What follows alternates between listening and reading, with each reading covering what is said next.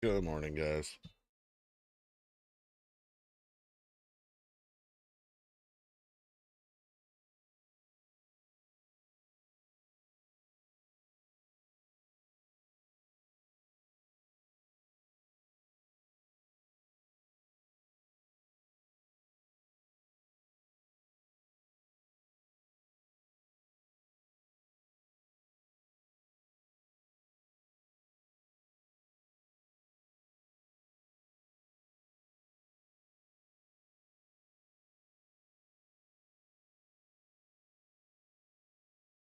Um,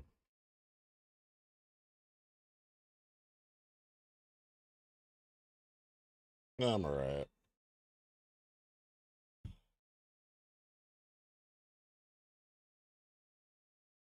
Shareholders meeting music is deafening me. Jesus. Ugh. This is eating into my coffee, my coffee and waking up time and writing DD time.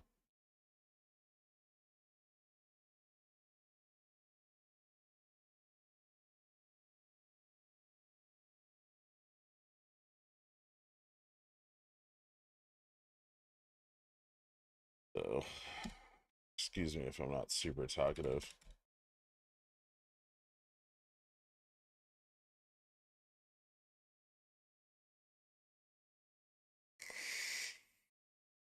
Six minutes.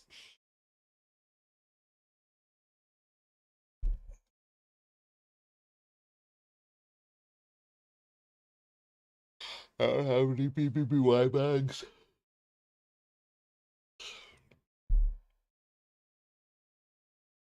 I sold naked calls last night. That's the only position I have. And I sold them at like $30 for October. So I'll probably buy them back today if Ivy crushes out. I'd imagine Ivy is going to open down about 200%.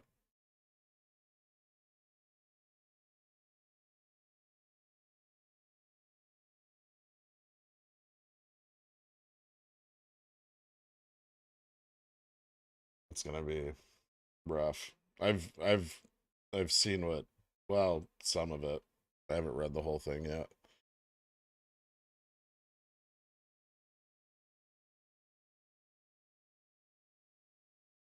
Good day, Kevin. Thank you so much, man.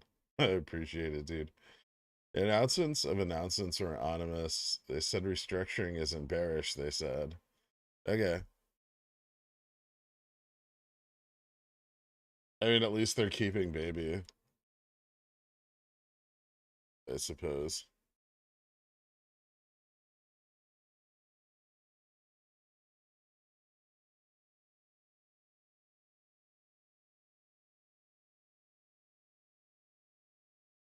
I gotta kind of also write the daily DD while I'm doing this. So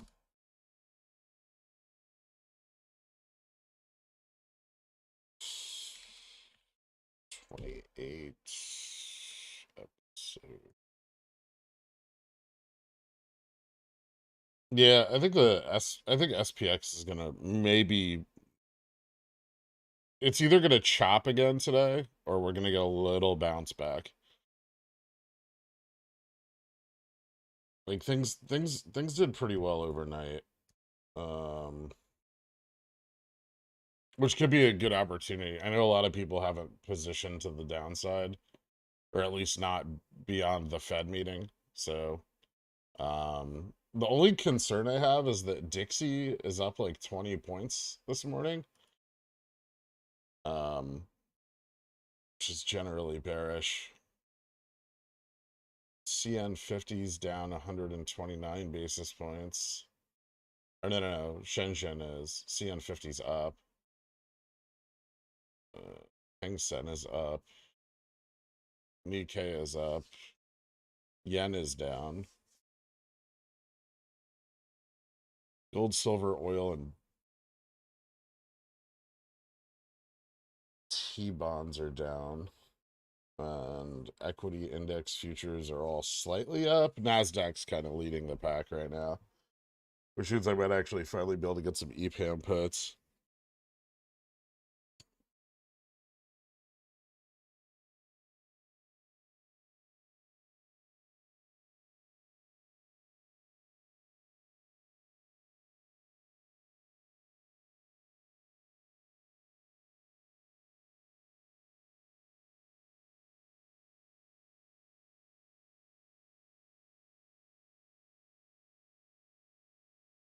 We've got 2 minutes till the meeting.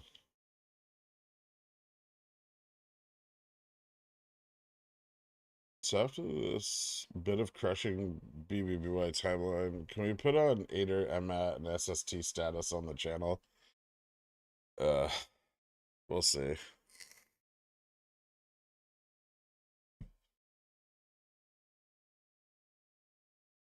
You know, first we're gonna have to get through all of the various stages of denial. Like, they're not gonna sell now. This is a bottom. They'll wait for a top. I'm gonna hang on for a short squeeze. You know, that kind of stuff. Still on reg show.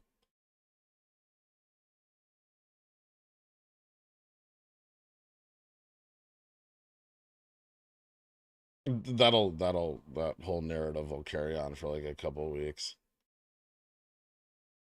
Who are you and what have you done with Gerg? It's me. It's me. I'm just very tired.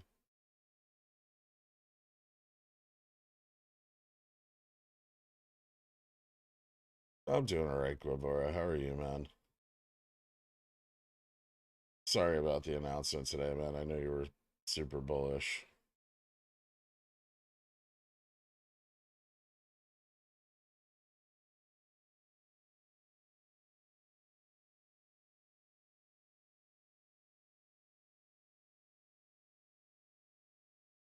They're announcing now because the squeeze is coming. Yeah, that was from the GameStop shareholder meeting, right?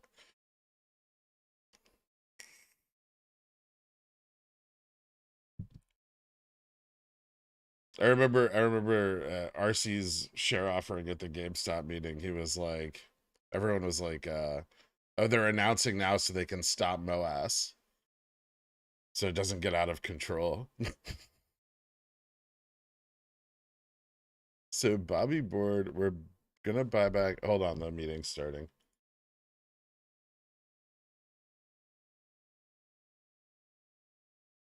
Oh no, not yet.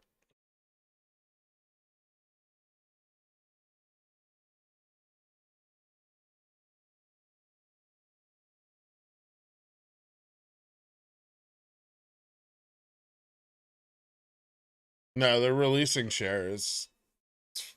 12 million, I think.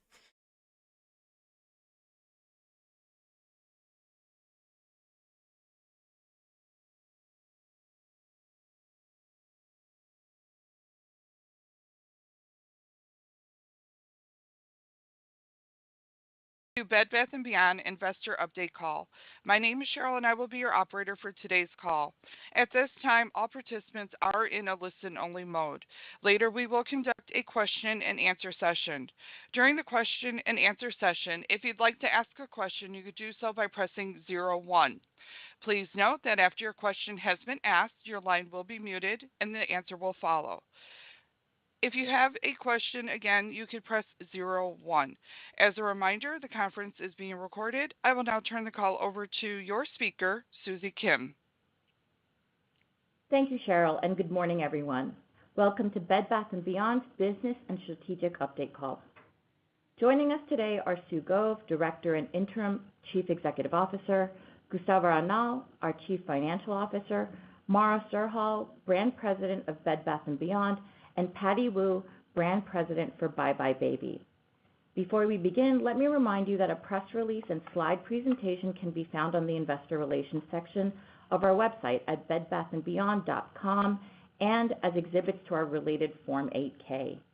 This conference call and the slides we refer to may contain forward-looking statements, including statements about or references to our outlook regarding the company's performance, our internal models, and our long-term objectives.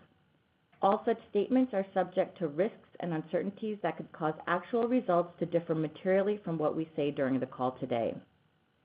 Please refer to our most recent periodic SEC filings for more detail on these risks and uncertainties, including the risk factor section in our 8-K filings today, our annual report on Form 10-K, and our quarterly reports on Form 10-Q. The company undertakes no obligation to update or revise any forward-looking statements. The information we will discuss today contains certain financial measures that exclude amounts or are subject to adjustments that have the effect of excluding amounts that are included in the most directly comparable measure prepared in accordance with generally accepted accounting principles. At this time, we are not providing a reconciliation of certain non-GAAP preliminary expected results or our fiscal year 2022 guidance, as we do not currently have sufficient information to accurately estimate all of the variables and individual adjustments for such reconciliation. The preliminary results described in today's press release and presentation for the second quarter, which ended just a few days ago, and the full year are estimates only and remain subject to change and finalization based on our ongoing review of results for the quarter and completion of all quarter end close and audit review processes. As such, we will be limiting the Q&A portion of today's call. Questions related to our quarterly performance, current trends, forward-looking guidance, and any details related to these areas for modeling purposes or otherwise can be addressed on our earnings call currently scheduled for Thursday, September 29th. Additionally, we will be filing an 8-K upon the closing of the financing. Please refer to that filing for additional information when we close. And finally, today's release included a statement from Harriet Edelman, independent chair of our board of directors, regarding our CEO search. This will be the only statement we make at this time. I would now like to turn the call over to Sue for today's strategic update. Thank you, Susie. Good morning, everyone, and thank you for joining us. We recognize there has been a great deal of focus on our company in anticipation for today's announcement since we last spoke with you just 8 weeks ago. We are going to cover a variety of topics today that will highlight how we have acted quickly and urgently to address the financial and operational needs of our business.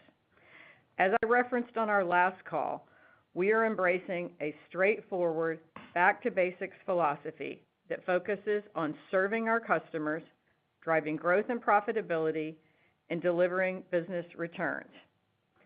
In a short period of time, we have made significant changes and instituted the appropriate enablers across our entire enterprise to regain our dominance as a shopping destination for our customers as they seek their favorite brands and products. We command a special presence in the home and baby markets, and we intend to fulfill our opportunity to be the category retailer of choice. In order to accelerate our turnaround, we have enhanced our financial positioning by securing financing for more than $500 million of incremental liquidity. Concurrently, we prepared a Form S-3 registration statement, which was filed earlier today to further augment our capital structure. Gustavo will discuss this in more detail shortly, but we are committed to reinforcing the financial runway to execute the critical strategies needed for our business. We are creating sustainable improvements to our balance sheet and cash flows to deliver business returns. In addition to our liquidity and capital structure, we have also redesigned our organization structure to better serve our priorities while driving profitability and cash flow. We are right-sizing our cost structure and store fleet to reflect our current volumes and more streamlined objectives. This includes a reduction in force across corporate and supply chain, as well as store closures. Our customer and business have evolved, and we are shifting our resources to support the areas of opportunity that we believe will fuel future returns. Accordingly, we are also lowering our capital expenditure plans for the current year. To intensify our focus on accelerating performance across all banners, we have realigned our leadership team as well. I am pleased to announce the elevation of Mara Sirhal and Patty Wu as brand presidents for the Bed Bath & Beyond and buybuy BABY banners, respectively. Mara will also continue to lead our Harmon business. Both Mara and Patty will have P&L responsibility and report directly to me. Our new brand presidents will be responsible for our customers' full end-to-end experience across merchandising, planning and allocation, brand marketing, and stores. I'm pleased you'll be hearing from them today as they share their visions for Bed Bath & Beyond and buybuy BABY. While each of our banners are at different business stages, we recognize the unique value each has on our market positioning. Mara will be talking about her plans to recapture Bed Bath's market share, including our return to becoming more focused on national branded merchandise. On buybuy BABY, as we announced in today's press release, our board and strategy committee have determined that BABY's future growth and value can best be accelerated as part of our portfolio at this time, and we look forward to elevating our strategic focus on BABY under Patty's leadership. Our business is changing, and we believe that this new management design will allow us to fully focus on our customer, immerse ourselves in each business, and accelerate results by honing in on the preferences and needs of the customer. As part of our new vision and reflecting on simplification of priorities, the roles of Chief Operating Officer and Chief Stores Officer have been eliminated. As a member of both the board and management team, I want to thank John Hartman and Greg Melnick for their contributions to our company. Before turning the call over to Mara, I want to emphasize our commitment to all stakeholders on delivering what our customers want, driving growth and profitability, and strengthening our financial position. Specifically, over the past several weeks, I have spent time with our suppliers and vendor partners to reset and refresh our relationships. Engagement and support has been high across our suppliers, particularly with our largest partners. These partners want us to win, and our merchandising leaders have been in close touch with our vendors to ensure continuous support. Today serves as a springboard for even further communication. In fact, we're planning a supplier event in early fall 2020 to build on new relationships, strengthen existing ones, address any issues to ensure strong support, and work collaboratively to create the best experience for our shared customers. I look forward to working with our stakeholders as we pave the way for our future together. While there is much work ahead, our roadmap is clear, and we're confident that the significant changes we have announced today will have a positive impact on our performance.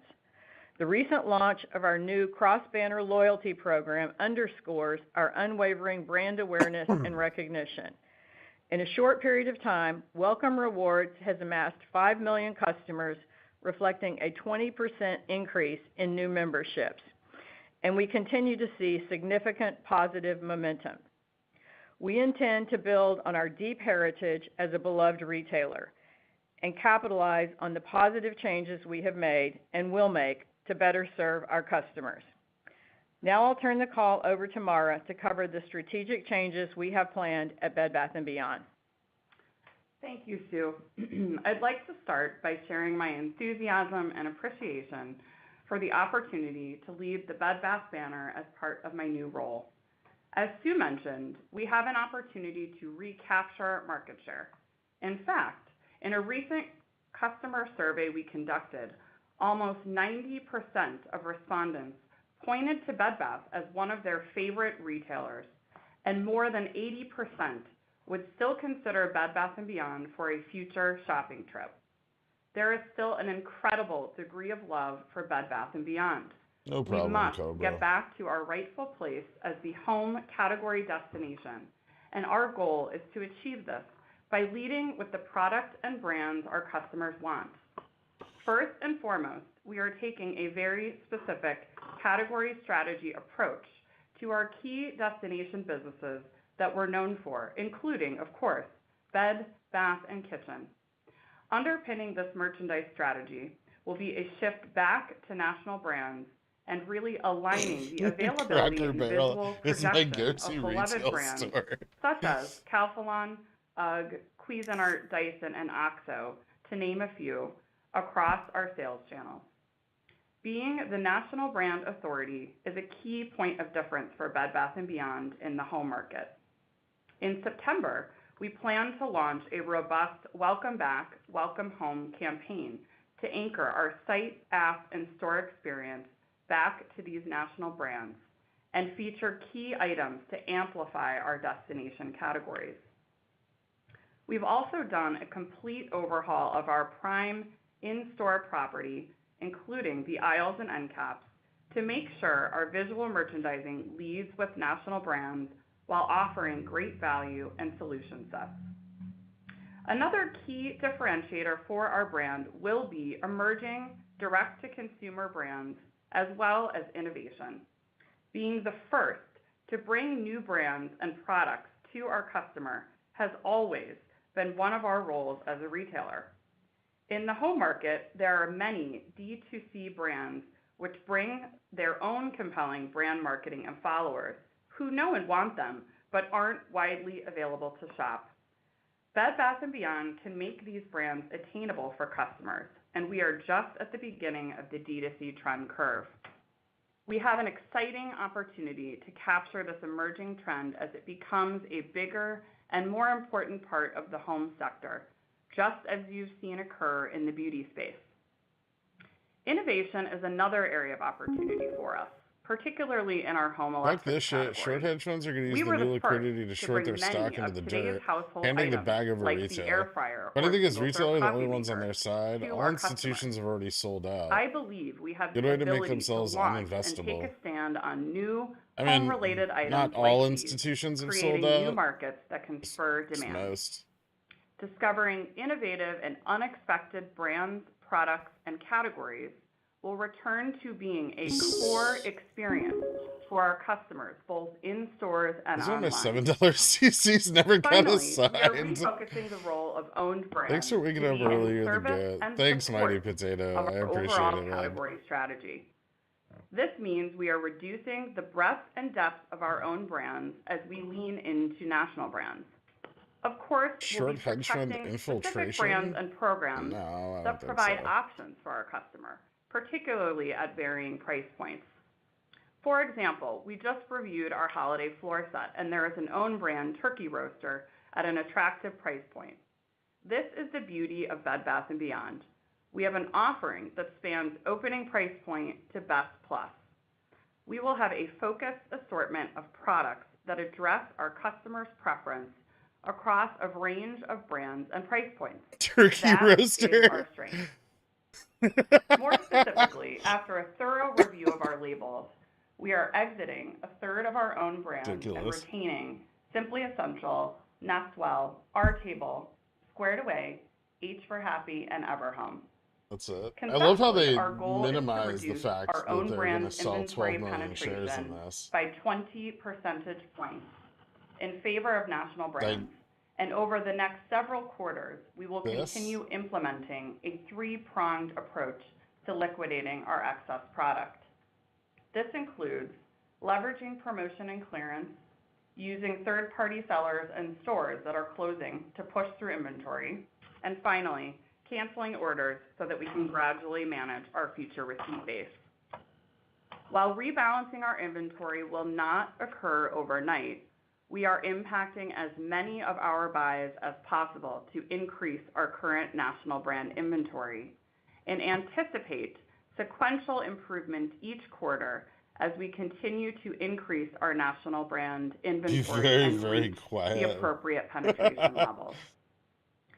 To maximize the impact of our merchandising changes, we also plan to leverage our customer engagement strategies to drive traffic.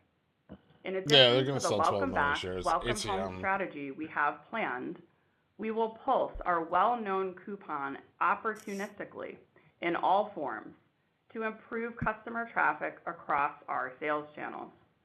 It has been exciting to see the early success of our Welcome Rewards loyalty program and tethering that to our popular coupon to support our new category-focused product strategy will further amplify the value of shopping at Bed Bath & Beyond. So we have made a lot of changes in a short period to recapture market share over the longer term. While there is much work ahead of us, our renewed alignment across the Bed Bath team will enable us to return to prominence and be the brand that our customers know and love. And now I'll pass it over to my colleague, Patty. Thanks, Mara. Good morning, everyone. I'm excited to be here today, and I'll echo Mara's excitement as I embrace my new role. Theoretically sell those shares at market today. They could sell them at any time. Our purpose at Bye Bye Baby is to serve our customers during a very special time in their lives. Our role is to be a resource for that next generation of new parents, young millennials, and Gen Zers, and doing it in a way that is pertinent to them. If you think about how parents used to rely on volumes of heavy books to learn about what to expect, we're here to help new parents who are digitally savvy and native and who rely on their 6-ounce smartphones for everyday living. We're here to be advocates for parents and help them raise amazing tiny citizens by being a supportive information resource in addition to being a retail destination. This is our point of differentiation, and it's our knowledge and our humanity. As Sue mentioned, the board strategy committee has prioritized driving future growth and value by accelerating organic initiatives within the portfolio. With important work by the committee, management, and its advisors, we have further validated the sizable opportunity to build on the banner's leadership position in the category and drive growth by expanding our platform and extending the range we serve. I don't know if they'll pull that off. Now, how will we do it? We'll build a solution platform which creates a whole community around parenthood. We're thinking about the customer journey for both the parent as well as the child and how we can help you as a parent from prenatal to preschool. We're building infrastructure that can grow our relationship with the expectant parent. Imagine shorting this at $30 and then getting to buy back for $8.33 a share. We age up with parents and their kids and introduce parents to the best selection in age-up categories, including apparel and early childhood development, to keep him or her coming back. IV might be highest at open, Mortal HC. The problem with puts yesterday was if there's IV crush this morning, it's going to hurt really, really bad. Because the IV was like, at the money was like 280 yesterday. Providing recommendations and offering advice to first-time and even second-time parents because there is just so much continuous innovation across categories. We also leverage our in-store real estate to show customers what's new and what's next on a category basis. Fidelity reporting 11,950. On our version of new arrivals, 11,950,000 volume in the pre-market. And similar to Bed Bath, we are a destination for our customers' beloved brands. I'm roughly at the same. To come to us first to find out it's probably not being done at pre-market. Additionally, it might be. Our parents to see us as a learning lab, and borrowing Mara's theme, see us as a place for discovery. For example, we helped to launch Outlook. Generally, they can't do it until after they announce. After discovering it at trade show, and there has not been that much volume since the announcement. We understand our customer and market best, and we want to connect great brands with great parents. Digitally, we are going to win through Omni by leading with social commerce. We've focused on content, strategic partnerships, lifestyle. Isn't selling 12 million shares help the company in the long term? No, it's $0.1 billion. Whether you have questions for the American Academy of Pediatrics about nutrition during pregnancy, they're expecting to raise $0.1 billion. Chefs feed their fussy eaters, we have the answers for you. $100 million. That's not going to help our them that parent much. is living in an omni way, and being a resource as early as possible and retaining them for as long as possible. We're elevating who we are with the young millennial and Gen Z customer and connecting with them differently than any other retailer. We're also very excited about the potential for Welcome Rewards to help us create a dual experience in both registry and loyalty. When a new parent registers with us, they're automatically enrolled in our loyalty program, which enables us to build a longer-term relationship and help guide him or her through their prenatal to preschool journey.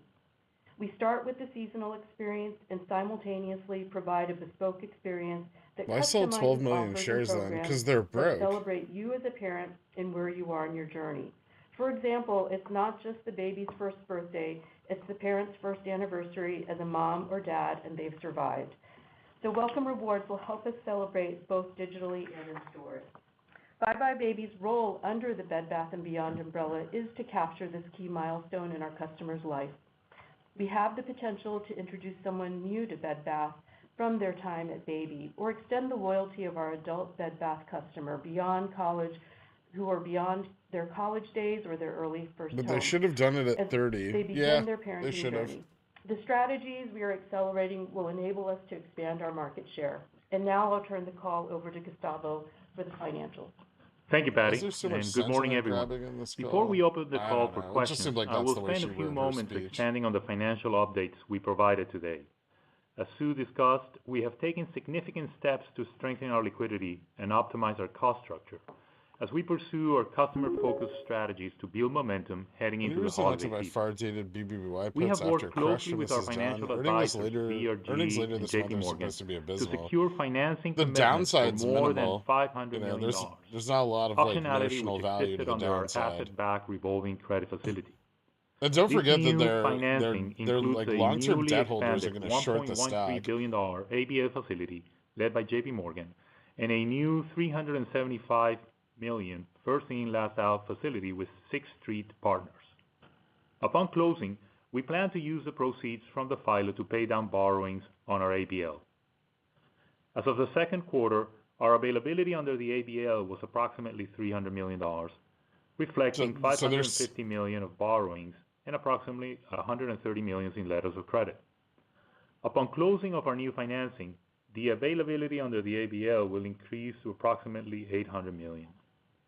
Cash and investments at the end of the quarter were approximately $200 million. So they're Our using the enhanced share liquidity offering of to pay down $1.13 debt billion on their will be used loan to support immediate facility priorities, including in order to rebalancing our increase inventory, the liquidity driving in the traffic, loan and facility. supporting our vendors, as Sue, Mara, and Patty discussed. We have also prepared an S-3 filing to be executed at the earliest opportunity, which is intended to facilitate incremental capital raising. Accordingly, a prospective supplement for an at-the-market equity offering program was also promptly filed this morning for 12 million shares, which will be offered through Jefferies. We currently intend to use the net proceeds to further our bank liquidity, support our business strategies, or reduce leverage and interest expense. He just said it. As it relates to cost structures, we continue to take necessary steps to right-size our cost structure and store fleet. Organizationally, we will be flatter and more efficient with an expense base that aligns with business operations. We have begun a reduction in force, which includes approximately 20% across corporate and supply chain. We're also initiating an additional store fleet optimization program and identified approximately 150 underperforming stores. Closing activities have commenced. These structural cost reductions are anticipated to generate approximately $250 million of in-year cost savings this fiscal year. The decision to close stores and reduce headcount is a difficult one. However, these steps reflect changes in strategy and will allow us to focus our resources on the areas of the business so we can that take offer out higher more returns debt we can't as we drive afford. towards sustainable, long-term, profitable growth. In addition to cost optimization, we're reducing our fiscal 22 capital expenditures to $250 million versus our original plans of $400 million. CapEx is sufficient to focus on enhancing our technology, improving our customer-facing capabilities, and store maintenance. Store remodels and new store openings will remain paused as we strategically reevaluate our future plans and returns, given changes in customer shopping and preferences. Our financial priorities will be focused on enabling our business to operate more efficiently, recover profitability, and improve our balance sheet and cash flow. While we're still in the early stages of the actions discussed today, we're lowering our cash burn and building momentum to capitalize on the upcoming holiday season. What about the upcoming reg show? I will now provide an interim preliminary Q2 update based on preliminary indications following the end of our second quarter just this past weekend. At this time, we're sharing the following. It has to stay on reg show for the full 13 days first. Net sales of approximately before there's any play. $1.45 billion. Comparable sales decline of approximately 26% compared to the second quarter of fiscal 21. And free cash flow usage of approximately $325 million. I will now share updated outlook commentary for this year. Comparable sales decline in the 20% range, as the rate of decline in I the thought we second weren't half of allowed to fiscal talk about 22 BBBY when it's abated versus below the first half. $10. It's Adjusted pre-market. SG&A expense of approximately $250 million below last year, reflecting cost optimization actions occurring in the second half of fiscal 22, and capital expenditures of approximately $250 million versus the company's original plans of approximately $400 million. As a reminder, we have only just begun our quarterly close process, and we will provide full overview of results during our next earnings call. Operator, we're now ready for questions. Thank you. We will now begin the question and answer session. If you have a question, please press 01 on your touch-tone phone. Please note that after you ask your question, your line will be muted so the question can be answered. Once again, if you'd like to ask a question, please press 01 on your touch-tone phone. Standing by for questions.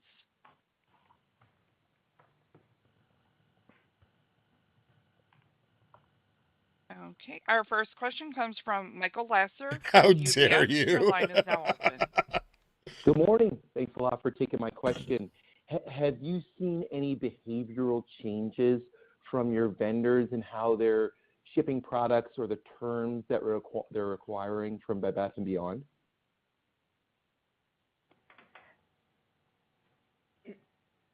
I'm sorry, Michael, I didn't hear the first part of your question. There was a little bit of a blur. Have we seen any, what kind of changes? Any changes from your vendors, Sue, in terms that your vendors are requiring or you know, the willingness to ship product, anything like that?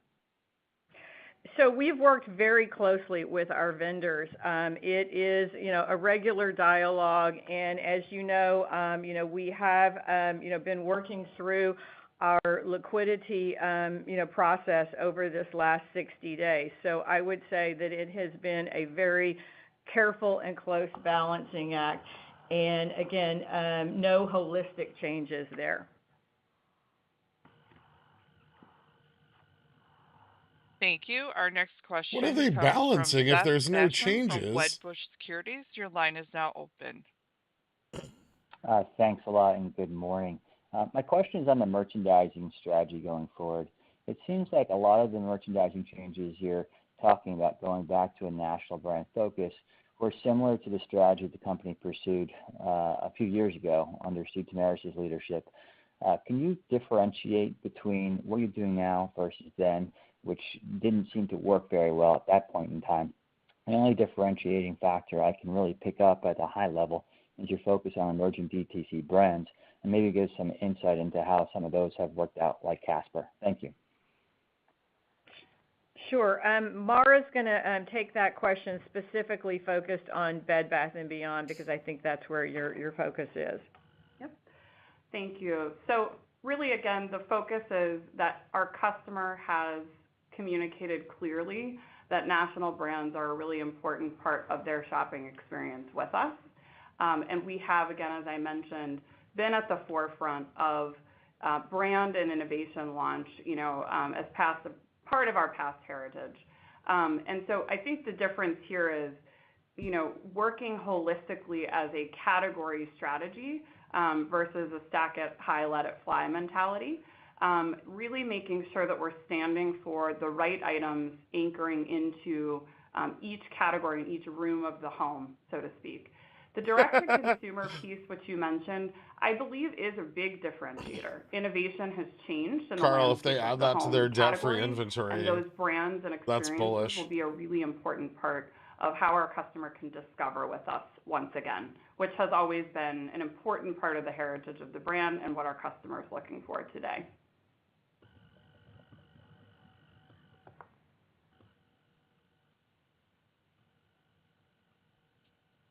Thank you. Our next question comes from Jason Haas from Bank of America. Your line is now open. Hey, good morning, and thanks for taking my questions. So I saw in the prospectus that there's a line in there that said, as of August 30th, certain of our vendors and suppliers have requested and or been granted more stringent payment terms, standby letters of credit, and or earlier or advanced payment of invoices. So I'm curious if you could comment on what was meant by that language.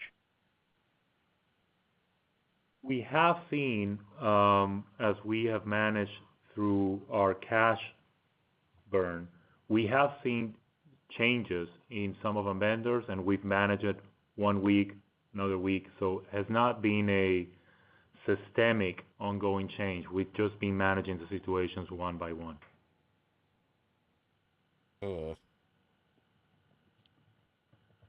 Thank you. Our next question comes from Zach Fadem from Wells Fargo. Your line is now open.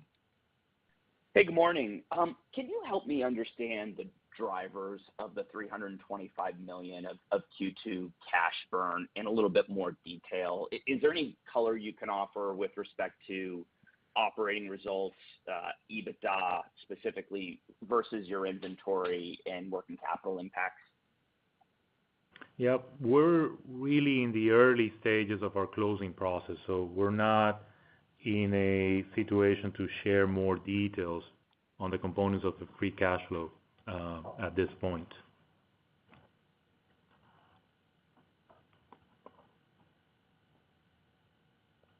Thank you. Our next question comes from Dean Stewart, Thermo Fisher Science. Your line is now open. Operator, we're going to move on to the next question. Okay. Thank you. Our next question comes from Jonathan Matuszewski from Jefferies. Your line is now open. Hey guys, good morning. Thanks for the update. My question was on store closures. Just Gustavo, help us think about the cadence of those 150 store closures. When will those be complete? And anything you could share on the financial profile of those locations relative I think Gustavo's been the mole all along. Thank you. Yeah, this is a program that we've gotten underway, as we mentioned, approximately 150 stores. We're working on the cadence of that. Probably 50 to 60 stores will be in the first wave later as we go in the balance of the fiscal year, and the rest will follow after. We're not sharing specific economics on those stores at this point, nor locations.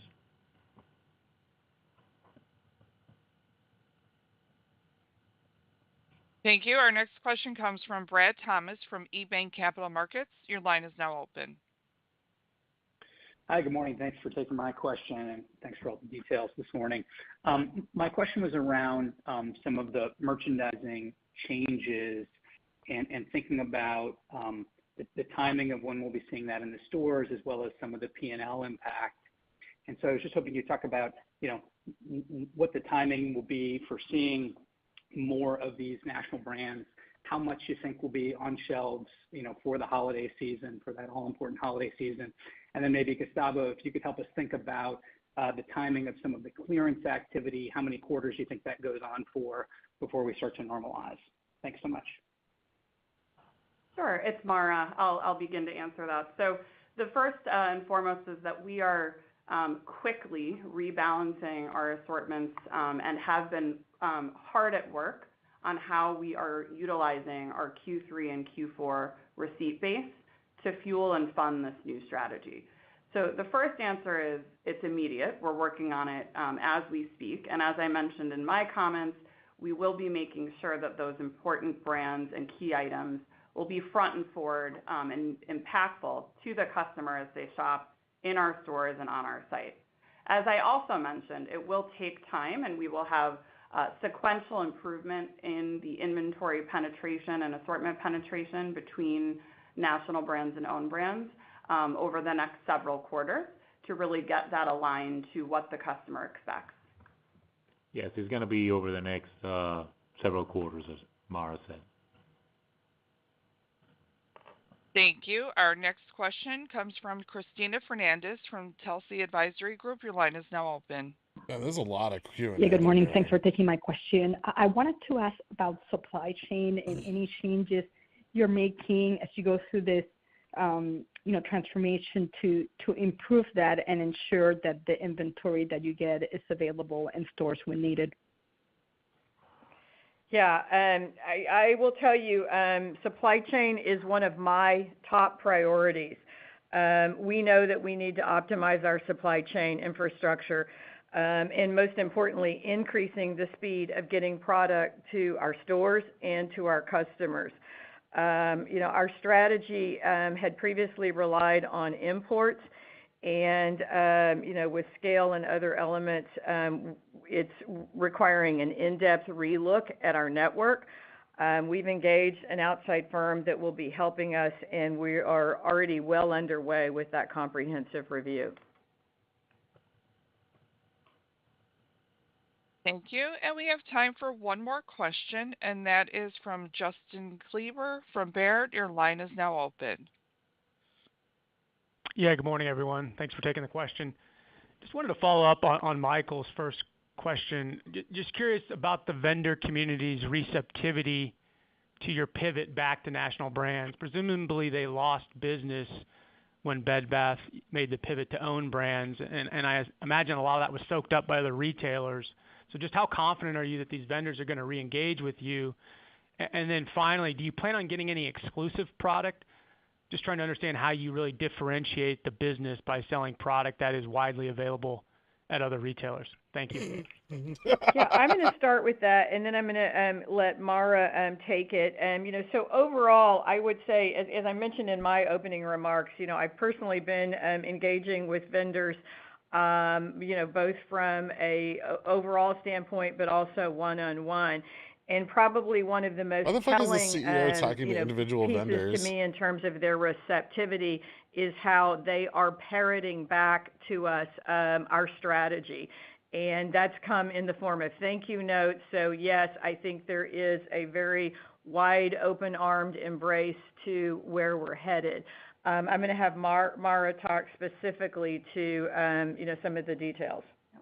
Thanks, Sue. And so what we did first and foremost at the change of strategy. Nice. Thank you notes and turkey roasters. We instituted a vendor communication strategy, and we have been communicating with them broadly on a regular, very regular basis, and then of course one-on-one, top-to-tops, there are phone calls daily, really staying connected. I would tell you there has been an absolutely overwhelming response of support and delight in our focus around where we believe national brands will play as a role.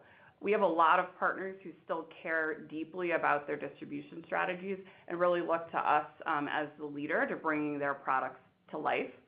On your question regarding exclusivity, absolutely. We will, in fact, this season have a meaningful exclusivity in some of our best brands as we move into the holiday season.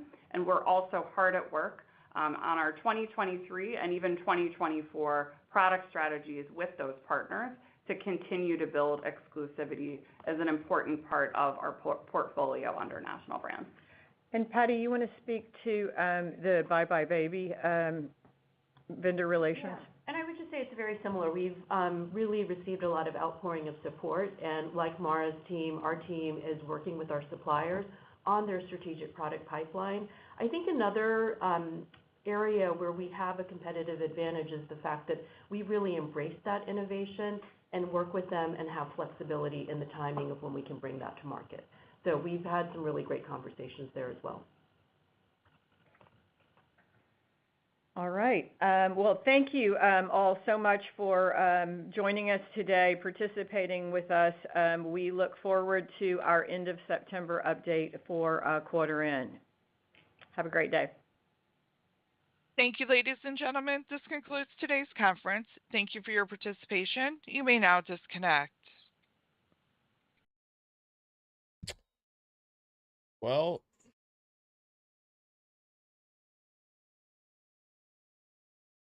I don't have anything nice to say.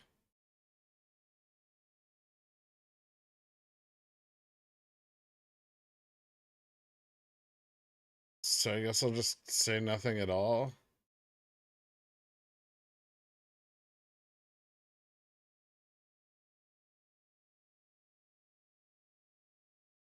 When has that stopped you before?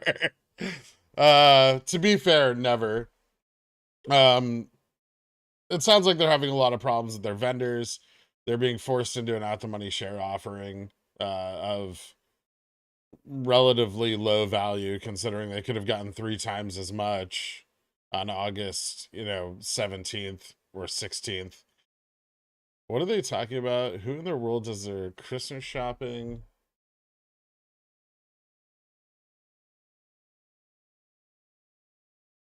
At Bobby. I'm sure some people do. I've gotten a BBBY gift card for Christmas before. I still have it, but I'll go spend it in solidarity sometime this week. Or maybe it's better for them if I never spend it. The check might not clear. Bobby at 15.25 million volume so far.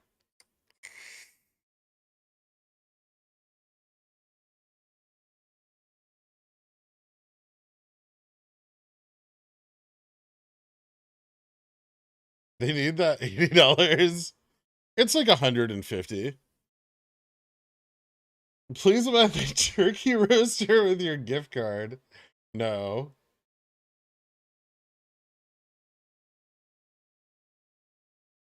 No, I don't think they probably haven't started the offering yet.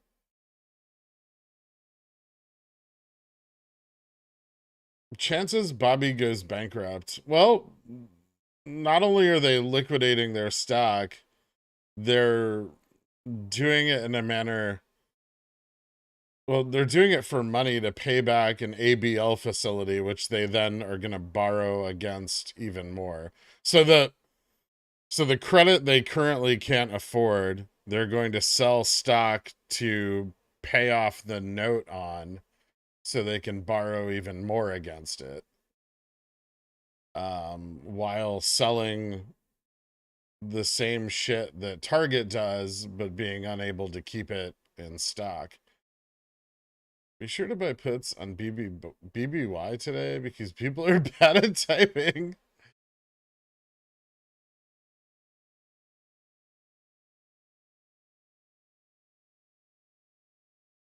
No, it's not bullish at all.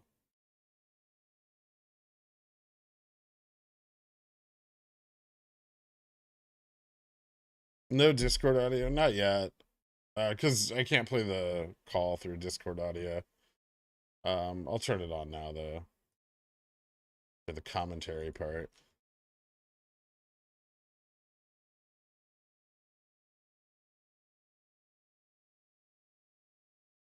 Thanks for everything, Gurk. No problem, man.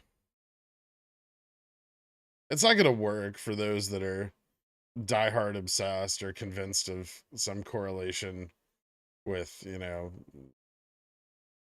GME squeeze in January 2021.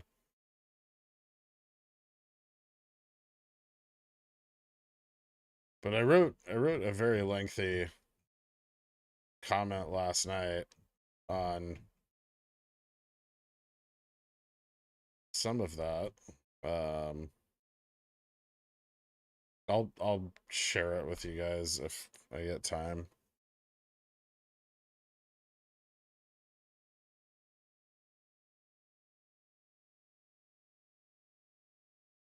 It's so freaking bearish. Me, likey, puts printing. Thank you for not providing financial advice.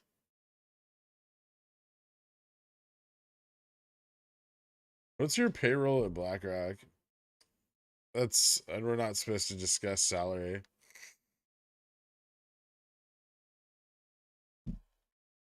Puts are going to be overpriced as fuck.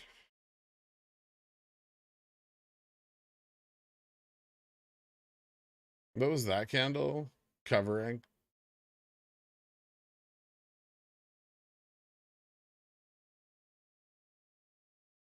It's still going to be volatile. Don't worry.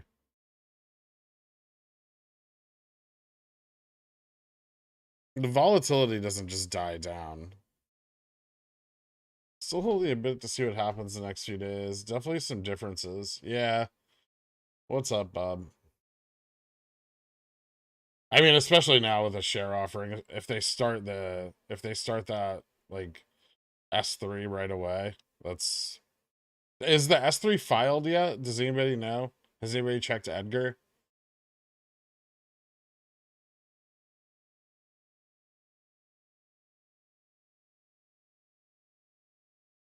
There's any chance of a minor uptick to get out above where it is now? Yeah, I mean, if you're like 99% underwater, you might get a better exit opportunity, of course. There's still gonna be volatility. Like, they're not done unwinding FTDs and shit yet, so it's not that okay. So the S3 is already filed. Yeah, they're gonna so probably at market open. I think they have to wait for market open. I don't think they can begin selling in pre-market.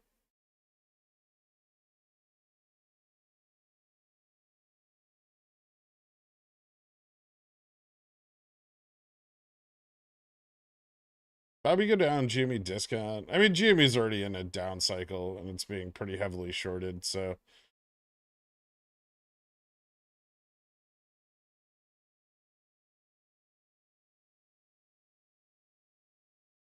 what's your advice on how to play dropping the bag?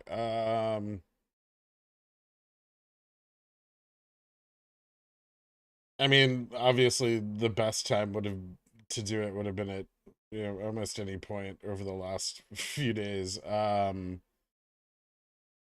I don't know if they're gonna, like, it's hard to say if they're gonna start the share offering at market open, middle of the day, if they're gonna grind it out over several weeks. It looks like their target price is about 833.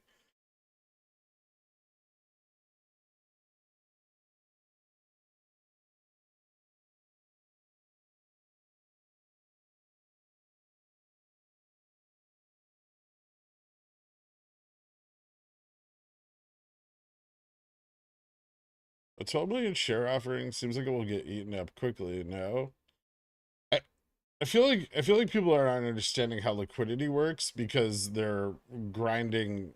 So they're churning volume on BBBY to get rid of FTDs created during the run up, right? So they're artificially creating volume. It's not retail trading, you know, 200-300 million volume a day on BBBY.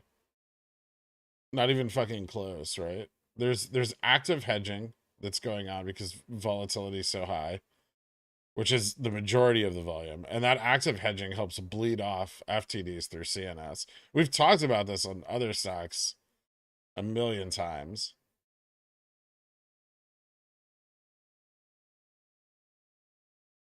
What the hell is this candle? It's pre-market.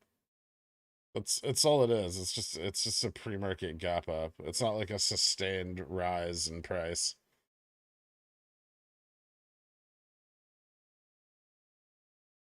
Yeah, the offering can only happen after the SEC filing. They can't start selling before they've notified shareholders.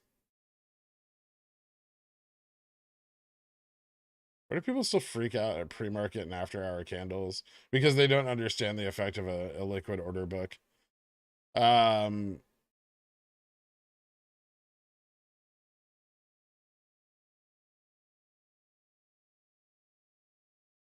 Jimmy sold before they notified shareholders, didn't they? No, Jimmy had an open S3 in April of 2021, which they completed. Then they announced the second one in June and began selling after the shareholder meeting. No problem. So Jimmy going down similarly in pre-market. This kind of looks like ETF basket shorting. I mean, it's not going down similarly in pre-market. Not even fucking close. Jimmy is down 2% in the pre-market. BBBY is down 26% in the pre-market. That's not comparable. Jimmy already has, you know, a negative hedge that's currently compounding. It's expected for it to drop. I'm sure there's some relation, but BBBY and GME are not really in the same ETFs. Not very many of them, at least. Like BBBY is not an XRT. but it's an IWM and like IWN. It's a Russell 2000 stock.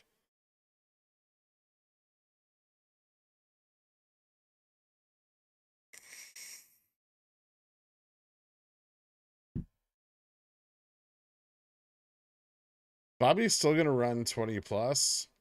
That seems very unlikely.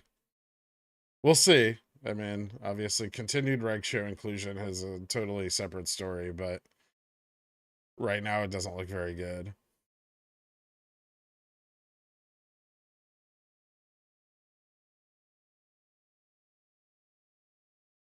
Bobby forced covering should start the morning of September 6th.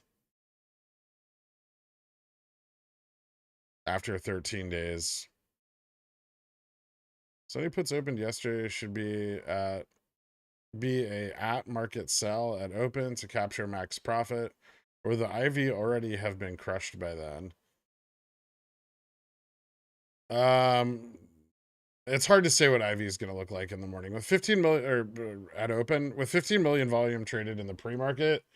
There's a chance, obviously, that IV remains slightly elevated. It's going to crush a bit, but there may still be some IV left. Like it's not going to go to like 0.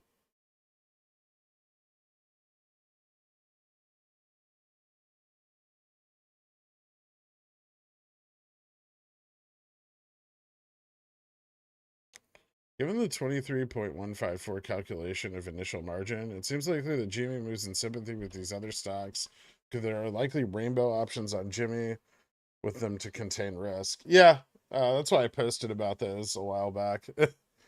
I didn't feel like explaining them to people, but yeah. There's definitely some of that going on. Also swaps. Swapping out the, like best and poorest performers in the basket.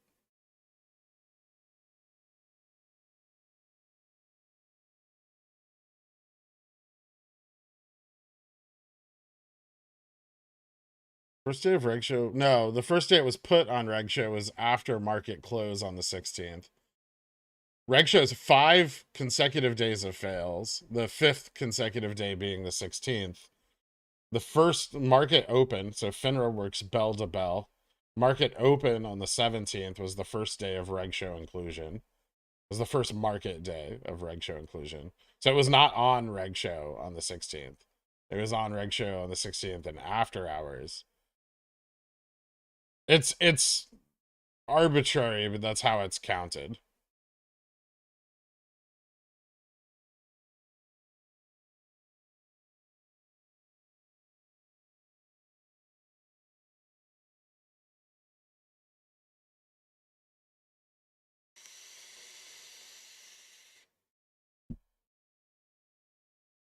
I bought some $8 puts before close yesterday for minimal premium. What will they open at? I mean, their delta value will be up, but I'm imagining IV will be down. You can calculate them, You can use Black-Scholes calculator.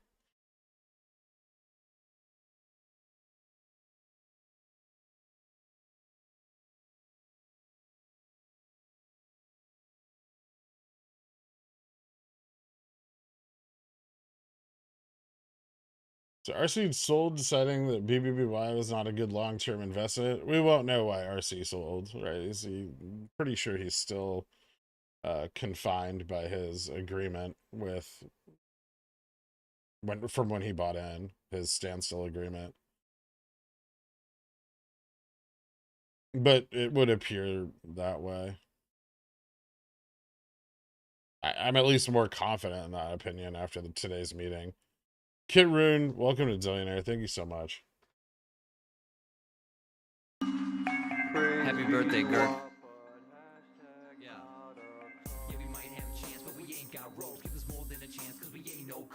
All right, I need some coffee. I'm clearly not going to get the daily DD written today, which is annoying.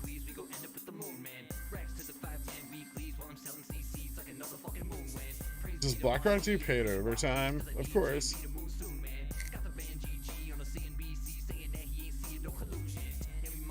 BlackRock follows all relevant employment laws.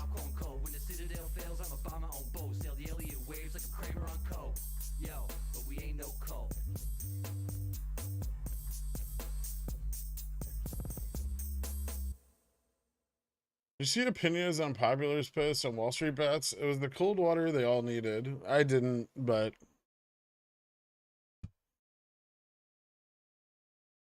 we'll see. You know,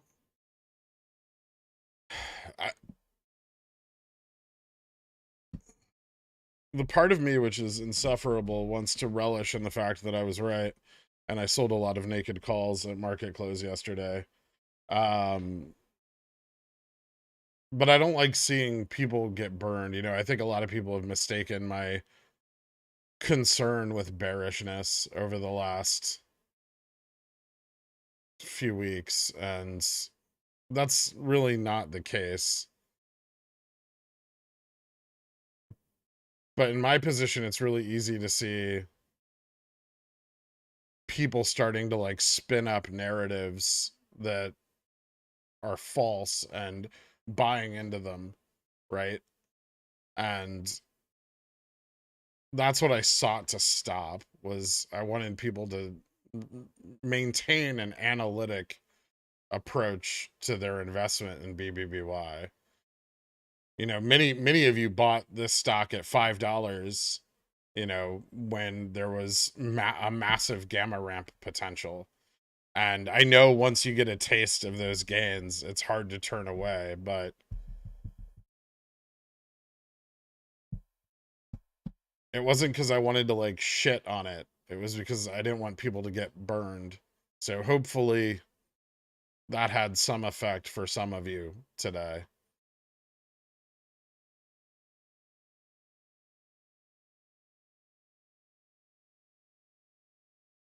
And if it didn't, get fucked, enjoy my calls.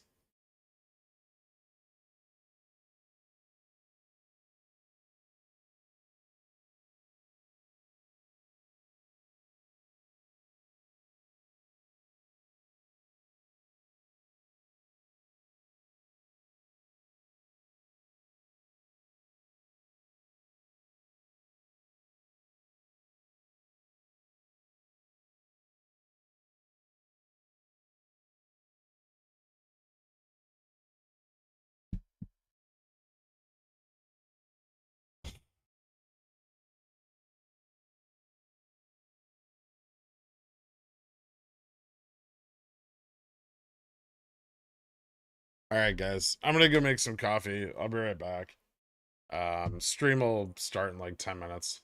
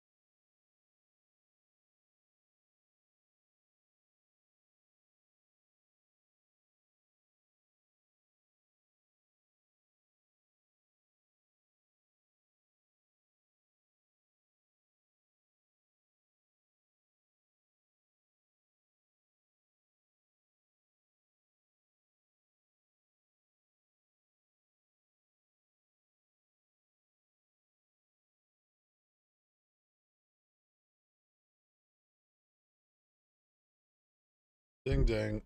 Hold on, I'm just trying to get this daily DD out for people.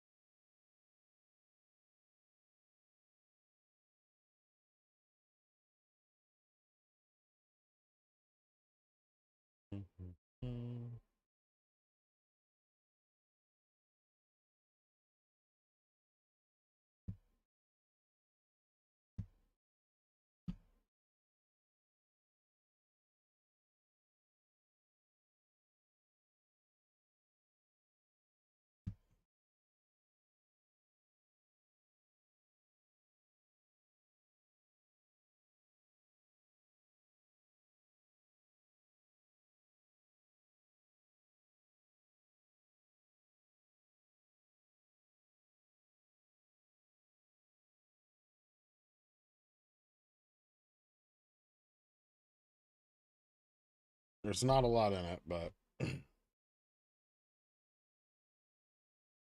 all right.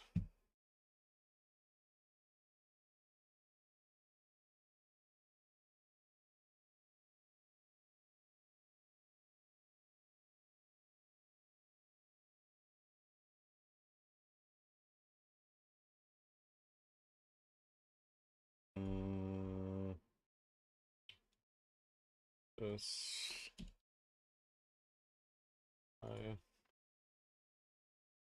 give me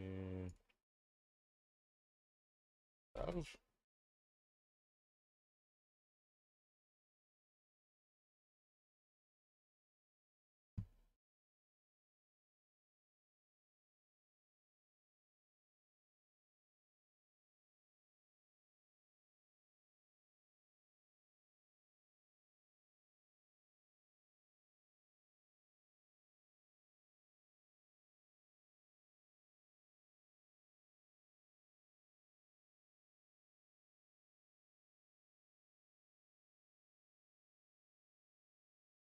I'm not muted, am I? No.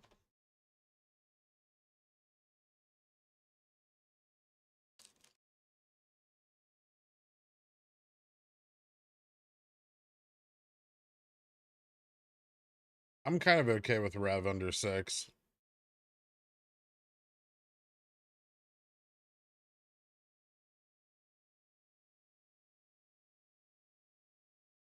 Oof.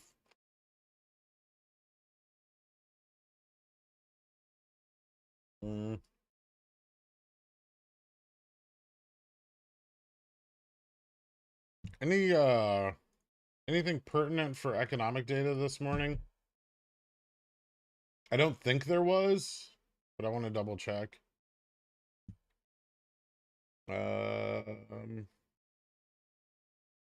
Fed Master spoke at 8. Employment change.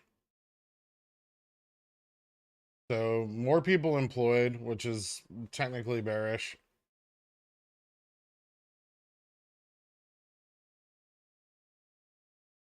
June, July. July is down. August is down. Okay, wait.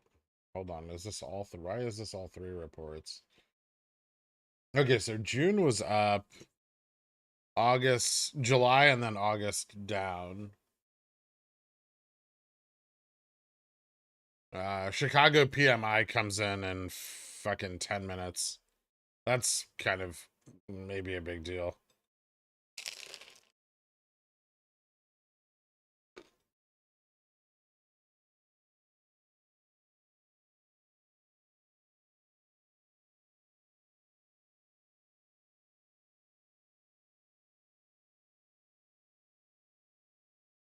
Yeah, hiring's slowing down quite a bit.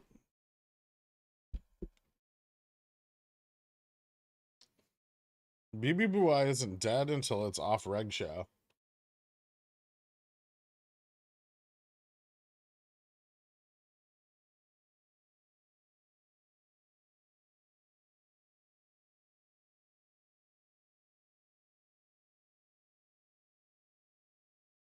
I mean, that's not completely accurate.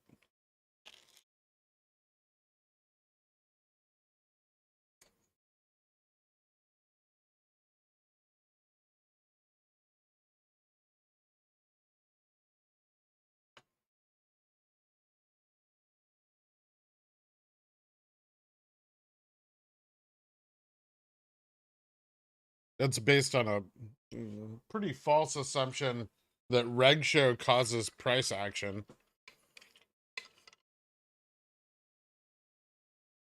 But reg show's influence on price is directly tied to the liquidity of the underlying stock, which has had like 30, no, almost 50% of its free float sold in the last few days, couple weeks, institutionally at least.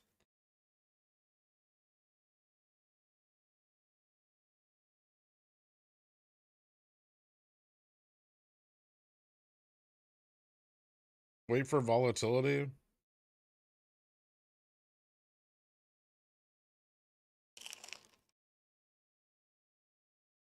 Hmm.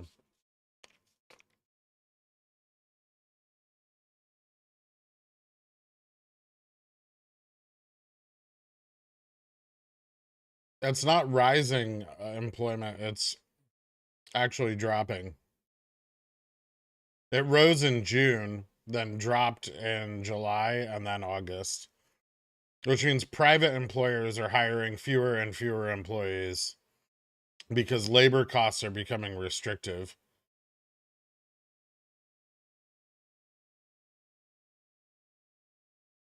Long term, as you know, people lose jobs and fewer are hired, it will be good for inflation as it will trim demand, but it's not good for people, obviously.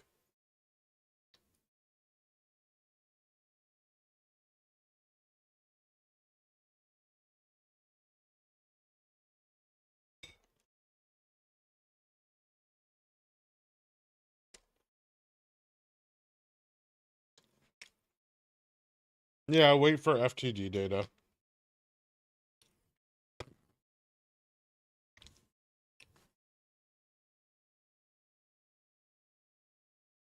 FTD data will at least show 4 of the consecutive days of failures leading to reg show.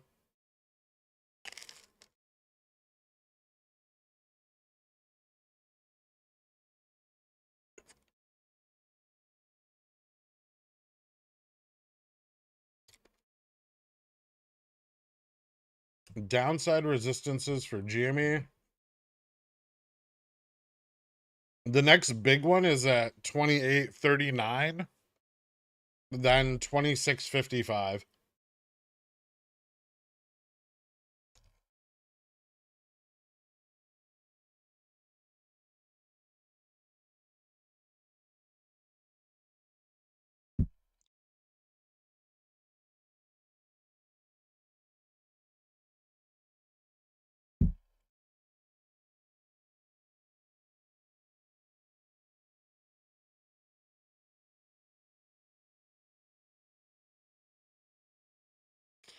$90 days is enough, but 182 is not a common bounce point for Caterpillar. Remember, if we're expecting a market slide, then we're expecting Caterpillar to slide as well.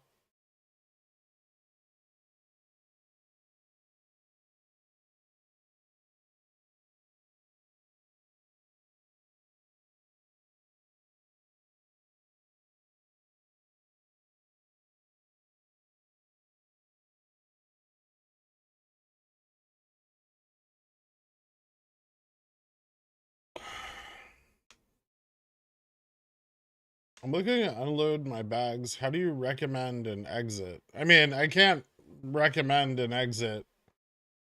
I would look into far dated covered calls while IV's still a little high.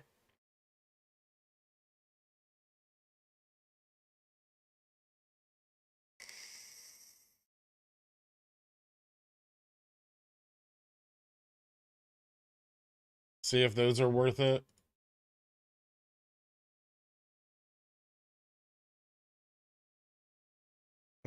Probably not.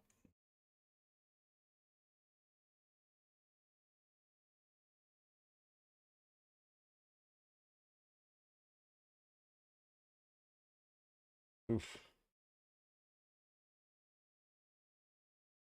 Yeah, Ivy's dropping very, very quickly.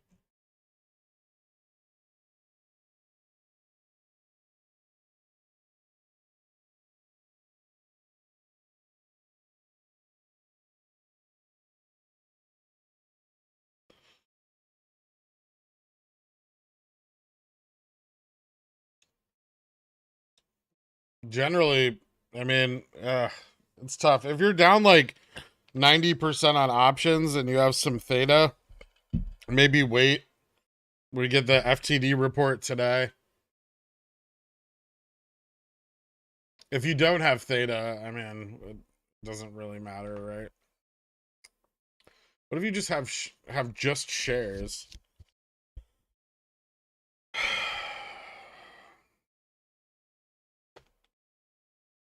I mean, how the fuck do you think you offload shares?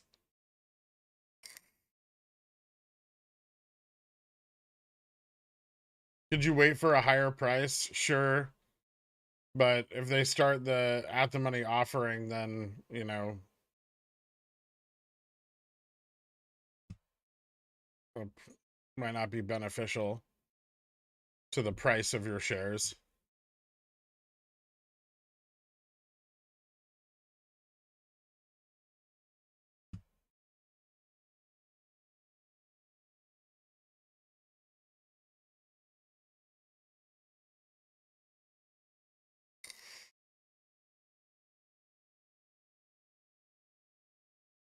Bobby is not GME.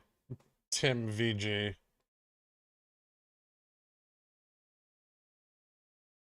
Do you think Nerve is a strong buy and hold? I don't really know that much about the company itself.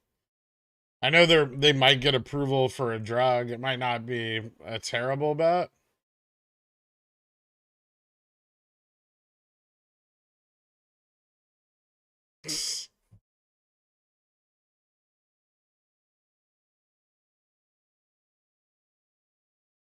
Fumbo moving back up to 360.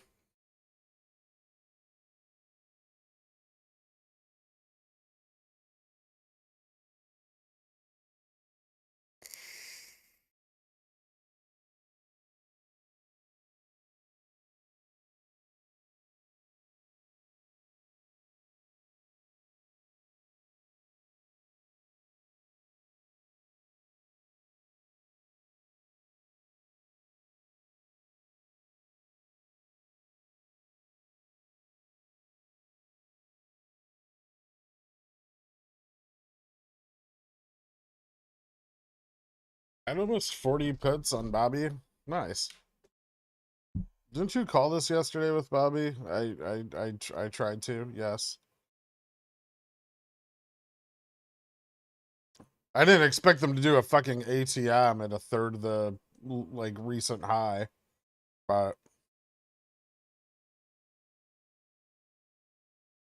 EPM almost at risk. What do? Do you have a lot of time or no?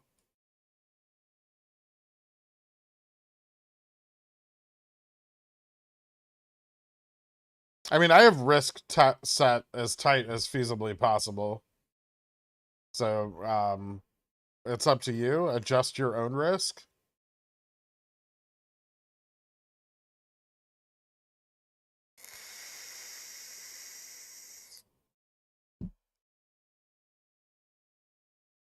I think I filled on a couple 420 puts this morning, so I moved up my range a little. I'm still targeting the same total range, but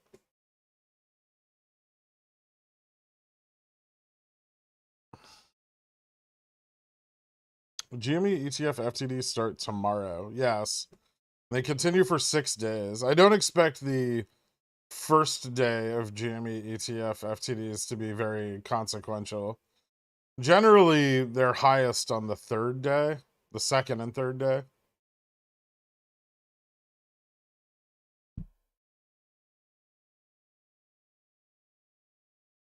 Are you planning on entering GME calls today? I might pick up some. We'll see.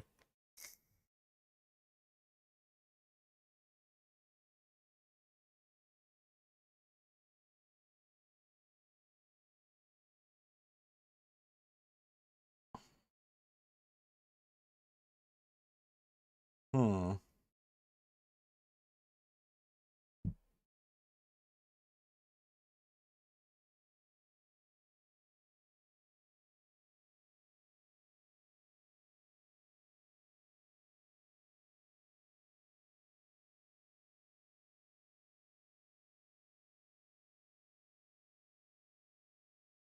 Hmm.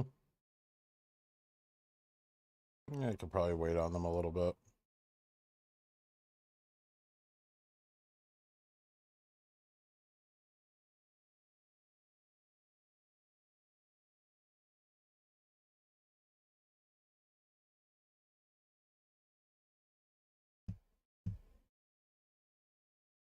What's Nerve doing this morning? Down again?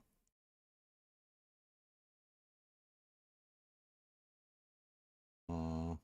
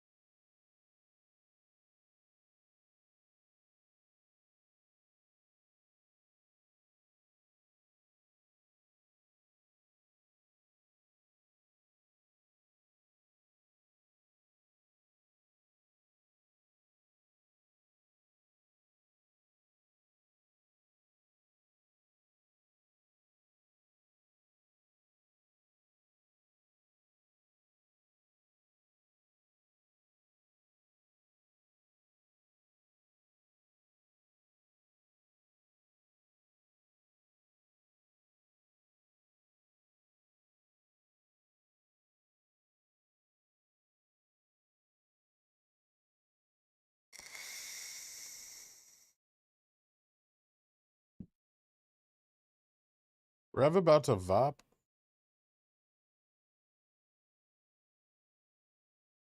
Ooh, fun.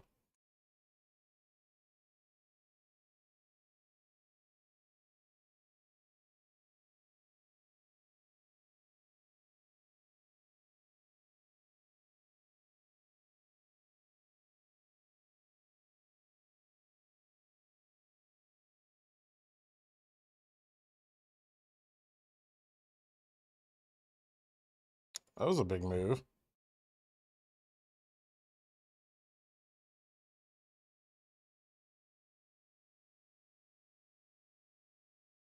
Planning on selling your GME calls before the earnings report then? Yeah.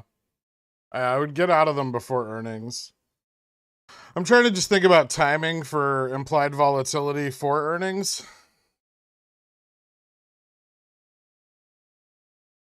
Sorry.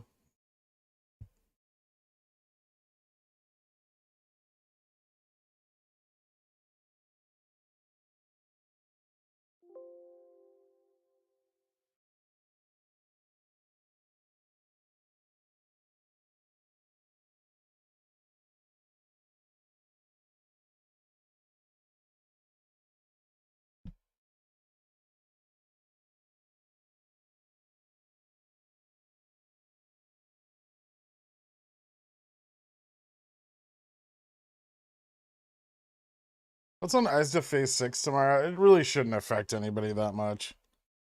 I don't think it's gonna matter for us.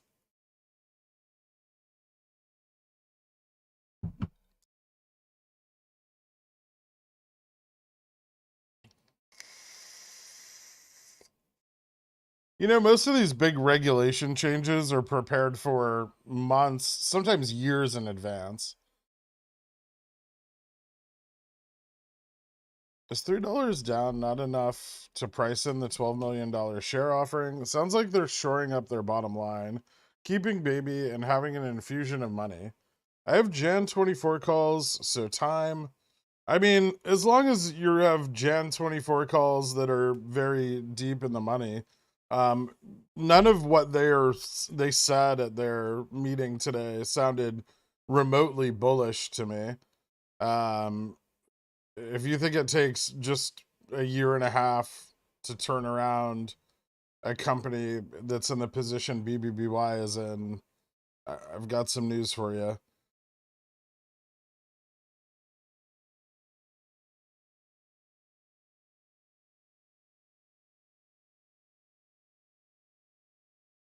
Holding some nerve. No, I had a buy order, but I missed.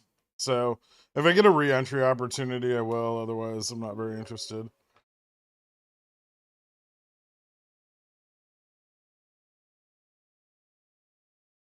Rationally speaking, given all the institutional selling and the at-the-money share offering, is it your opinion that the BBBY squeeze thesis is dead? I mean, it was my opinion that the BBBY squeeze thesis was dead when it didn't gamma squeeze. As far as potential future price improvement, we'll see. I mean, we get the FTD report today. That'll give us some data to work with. It's still on Reg Show as of last night, so we'll see if it remains on Reg Show.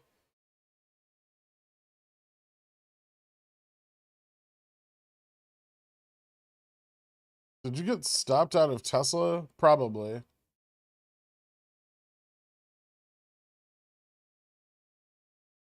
How much did Tesla move up? I don't have that broker open right now, but I have stopped. So, yeah, I would imagine that I got stopped out.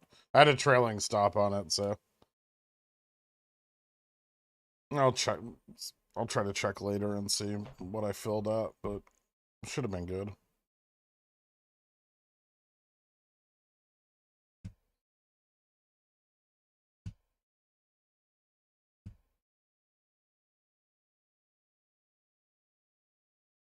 It did run to 30 and then back to 15. There were plenty of opportunities to get out. Yeah, unless you were in at 30, in which case there weren't a lot of opportunities to get out.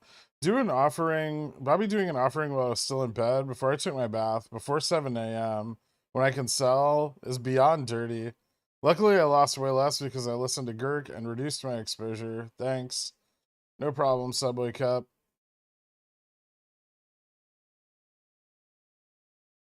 If it stays on Rickshaw, we could see a little price improvement from forced settlement. I mean, I think there's a big like fallacy being spread around that, you know, Reg Show means price improvement. Reg Show is designed to stop the naked shorting of a security and allow the FTDs on that security to be cleared in a timely fashion.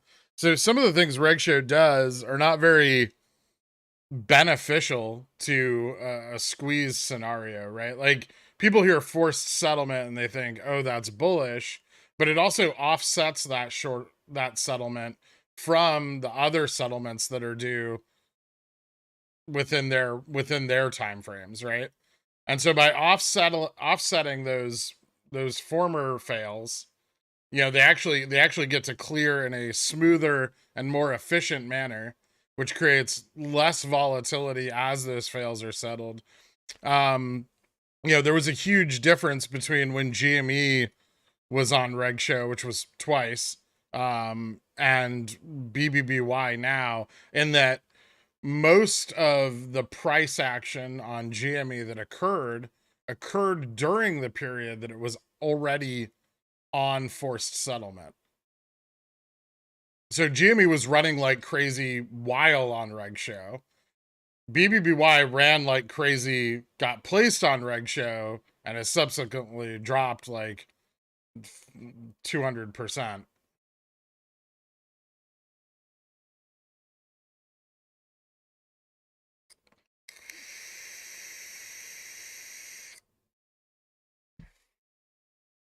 Like Reg Show isn't beneficial to the investor, right? It's beneficial to the failing party. Everyone thinks it's like kind of this like smack on the bottom, but I mean, you can look at historical Reg Show inclusions, including stocks that have continued to fail and been placed on forced settlement as per rule 2033B. And you will not see any correlation between reg show and price improvement.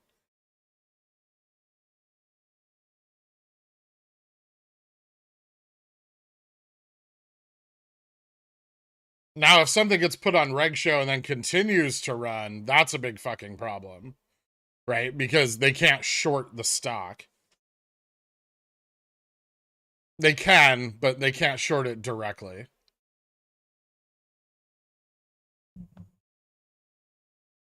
Wasn't that reg show forced settlement? I think the rip on Rev was them just getting it off reg show, right?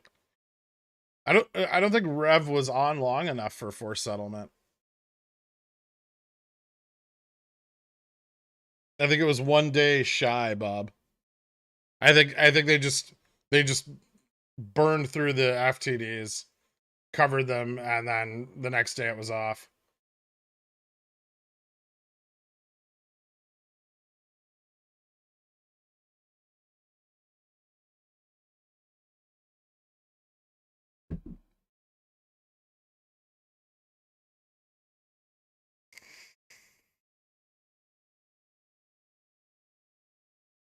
It's not that it's always bad. It's like, it's just not designed to create short squeezes, right? That nothing in the market, everything in the market is designed to prevent short squeezes, not to create a situation where they occur. It's all about reduction in volatility and improvement of efficiency.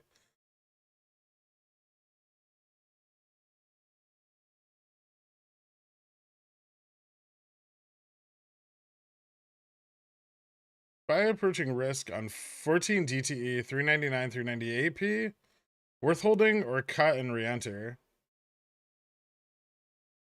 Okay, I don't, that's not a position I discussed. It's up to you. I think the SPY is going to remain pretty choppy. And if at the end of this week we start seeing short side profit taking, it's going to rise. Yeah, I'm still in Amazon. I've only bought like a quarter of my position though, because it's been so choppy. I'm waiting, and like I entered some for the exposure, and then I'm gonna average down. Rev was on reg show from 622 to 81. I can count it, Bob. Give me a sec.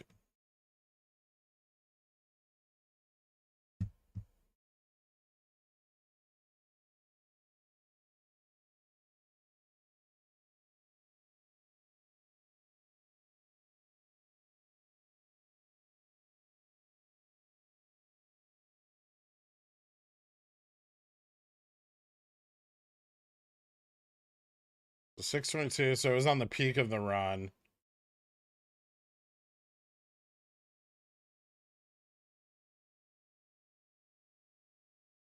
$13 days.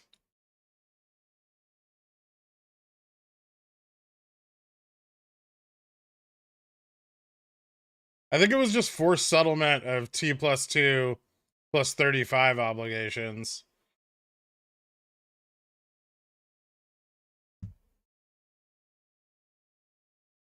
Or it looks like it. No, that's not the right tool. 1 second.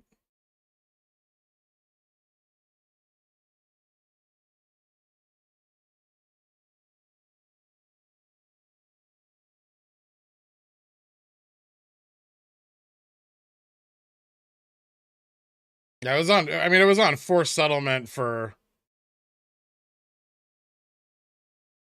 how many days? It was like 20 days? 14 days? 20 calendar days before it started to run. So, it looks like this is just the effect of the obligations coming due while on reg show. But immediately cleared off reg show on 8/1, right? It'll probably go back on at some point. It's super illiquid. I don't know if there's really a comparison there though, because they can't clear out FTDs with ETFs on Revlon, right? again, like Revlon, more similar to GME in the way that it has no liquidity, which was the problem on GME going into January 2022, is just all the liquidity was getting dried up.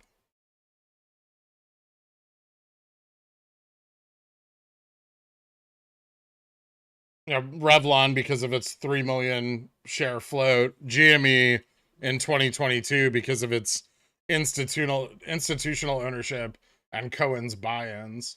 Like if you go back and you look at GME's fails and when it was first put on Reg Show, both BBBY and Revlon are more similar to the September October Reg Show inclusion than they are to the January Reg Show inclusion.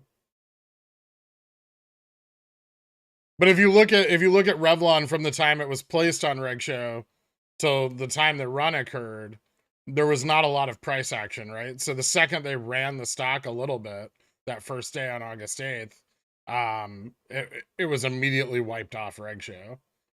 Like the next night, no more Reg Show inclusion.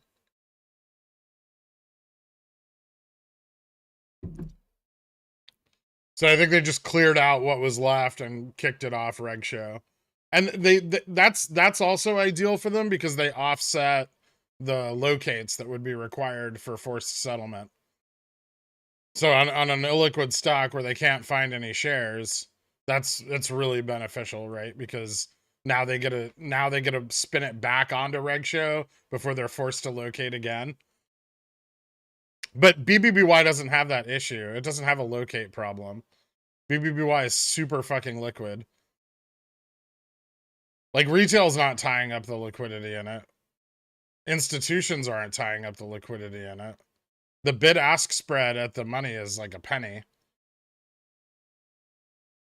It's got a really tight spread. I mean, there's no evidence. If anything, its liquidity is just normalized again.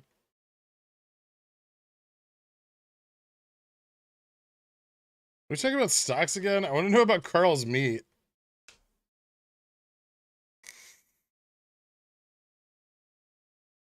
Are you surprised it hasn't ended up back on Reg Show again?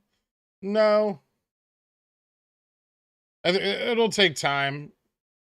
It'll likely take another catalyst. Fortunately, Rev has some potential catalysts. The only shitty thing now is that options are starting to be priced, like calls are being priced more fairly. Which is bullish, but also shitty because they're more expensive.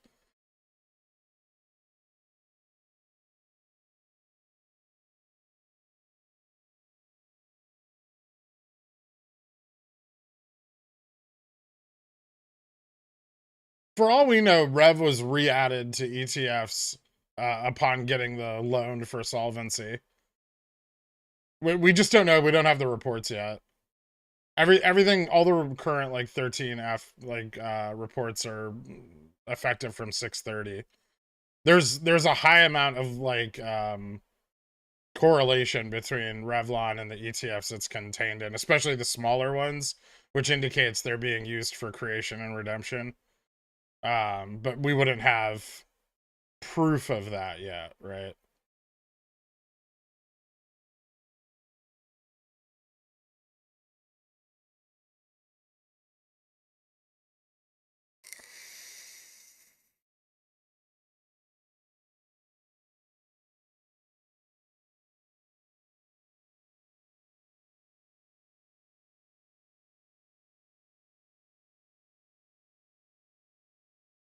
I thought calls were really expensive. I think puts are actually still just a little bit more.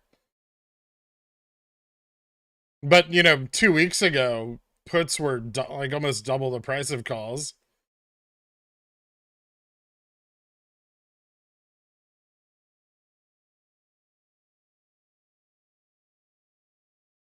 Riven just going back to 40? I don't know what it's doing today. It looks like it bounced off the trend again.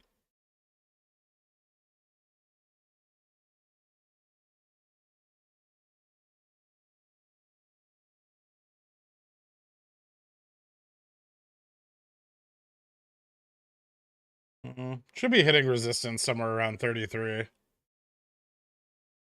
Riven's got a shocking amount of buyers at that $32 mark.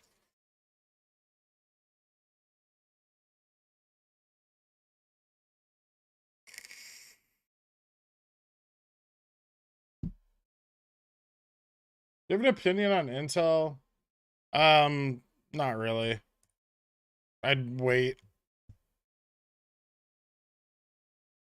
I think that's my opinion on it. Sorry, I know I missed Ko-Fi. I'm getting some ribs and mac and cheese to smoke. What kind of flavor wood chips are we thinking?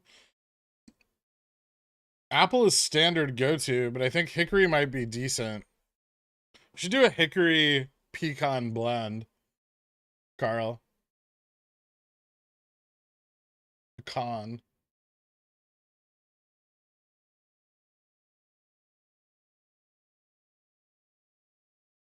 What's the difference between Citadel getting a cash injection and a loan? Big hedge funds get fucking money from other people all the time.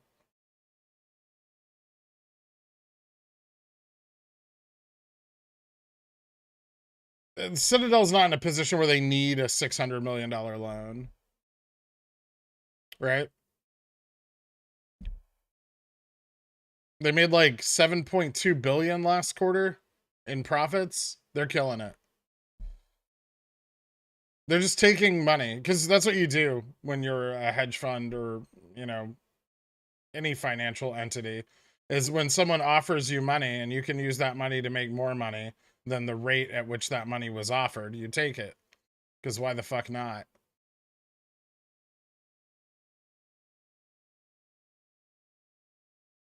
If Citadel could generate a 30% return on that, right? And it's at, you know, 3% interest, why would you not take that money?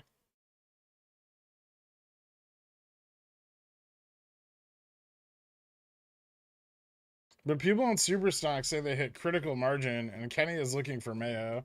That's because they don't know how to read the financial reports, I'm guessing. I'm not sure why people are convinced that like securities sold not yet purchased is like they have the money from the sale of those securities. It's a credit transaction.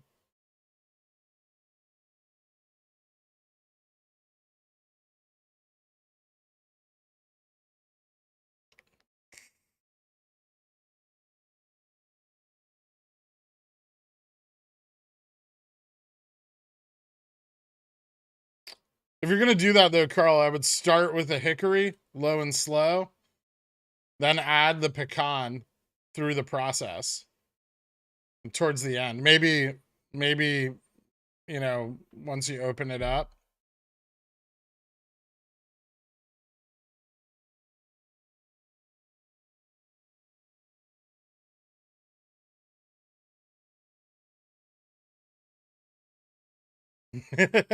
When people are gonna realize that meme basket is hedged with the prices being allowed to oscillate to profit off volatility. MOASS is dead, but we can profit off the movement instead. Someday. I mean, I think most people in here are aware of that, Dunstan. People who think securities not yet purchased is a problem for Citadel clearly don't understand what an iron contour is.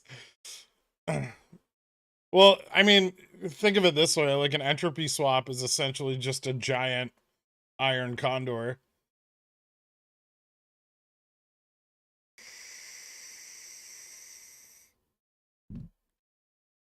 Well, like a giant short condor.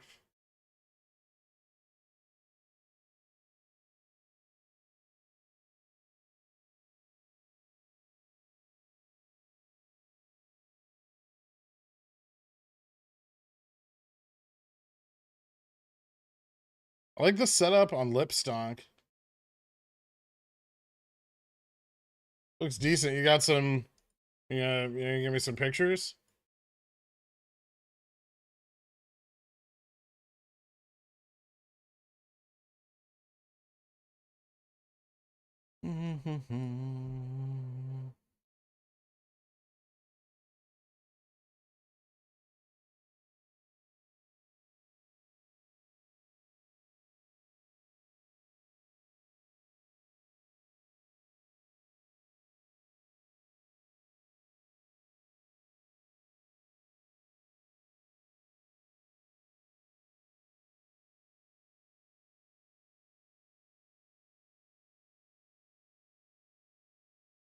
Chicago data good or trash? I mean, it doesn't look like it was very good, right? I'll check. PMI was 0.1 above the previous. So beat estimate slightly. Basically unchanged.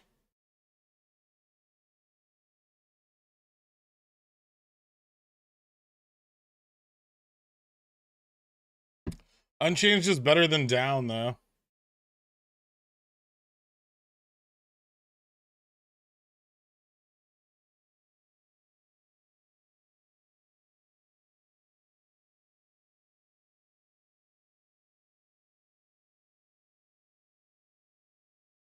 Jimmy doing a head and shoulders. What's Bobby doing?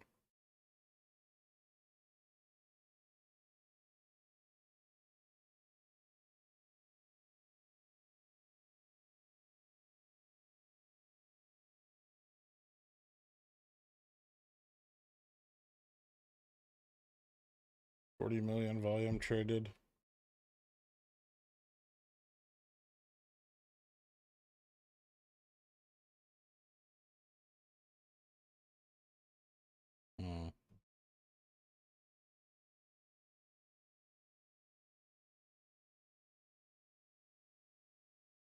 Ooh.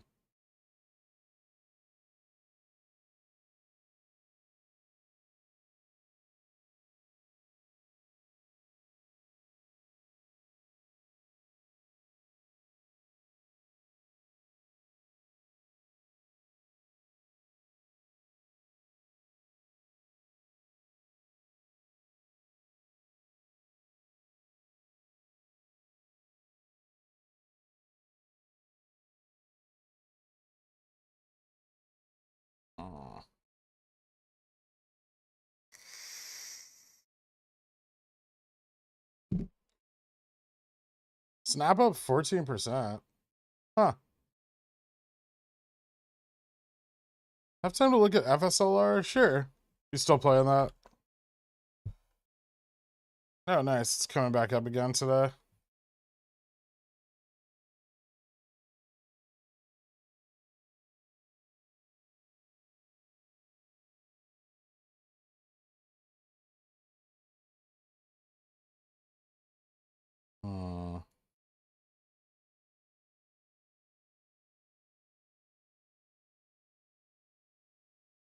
Man, the upside on this is kind of volatile. Maybe I'll play this today.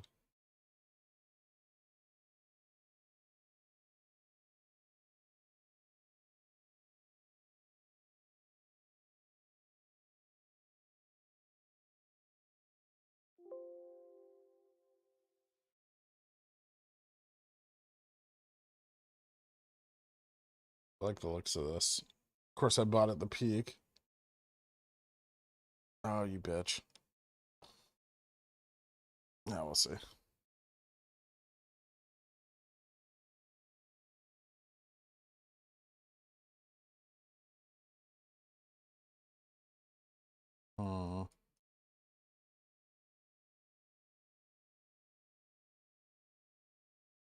T2.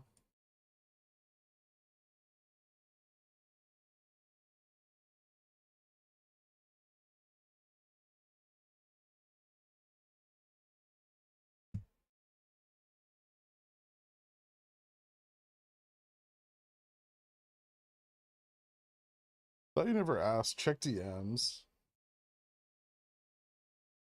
Ooh. I like that.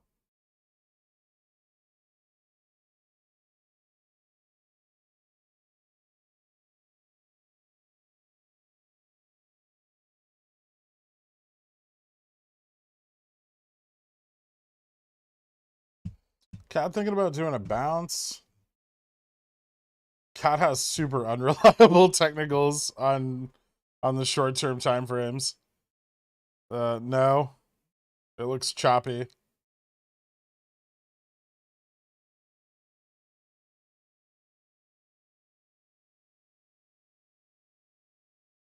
Oops.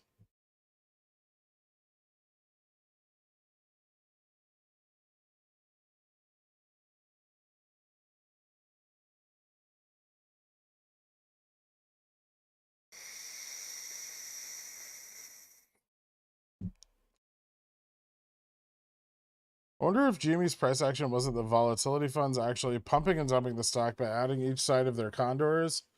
Buy the bull side first, then the bear side, then dump bull. I mean, sort of. I guess you could describe it that way. There are entities doing that.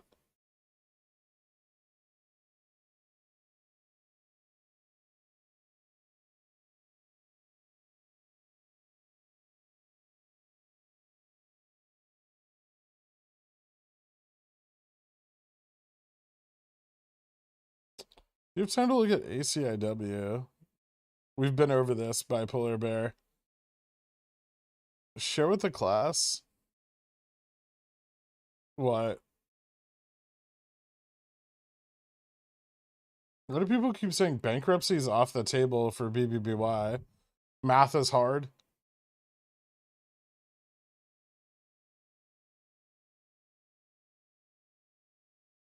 The 4 hour or the daily, Mike.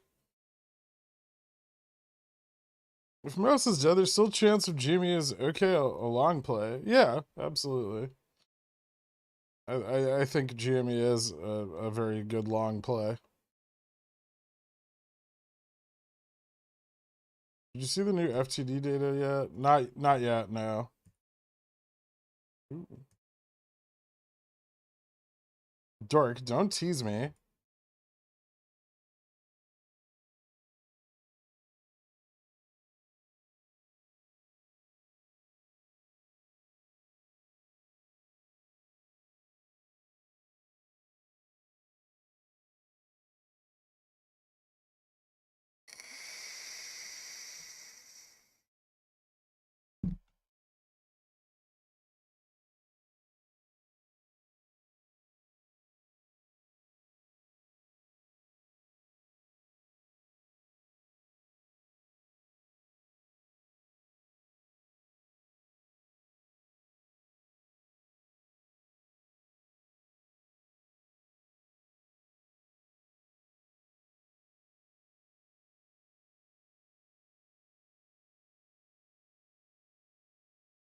I'll wait till I'll wait till it gets compiled. I'll let you guys know. Rev. Interesting. Well, that seems very accurate, at least.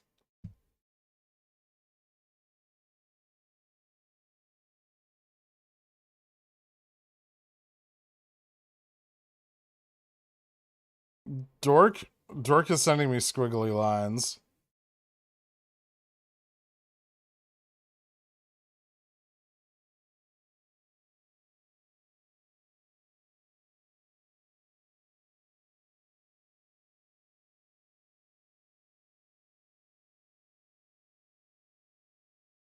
Spy finding support at 398.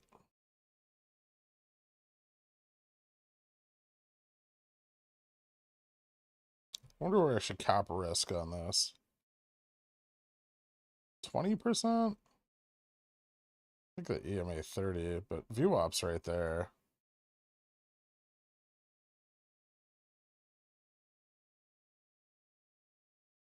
What type of Jimmy price improvement are you expecting over the next week? I don't know yet for ETF FTDs, but some, and then, you know, that'll probably be it. I'd imagine we'll get shorted on earnings.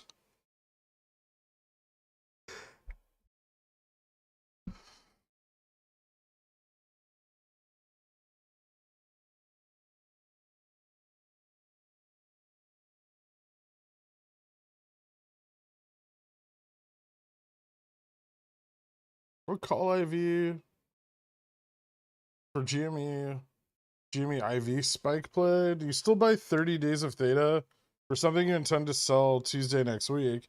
Actually, for IV sensitivity to an earnings IV bump, you want a shorter dated call, because those have more sensitivity to the increase in earnings implied volatility than farther dated calls do. Snap doing a thing. Yeah, it's been doing a thing all morning.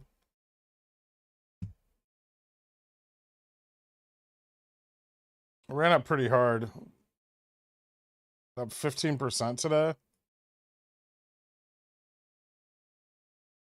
Looks good. Was there any news? They're cutting 20% of their staff. They got a downgrade. It's maintained to buy at benchmark.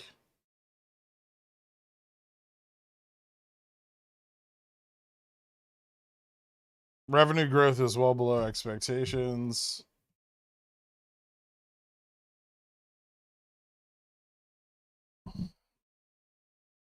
I wouldn't chase it too much.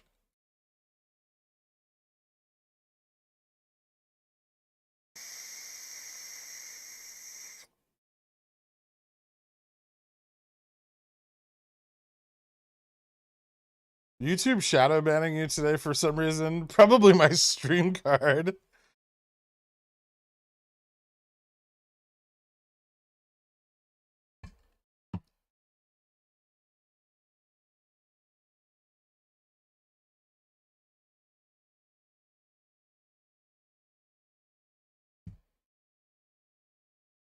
Don't you FTDs?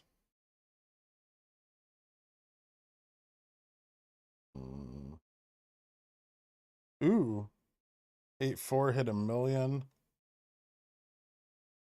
850,000, 813,000. So 8.45 and 8.8 look really good for Revlon FTDs. Remember, that's 30% of the shares outstanding.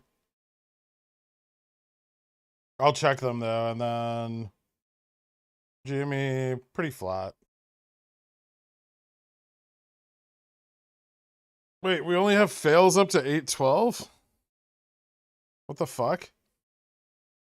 Why don't we have Monday?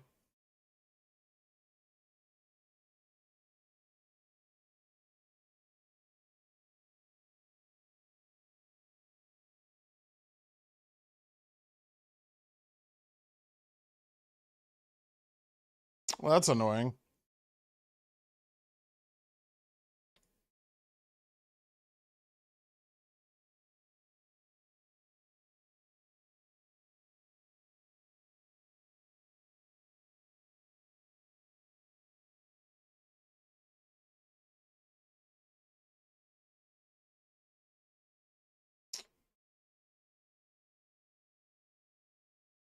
'15 last is a report from the 15th.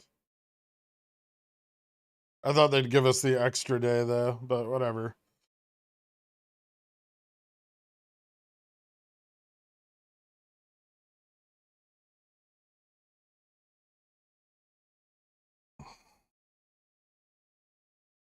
All right, so about 26% on both the 4th and the 8th.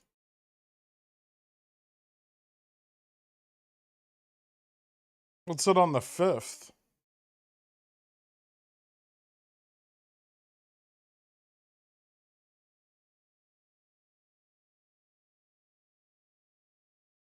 Man, what the fuck is with IV on FSLR? Why aren't these dropping in price?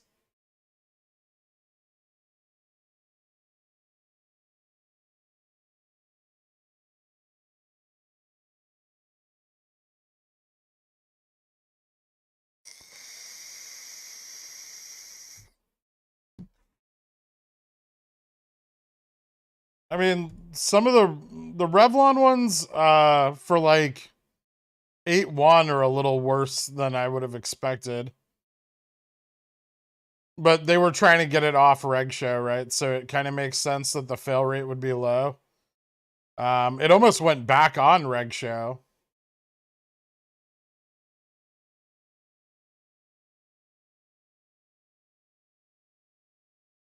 Between the 3rd and the 8th.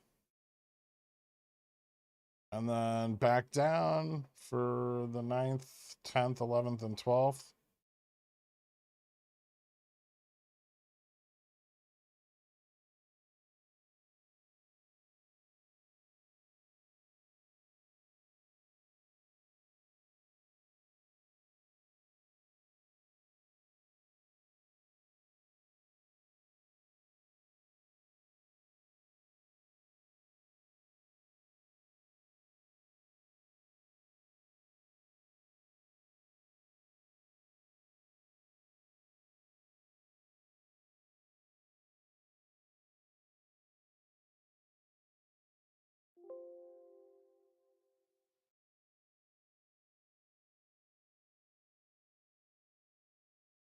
Double bottom on the SPY at the 398 resistance.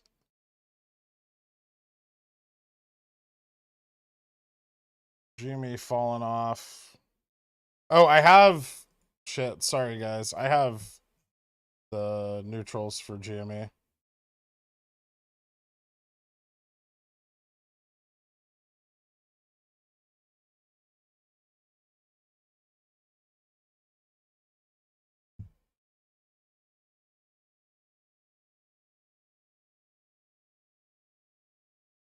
That's on Nile as a crypto recovery play.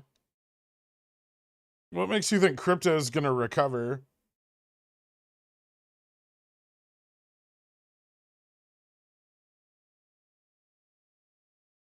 Like I need more than that. Why Nile and why crypto recovery?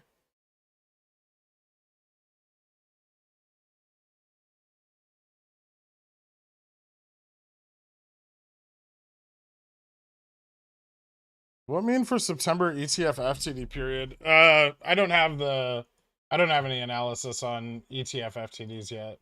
I'm waiting.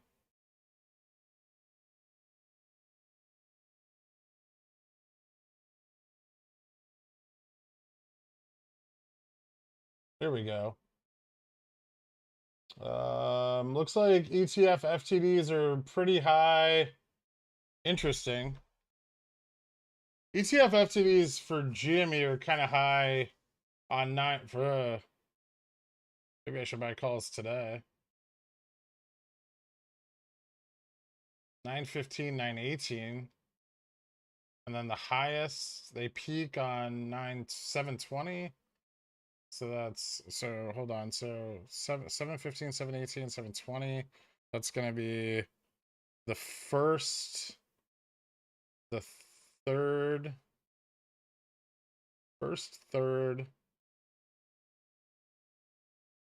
no, second.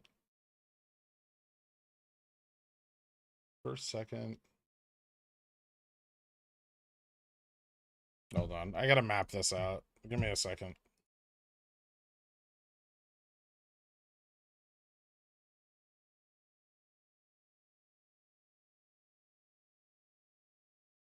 So tomorrow,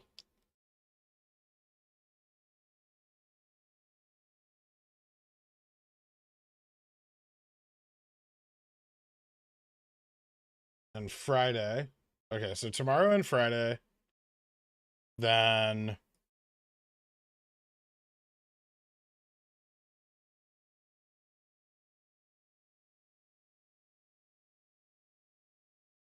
th, the 7th. Tomorrow, Friday, and the 7th. I don't like the ones falling on earnings though. Is earnings after hours?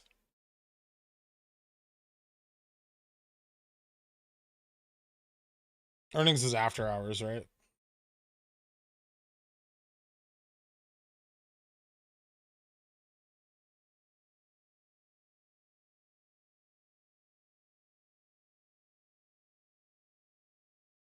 Ooh, Fubo fails. That's fun. Fubo failed a bunch on the 5th and 4th also. Okay.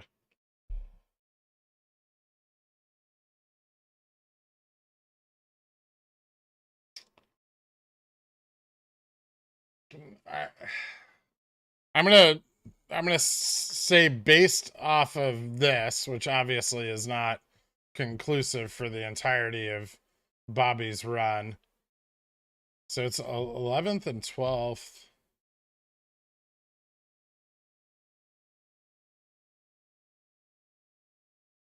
August 11th, 12th, 15, 16, 17.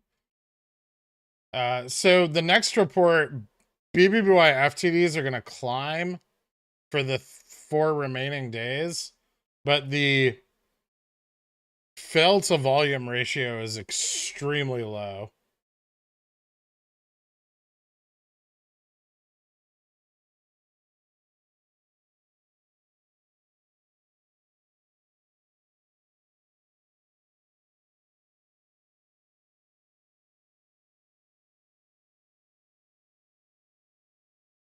What site are you on? What? I'm not on a site.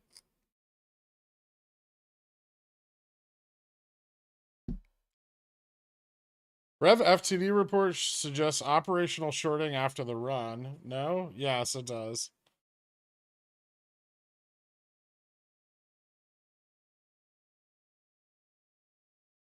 Is that not because volume is... Well, ideally you'd have high volume and a high rate of failure, right? A low rate of failure and very high volume is not super bullish.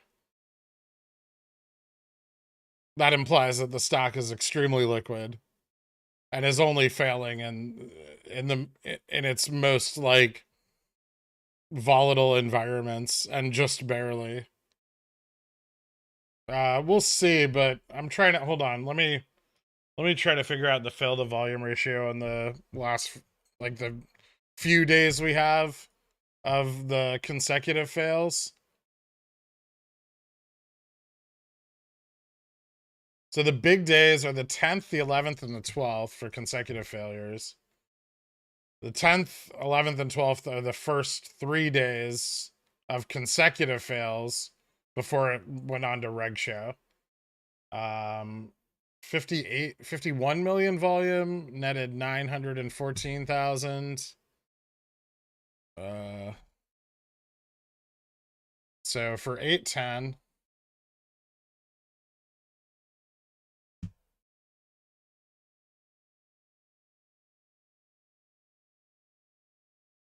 $51.98.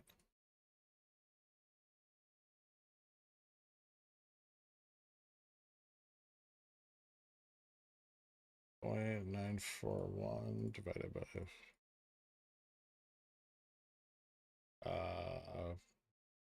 0.018.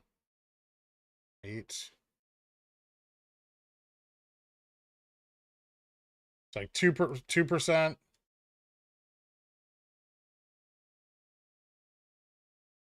811.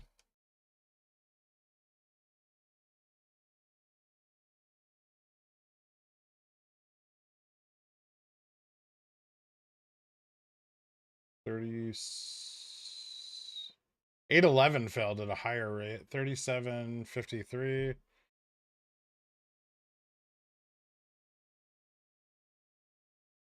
Three 3.5%. 3.6. 812 was 80 million volume. 1.6 fails. 1.63 divided by 80.13.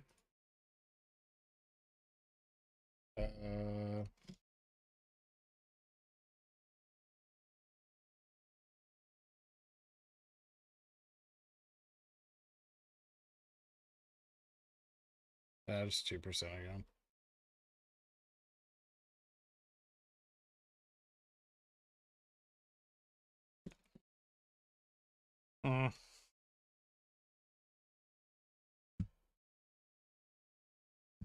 That's not super exciting. Your FSLR calls are getting wrecked. Oh shit. I'm waiting for the VWAP anyway, so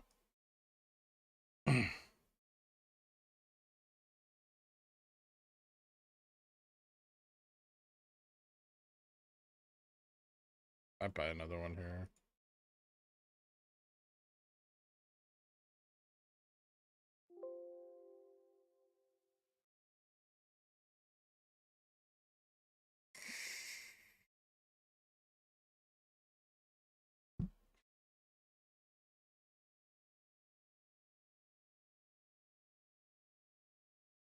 Jimmy found some support at 28.90.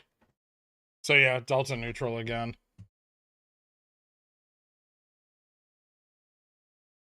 Why does the report stop on the 12th and not the 15th? So normally we have one more day, but because the 15th fell on Monday and the 13th and 14th were a weekend, So, the 15th is reported on the end of month report. Normally we would have like the 12th, 13th, and 14th if they were weekdays, but they're not. How high of a percent does it take you to get excited about on fail to volume ratio?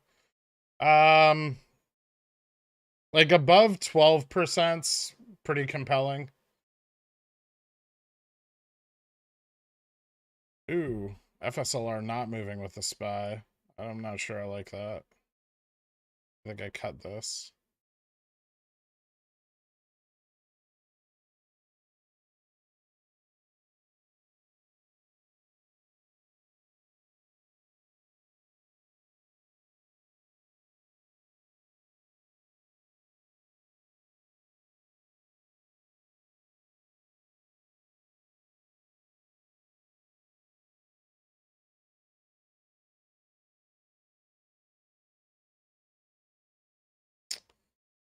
Mhm.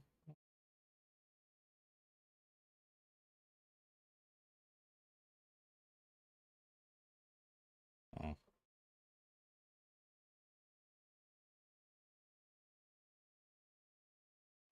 What's the harm?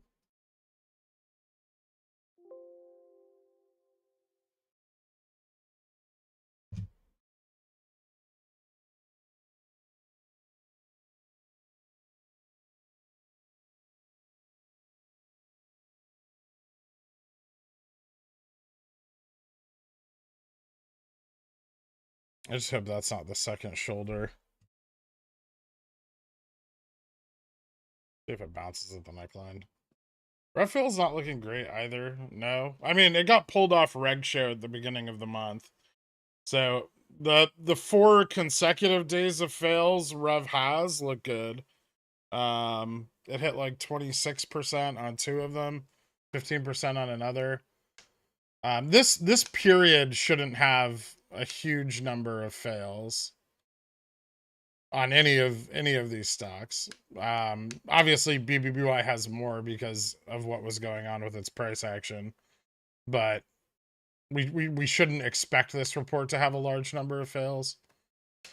So I think it's decent for what we've got, and FTD ETF FTD fails on GME look pretty okay.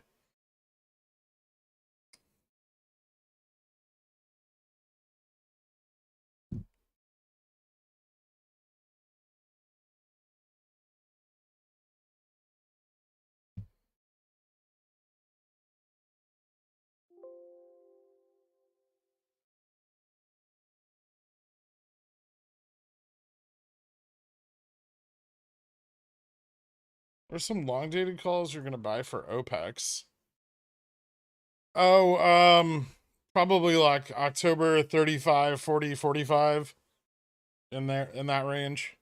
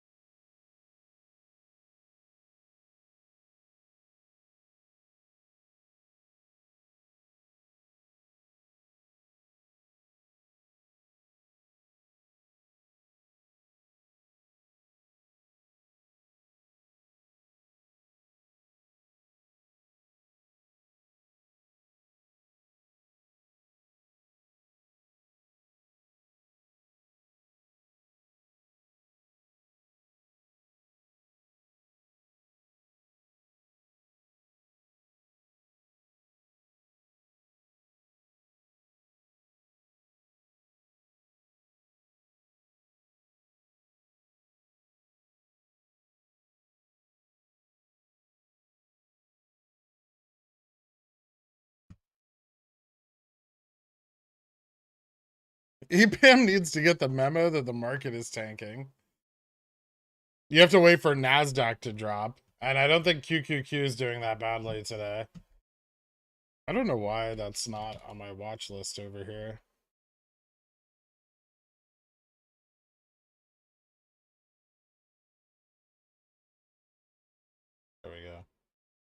Yeah, QQQ's up today. Good day to play Nerve. I was watching it earlier, and then I forgot to keep checking it.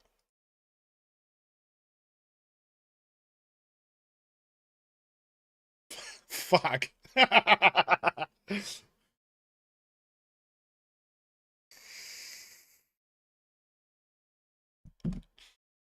Yeah, I was gonna buy the descending wedge, and then I got caught up with FSLR. Oh well.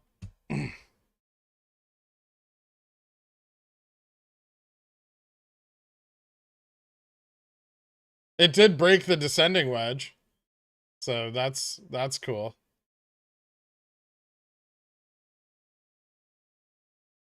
No, I'm not still in Sega.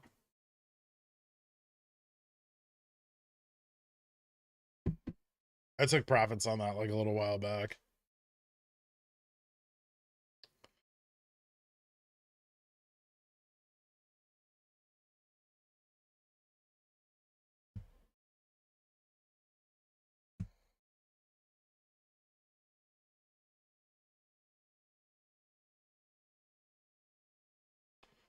You have FTD data on Cornishons? I'm told Bithead failed to provide some of the memberships he promised.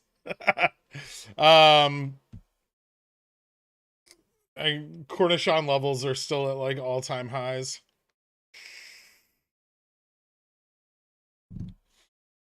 But I do think that the Cornishon squeeze has started to break down.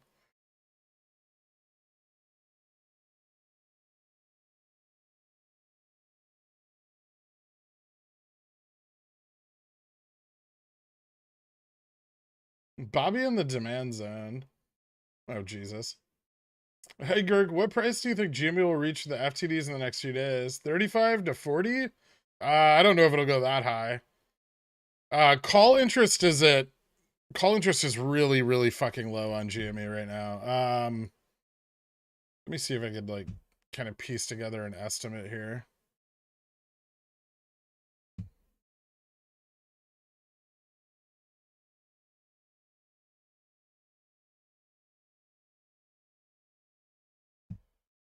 Oh, by the way, Jimmy, in like dark pool utilization rocketed up again today.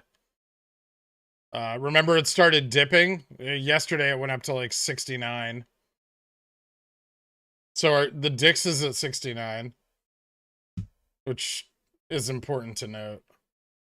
Gamma flips at 29.81, which we sunk below today, so that's good. You know, honestly, like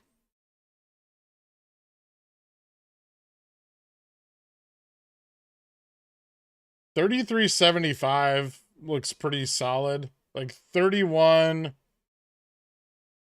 32.50, 33.75 all look pretty good.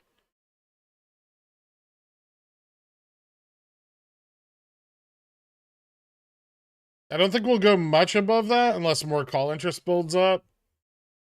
But yeah, pretty decent up to 33. Like not terrible. The put gamma's a little high at 31 and 32 though. I think the hardest thing will be crossing 30. Put gamma's massive at 30. But we'll see. If people start buying calls today, that would be more bullish if we start to see some call volume come in.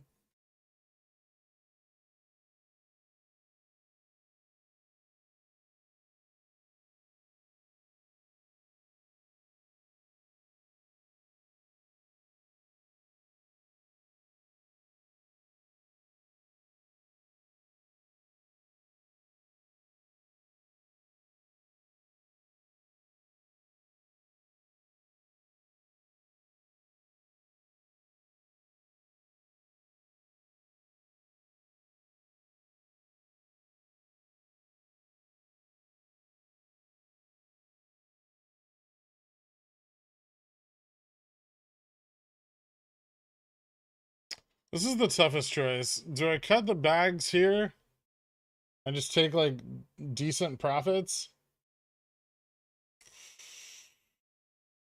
Or like a small loss rather? Or do I wait and see if it goes up?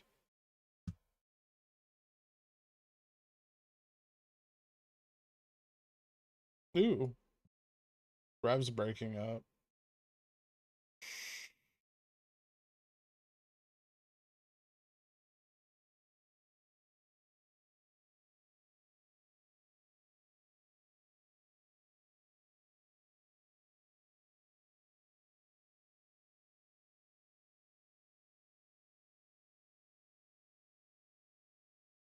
Does that mean they're clearing more out, less bullish momentum?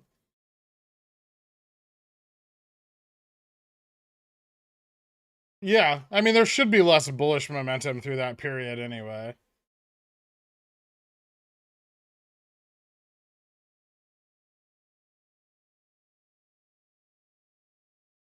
Does make Fubo go to 4? I pressed the wrong button. I don't know if that's gonna happen.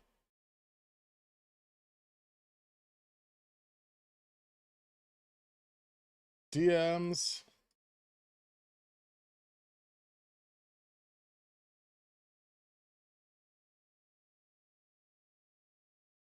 So 26, 20, 16, 26 for 8, 9, and 12. Okay. Total volume ratio 5362.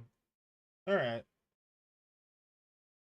So it's mostly that like ETF. It's interesting that the ETF FTD period's generating fails for early August. I think that was that Jamie's highest fail date too? Ooh, SPY's breaking up. This is good.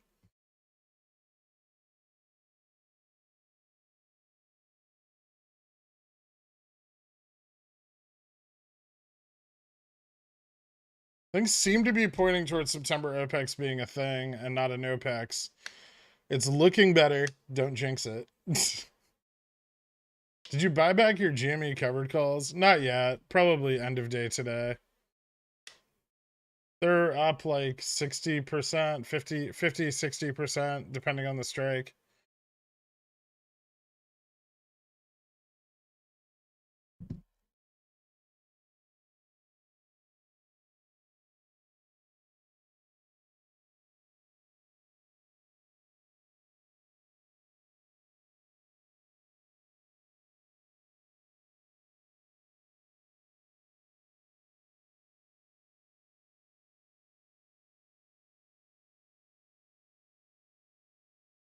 Did you show this descending wedge you spoke of on Nerve? Yeah, it was back here.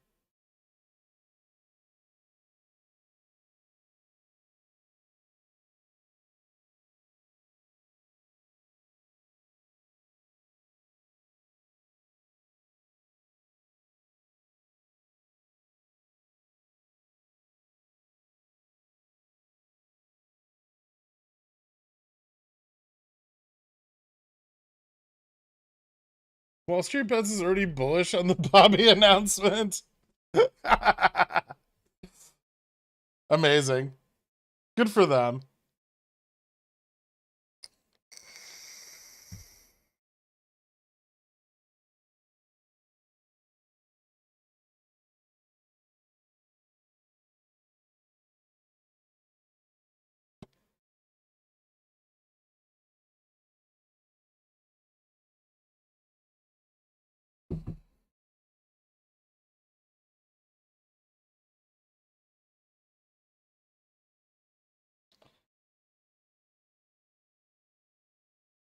Do you think Nerve wants to reach 120 again? That's a bit excessive, right?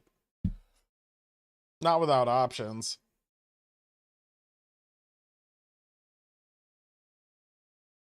I sold my Bobby Leaps like a while ago. I sold them. They got stopped out. What was it, on the morning of the 18th? I think.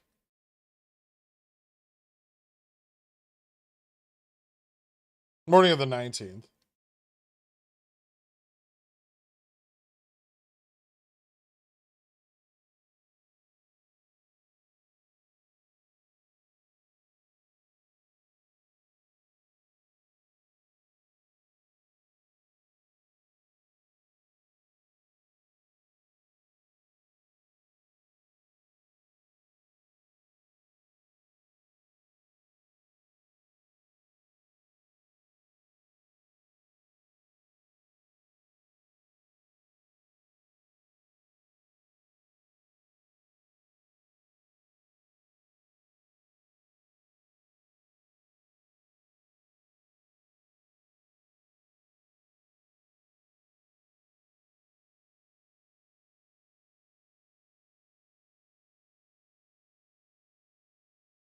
Have you sold your Bobby Leaps? Is it normal for SPX to be dying while SPY is heading up? Sometimes it leads it.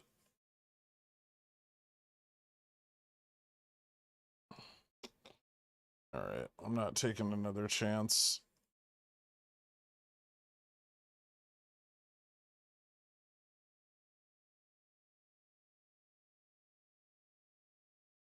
At least I got out with minimal losses.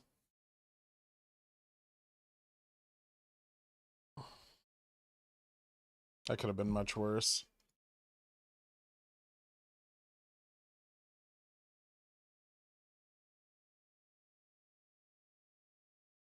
Yeah, it's a Head and Shoulders. Like absolutely.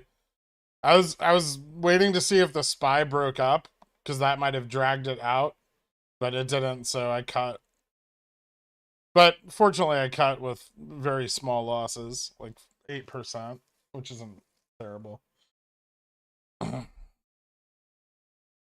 Thank you for all you do. Thinking of picking up Jimmy Gen 2330Cs. They seem cheap at the moment. Less than 100% IV. What's your holding period for those, though? Like, buying those is like, it's not really worth it for like ETF FTDs or earnings, right? Like, if you're buying those, you want like an OPEX run.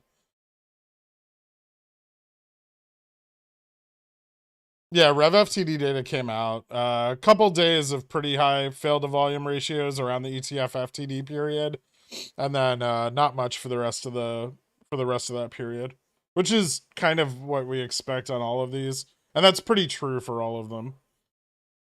Bobby being the exception because it was, failing into the high volume days towards the end of the reporting period.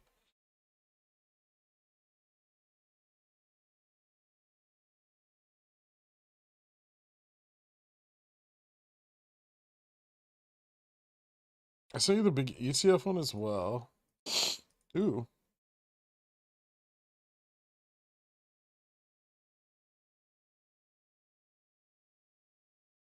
Okay.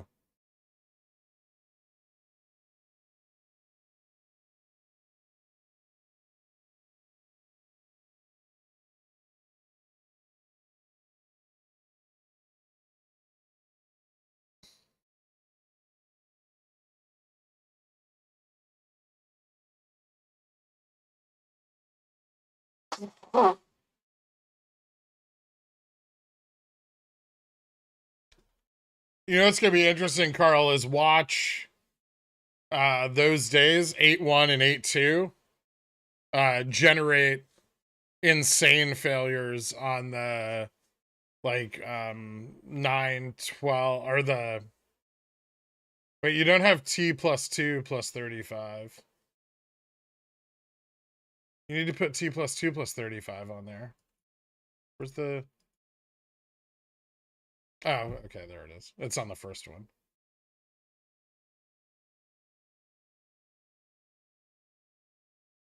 Yeah, 9-5 and 9-6 are going to be really interesting on Revlon. Nerves just going to the moon. Of course it is. Motherfucker.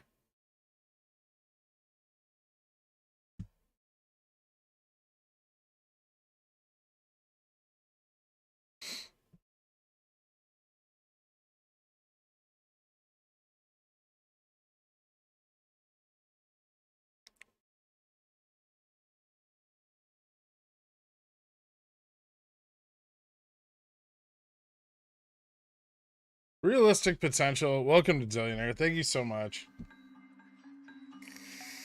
Happy birthday, Gert.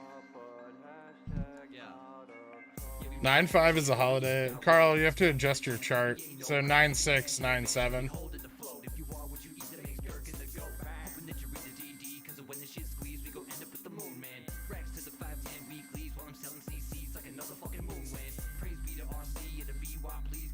Bullshit.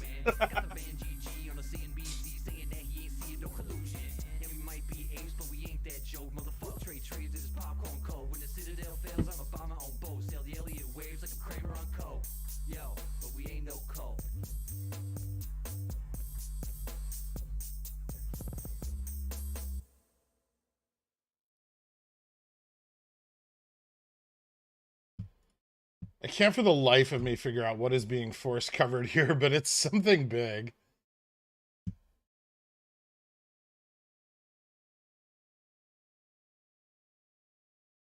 I get it.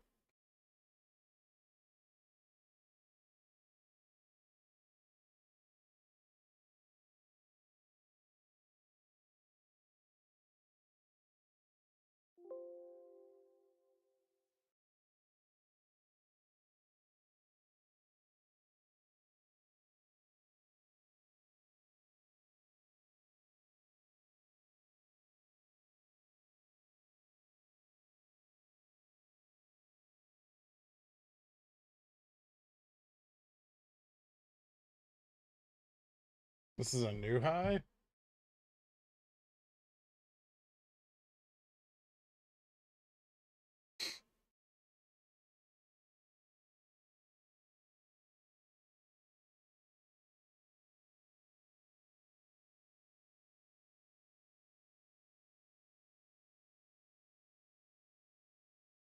Nice, GameStop. Congratulations, dude. Something's being force covered on Nerve. I don't know what it is. It's not on Reg Share, right? It looks like someone's... Honestly, it looks like some other entity is taking control. Like somebody got margin called, and they're just force closing positions every day. Sovereign Giant, welcome to Dillionaire, man. I appreciate it. Hit me up on the Discord. I'll get you added after the stream, man. Happy birthday, Gert. Yeah. Yeah, we might have a chance, but we ain't got rolls. Give us more than a chance, cause we ain't no cold. Get the cash in advance, cause we hold in the float. If you are what you eat, that makes gherkin to go. Hoping that you read the DD, cause when the shit squeeze, we go end up with the moon, man. Racks to the 510 weeklies while I'm selling CCs like another fucking moon win. Praise be to RC and the VY, please, cause I need G and me to move soon, man. Got the van GG on the CNBC saying that he ain't seeing no collusion. And we might be apes, but we ain't that Joe. Motherfucker trades this is popcorn code. When the Citadel fails, I'ma buy my own boat. Sail the Elliott waves like a Kramer on coke. Yo, but we ain't no cult.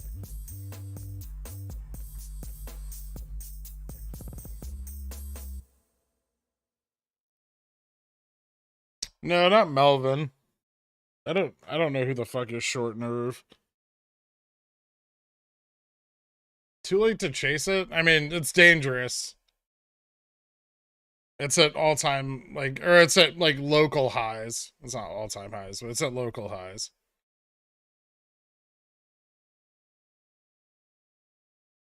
Nerve has a gap at 50. Yeah, I think it's like $43 to $90.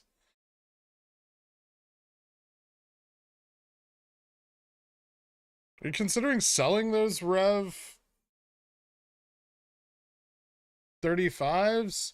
Oh, I'll just sell them when it bumps.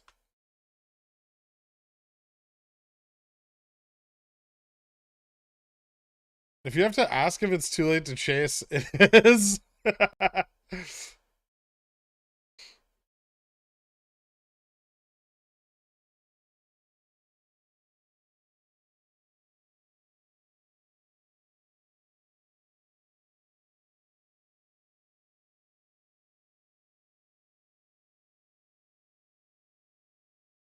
Yeah, Nerve is no longer below continued listing standards. Look at the date on the report.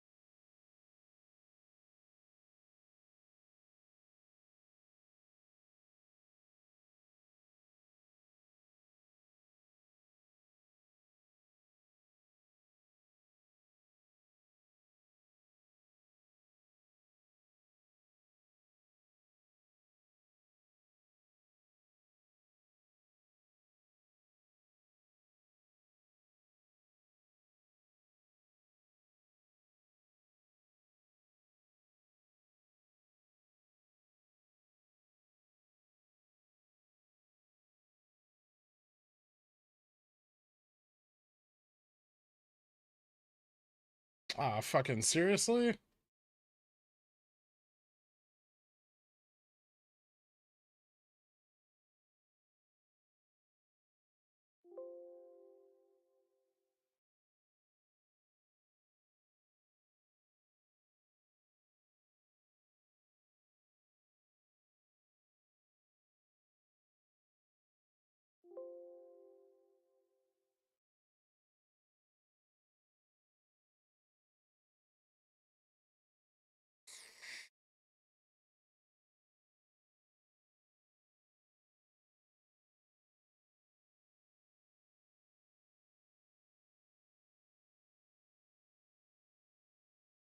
QQQ breaking down, SPY following. Yeah, SPY's getting hammered right now.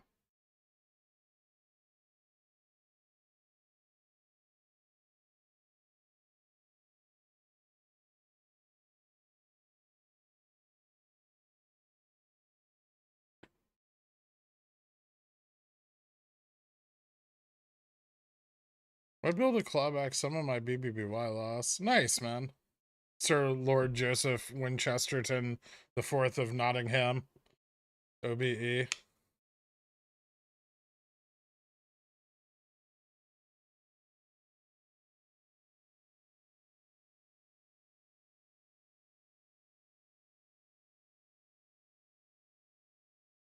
$9697 because there's a holiday.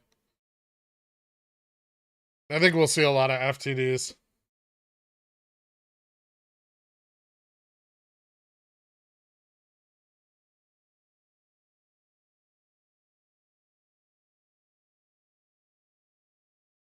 No, these are the old options. These aren't the new ones. These are from before the reverse split.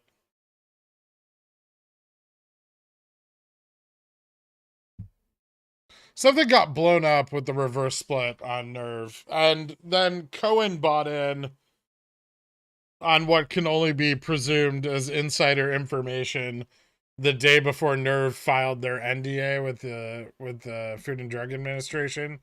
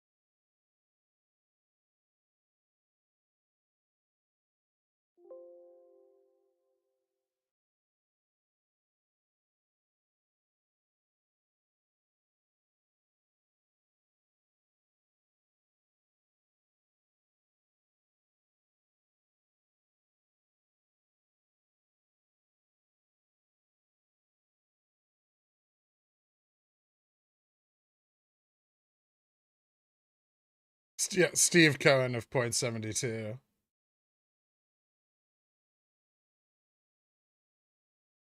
Steve Cohen has had a long history of insider trading. Grr.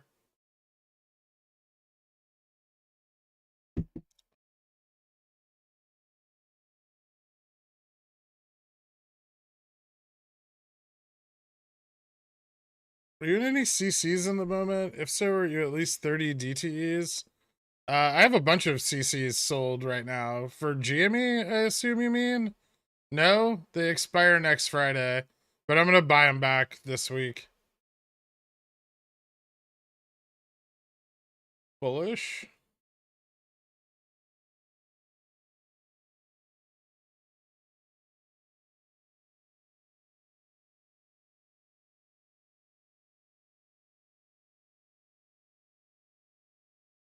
Don't do technical analysis on the VIX. It's pointless.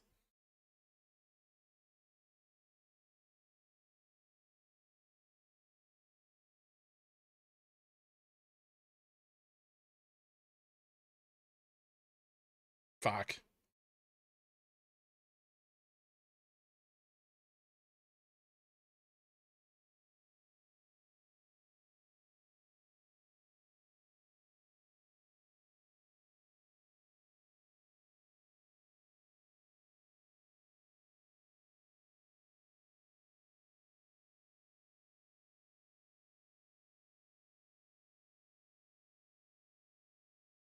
Rivian finally dying, yay.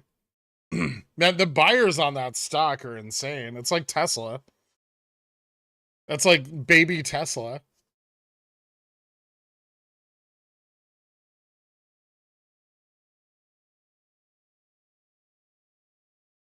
Decent flag, yeah, but it failed the breakout there. I don't like this lower move.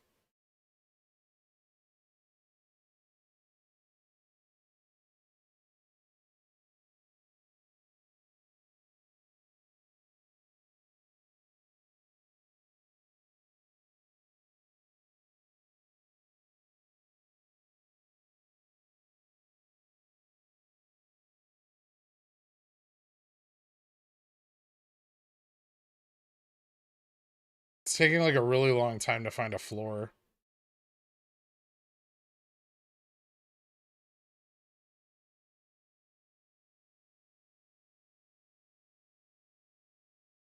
It's fun watching you chase like us. There we go.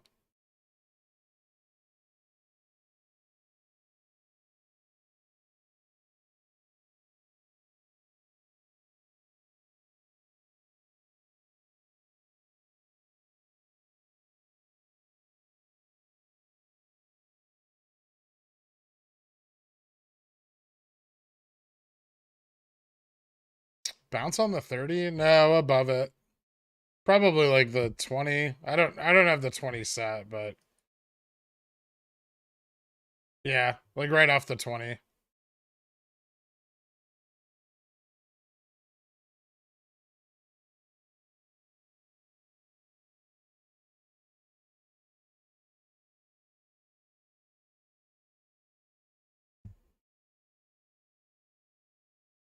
Is it good for picking up GME and rev calls for FTDs today, or will it keep dropping in the following days? I'm probably going to pick up a few calls for GME today. And I might actually do it now.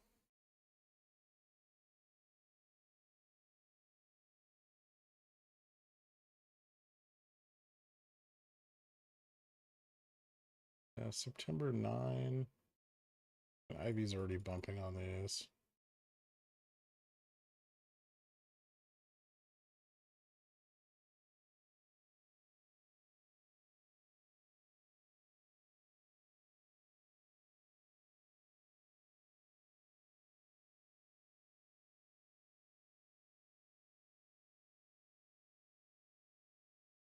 Oh, what is the 16th?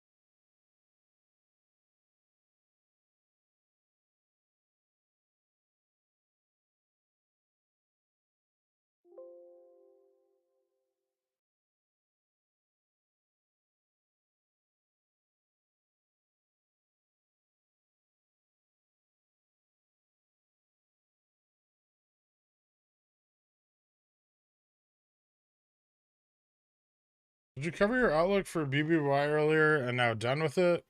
I mean, eventually I'm gonna buy back the naked calls I sold yesterday.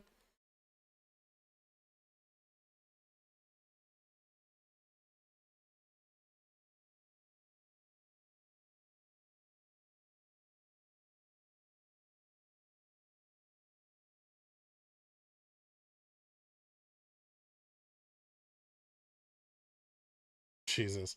Um,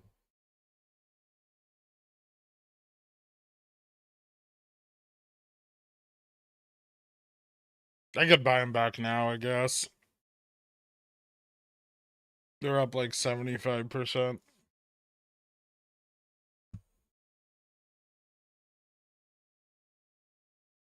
No, it's less profitable to sell them with more theta and then buy them back because the rate of decay is slower.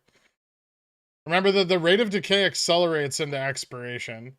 So selling, you profit most from theta decay after 20 days. So selling covered calls like 14 and 7 days out, you profit more off of theta decay.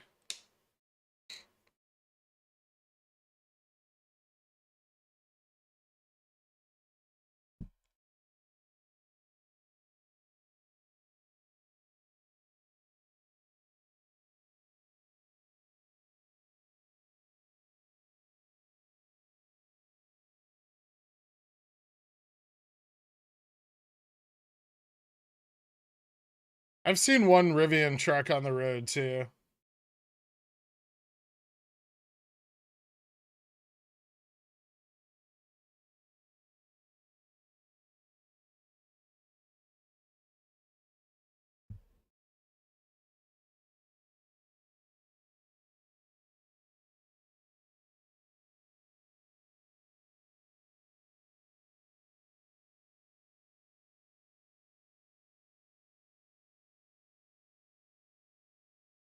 Which GME calls are you picking up? I bought a $30 September 16s.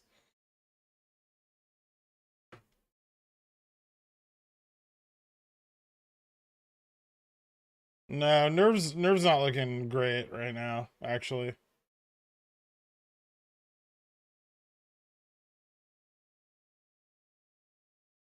It really, I think it really needs to find some support here.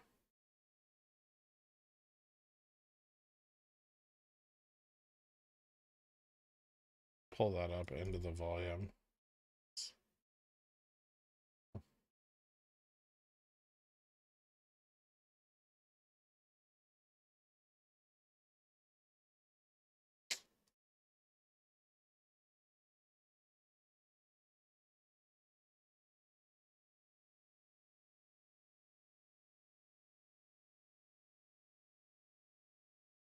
Fortunately, there's just not that much sell pressure, which is good. You know, it's no longer a flag. It's become a descending like a descending channel, but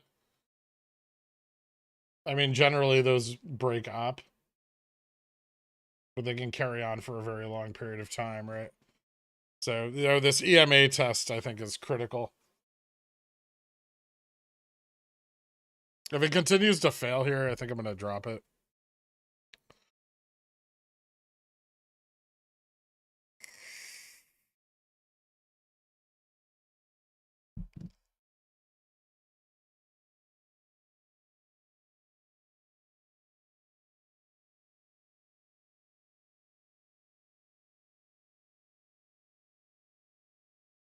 No, you don't have, you're not forced to drive electric cars in California.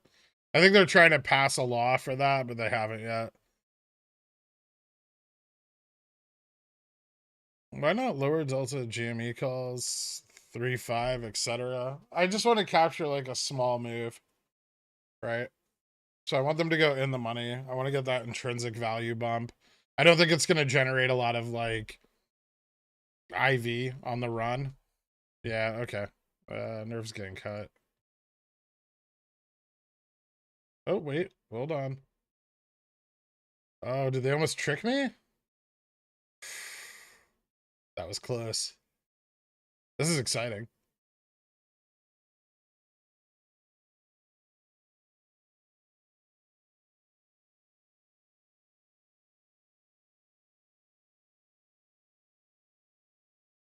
You saw that, right? They tried to fuck me. I mean, not just me, but like everybody who was ready to sell at a breakdown of the EMA 30.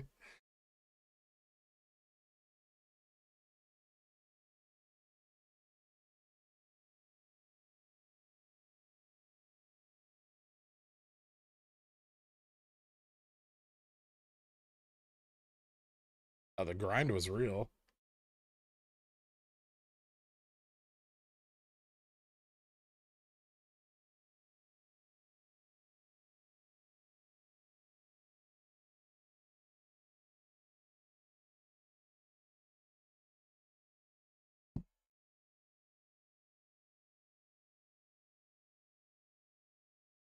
Set a stop? Yeah, I think I'm gonna set one, but now I have like a target.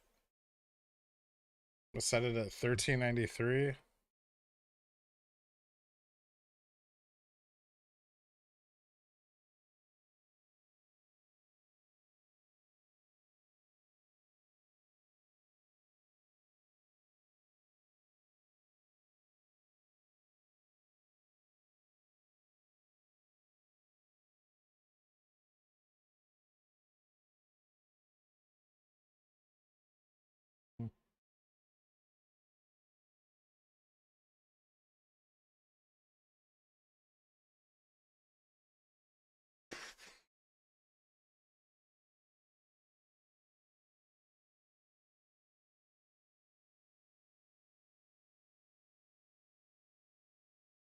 I missed the thrill.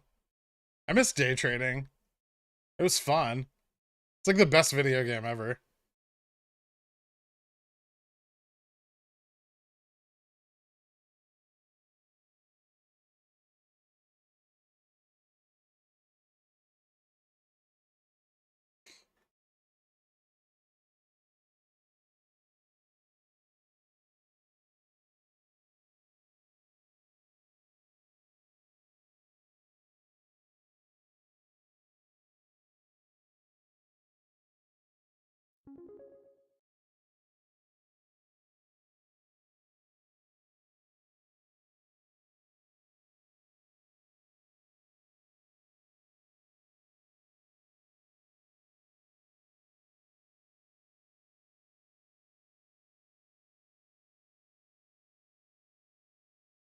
So I get here to work late, tune it late, start hearing all this nerve talk. I definitely didn't buy at 14.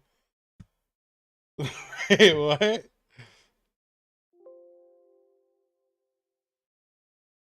Oh, stopped out. What a bitch.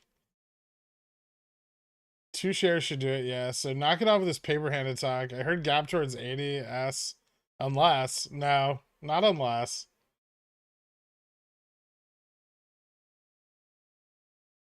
Son of a bitch. Oh well. That was fun while it lasted.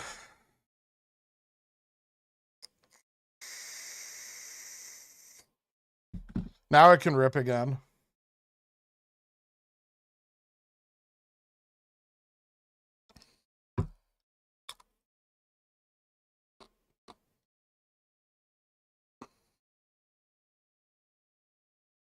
How is EMA calculated? It's what's the formula? EMA is like I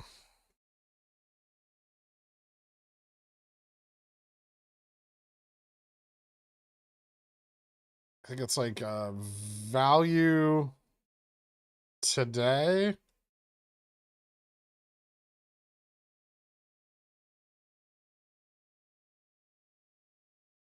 times the smoothing rate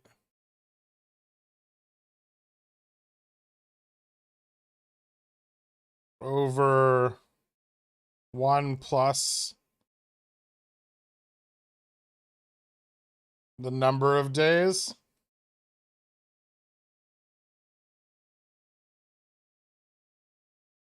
plus the EMA yesterday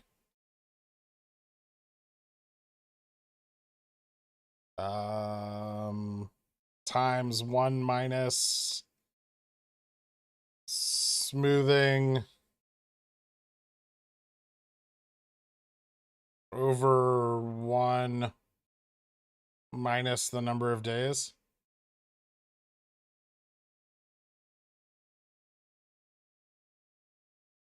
I think that, yeah, that looks right. I'm pretty sure that's the formula.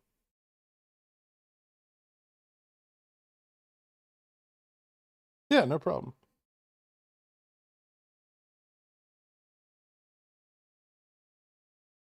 420 puts on EPAM printing. Let's fucking go. Dude, I'm so glad I filled on those this morning. I managed to get 3 of them, so that was pretty exciting. Bought an October 21 SPY 400. Sound okay? Did you buy it above 400? Because that'd be awesome.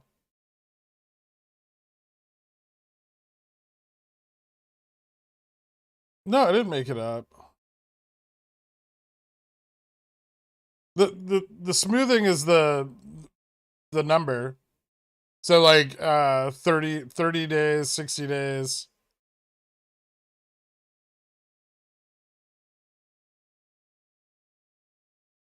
So EMAs reduce lag by applying more weight to the recent pricing.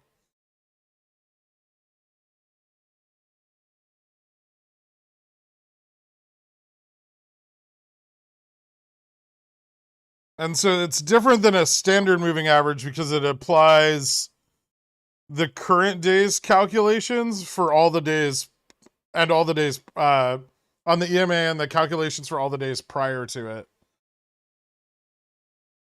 And so like for a 10-day EMA, you need 10 days of data.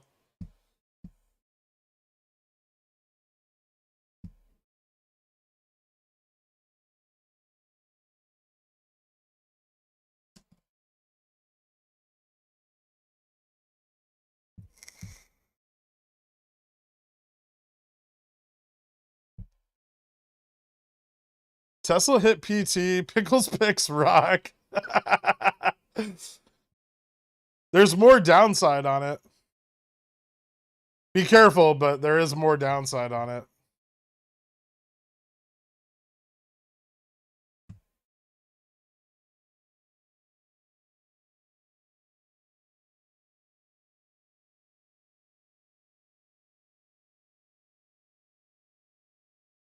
However, the gap is filled, so it may bounce back. Or I think the gap is filled now.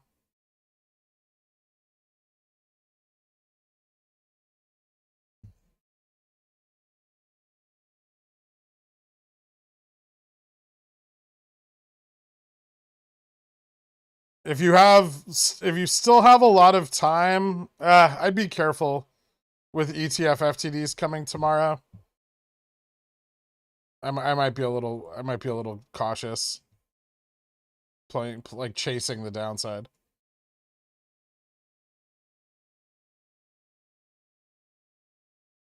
I might reposition after OPEX.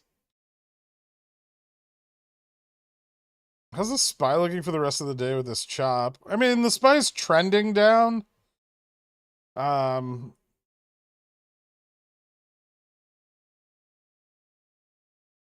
Just very slowly.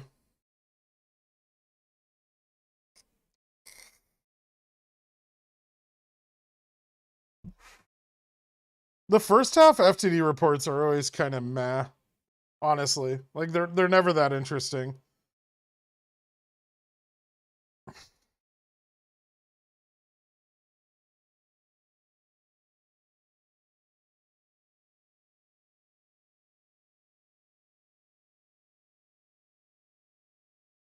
And I think the like whatever August OPEX obligations there were cleared off on the 16th.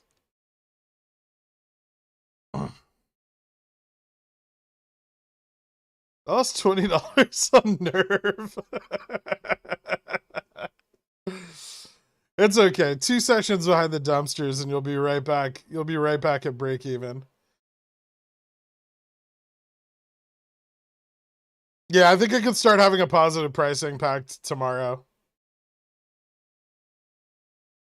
FTDs are highest for June or July 15th, 16th, and 18th, which is a little weird, but that's where it is.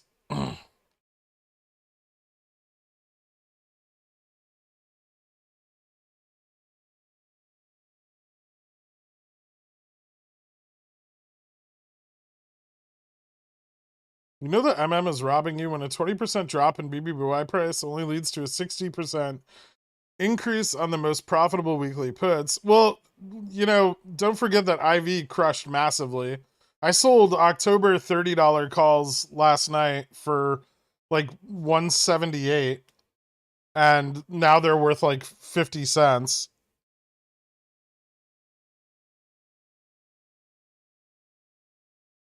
You think this is the Jimmy low for this cycle? I mean, we're right on delta neutral right now. but not necessarily. We could fall to gamma neutral, I suppose, at 27.20. Still the MM robbing you. I mean, I said they were going to do that. That's why I didn't buy calls yesterday or puts.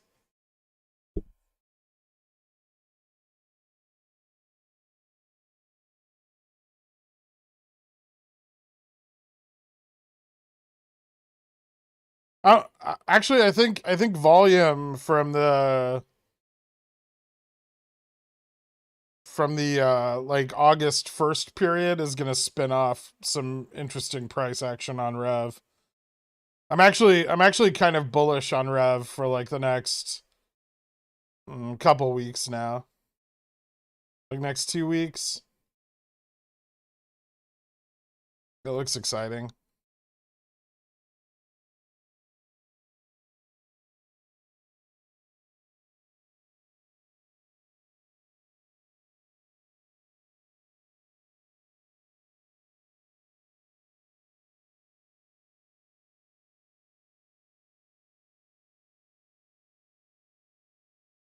What did you buy back covered calls on? Nothing yet. Most of my covered calls expire Friday.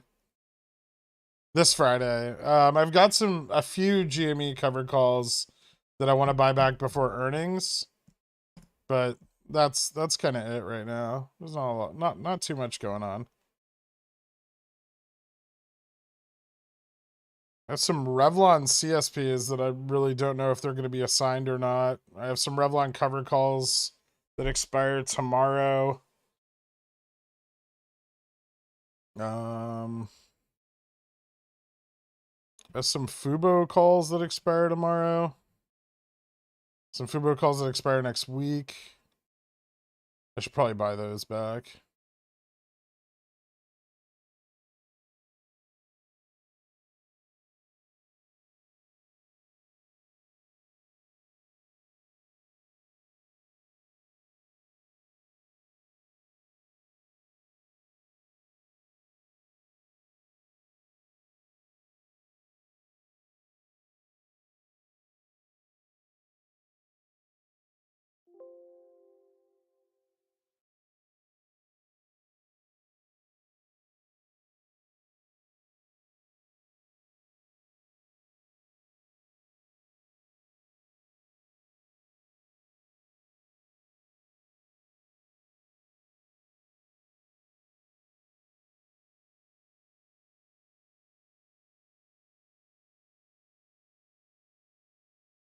Ugh.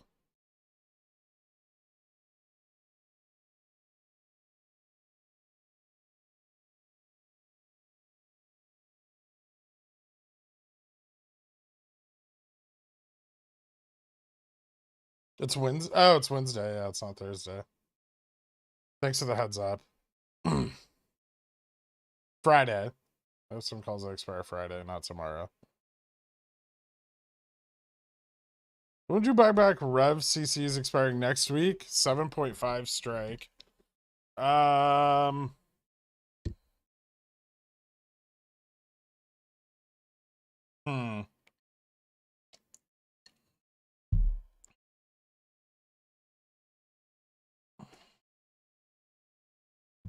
Your best window on those is probably gonna be the next couple days. Although today looks kind of bullish, so I'd be careful.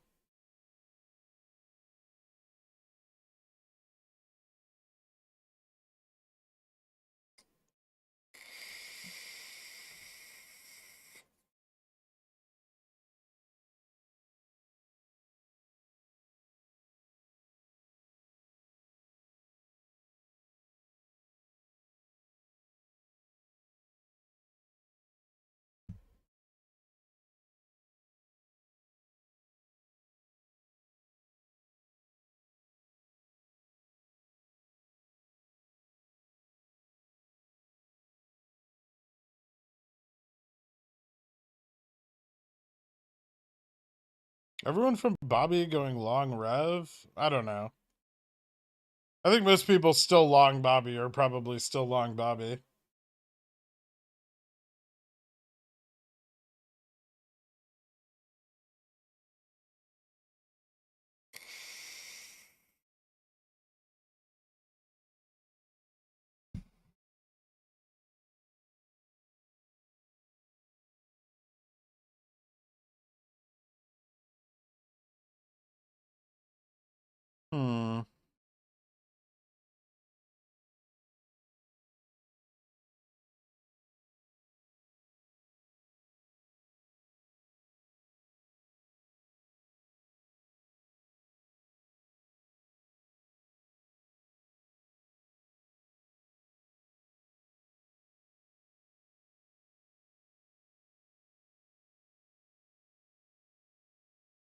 Jeffrey's earning their commission.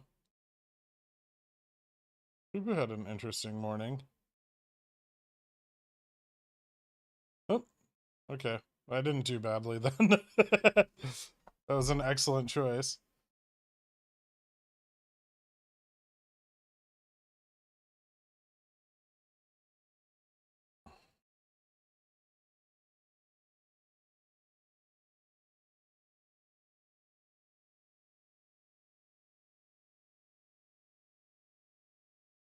Hmm.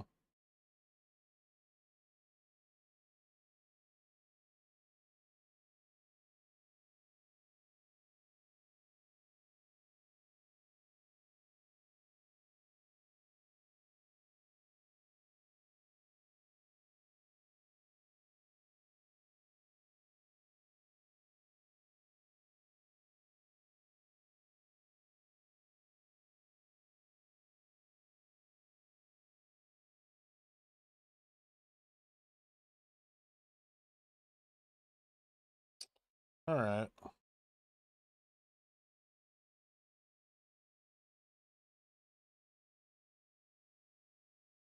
This one moving down.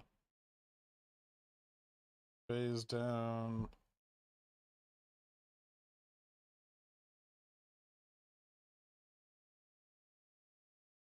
I'll just keep that up. I gotta buy these back soon, so.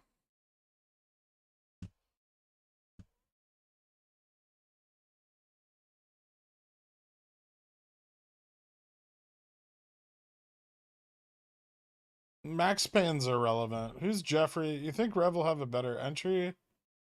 Jeffries?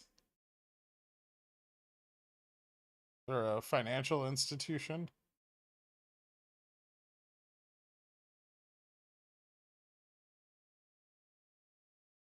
I actually don't think Jeffries is facilitating the at the money sale.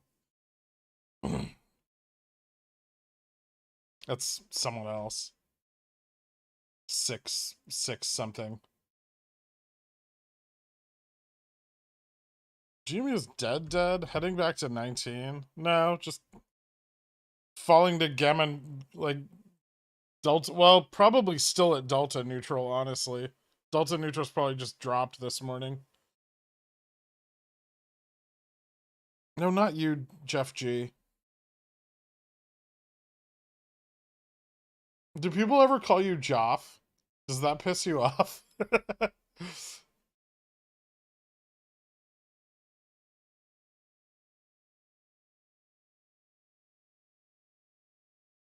Sixth Street Loan, Jeffrey Sale. Oh, okay.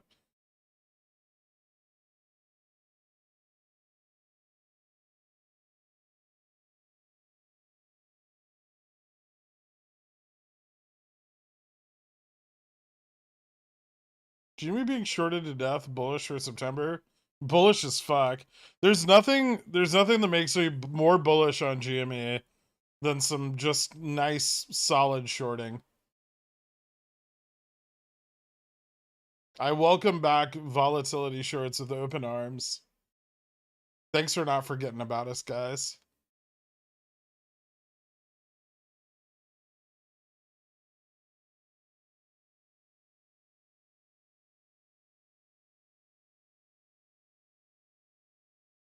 So much drama with BBBY, but it's just kind of just flat and lame. Yeah.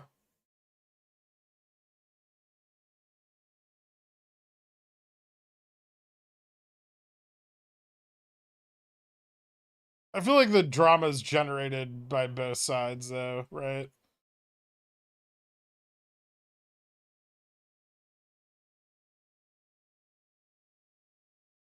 Like, rubbing someone's decision in their face after the fact is not really beneficial to constructive conversation.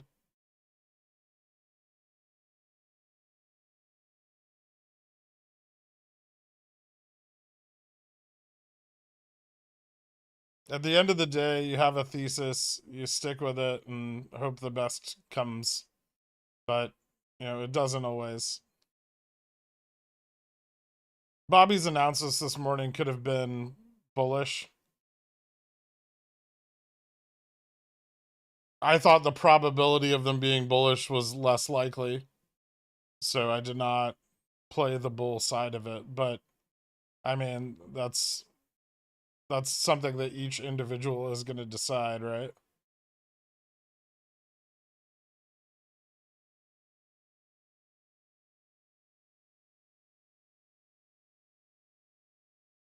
To be fair, we warned them quite a bit. They called us shills, insulted us, and remained juiced up on hopium. Yeah, I mean, when people are bullish on stocks, they just get like that, right? It calms down.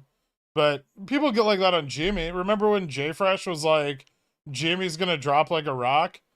And everyone was like, fuck you, I'm buying weeklies. Well, his puts printed harder than everyone's weeklies.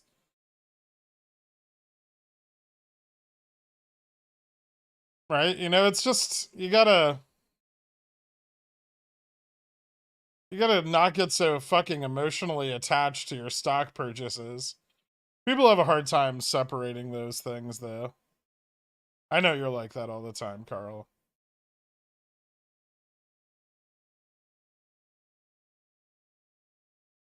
I think the problem is everyone assumes that retail, even in mass, has a lot of power. And we don't, right? We just leveraged a lot of power in January 2021.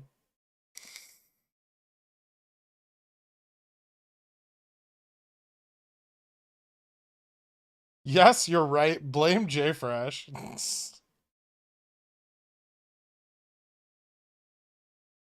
Have you always been this sympathetic? I'm not, honestly. Even now, I don't see why there's so much infighting. It's just ridiculous.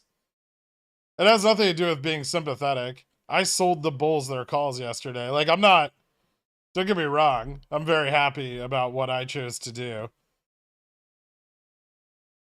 How's Rev looking for the coming days? Interesting. I think the 5th and 6th might be or the 6th and 7th might be kind of interesting. There's some fails. We'll see what happens when we get an actual OPEX.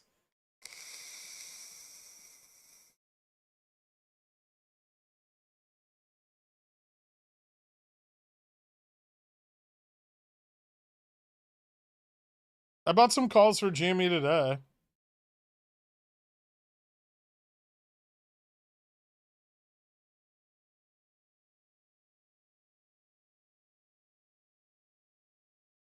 Where's all the infighting coming from? Is it on the Discord? Discord and Reddit. And the intermingling of the two. Lots of, like, people from our BBBY, which is just awful. And then,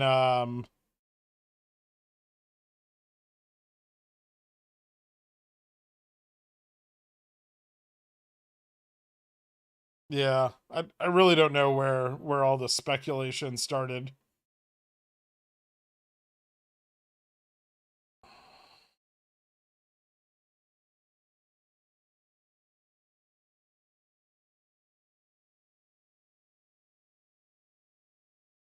Eight, 9. No, I mean 9, 6, and 9, 7 in the future.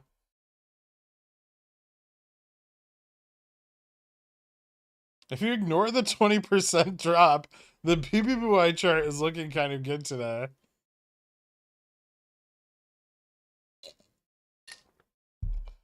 Yeah, they'll usually announce when it's been completed. They usually spread it out because they're trying to get best possible price. The better price the selling agent gets, the bigger their commission. So if BBBY's target's like 8.3 and they can sell it like 950, you know, that's going to increase their commission.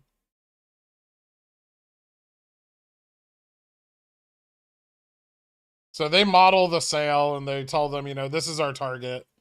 And if BBBY accepts that, then they try to beat their target, right?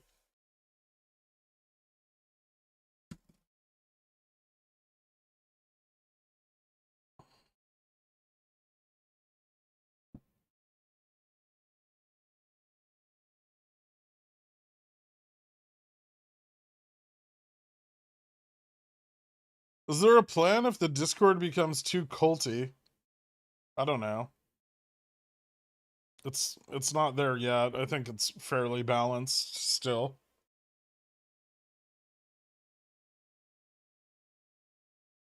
Try to get an entry into Fubo at 350. Is that decent?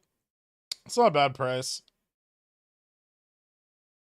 363 is the low resistance though, so it may keep trending back towards that.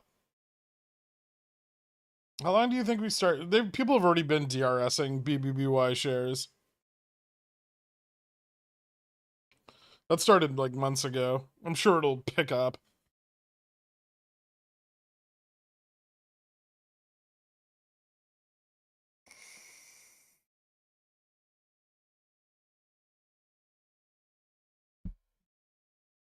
Can't say I've ever seen a company buy back then issue within a year at 1/3 of the buyback price. It's definitely happened.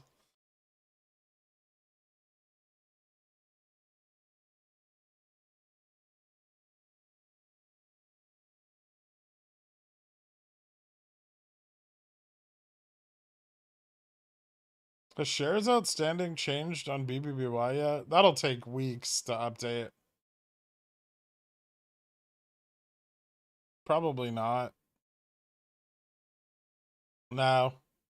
Shares outstanding are the same still.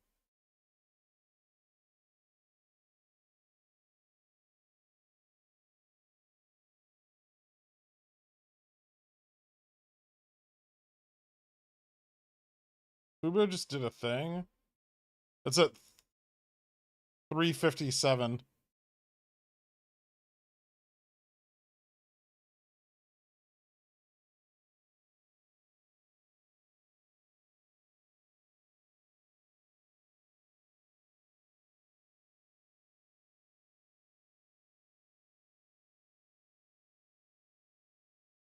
What's the deal with Revlon's FTDs coming up in the next couple of weeks?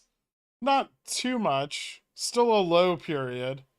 Probably through September OPEX, but we'll see what spin-off there is from the volume on the on Revlon from like early August.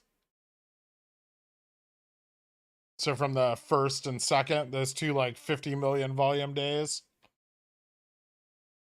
Fubo used to benefit from OPEX. We'll see if it. One of my hopes for Fubo is that, you know, as it starts to pick up more interest and institutional interest, it will start to have increased implied volatility, which will attract volatility shorts, which will bring back cycles.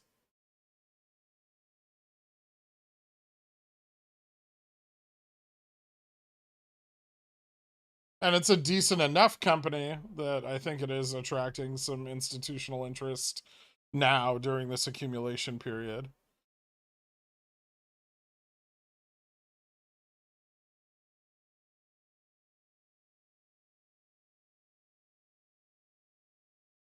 Just explain this SPY nonsense. It's just chop, man. Honestly, I'd be surprised if the SPY made any major moves before the Fed meeting. You're already starting to see put positions rolled out to October. Big put positions rolled out to October. And they're being built up in October.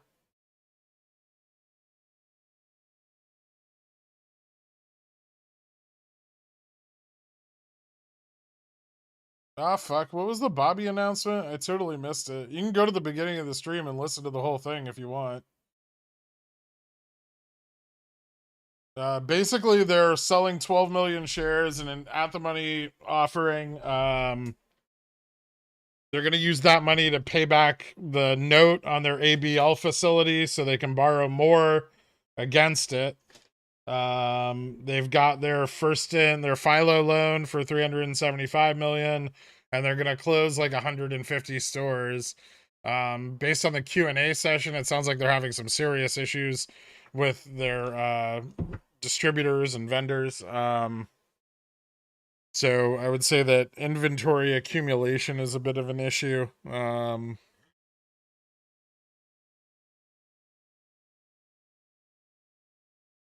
it doesn't look good for them for quite some time, if they're able to turn it around at all.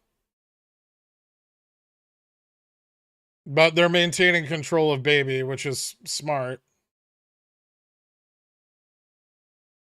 They didn't hire Gustavo Fring. It is a Latino gentleman by the name of Gustavo. He is not one of the characters in Breaking Bad. That guy knew how to run a business.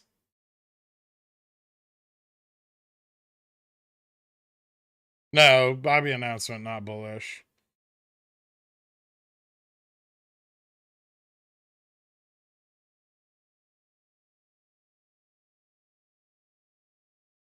You think Jimmy bottom before September OPEX could be 25? I mean, right now DN and GN are at like 27 and 28, so I don't think we're going to 25 today, if that's the question. Do you think Rev will have a better entry? I mean, it seems like over this period that 650 is about the average. There's been a few opportunities to get it below 650, but not very many. Bobby Reg Show hopes also dead. I don't really understand where those came from in the first place. It's, you know, Reg Show would have been great if Cohen was still in and shitloads of liquidity were locked up. I don't really think Reg Show's as bullish with the sales. Also, you know, the fail to volume ratio on BBBY, at least for the first 3 days of failures in excess of 0.5% of the float were minimal. 2, 3.5, and 2% of volume traded failed. Which, I mean, there was a shitload of volume traded, so you have a high number of fails, but a very, very low fail to volume ratio. Bobby continues to be extremely liquid, which I can't emphasize enough how liquid BBBY is. Obtaining shares is not an issue. Not to mention anybody who shorted the top at $30 will now get to buy back at the money offering for $8. Which GME options did you get? I picked up $30 October, or no, I'm sorry, September 16 calls. Not a lot of them, like 20.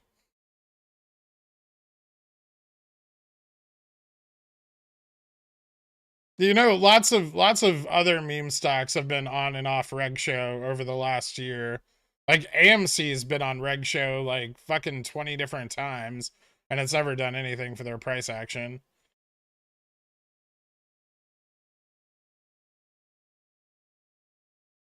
Reg Show's a big problem on an illiquid stock. Because when forced to locate, there are no available shares and they have to be bought at market. So the most important part of Reg Show, forced settlement, is the forced locate.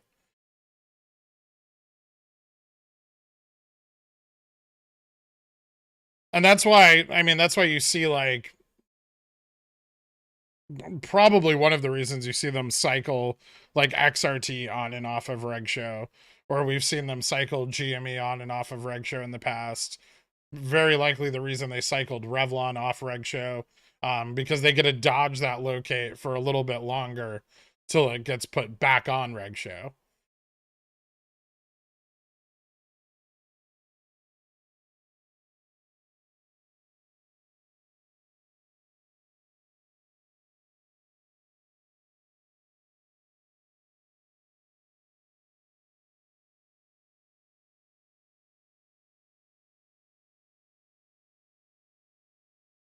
Why is the market? We're in a bear market. The economy's fucked.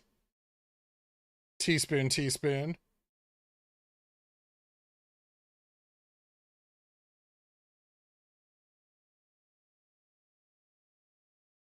Rev has 3 million shares available.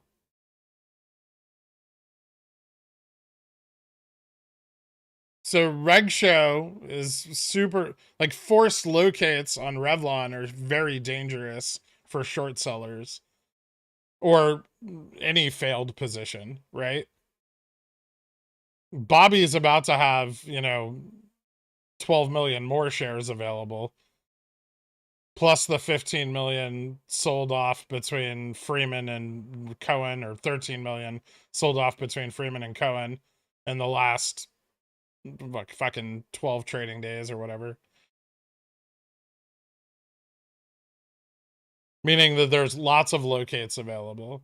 Overstock was on Reg Show for like 600 days with no price improvement.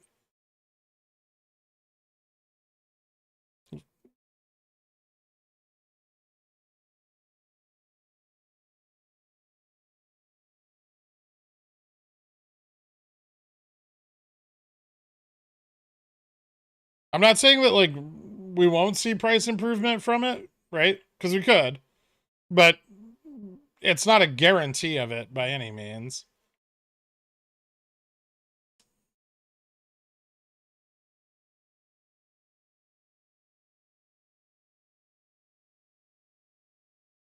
Do we know when the share offering is happening for Bobby? Whenever they want. They already filed the form. It's probably ongoing now, given their price target. I would say anytime we're above 833, they're probably selling shares. They don't just dump it all at once, because that would be fucking stupid, right?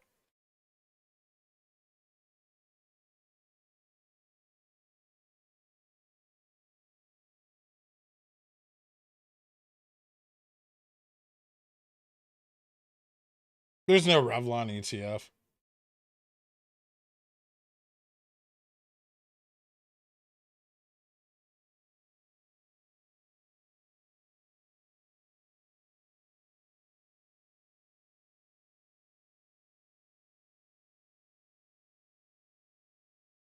Does it actually even matter when they got this market makers exemptions to work around?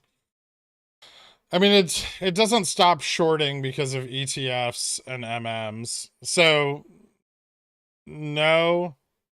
NASDAQ doesn't have DMMs.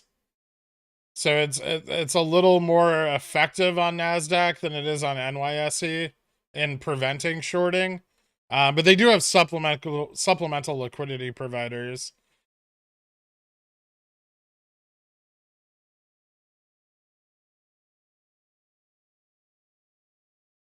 Was Rev at like, yeah, I think Rev's highest share price was like 583. It was a long time ago, but yeah.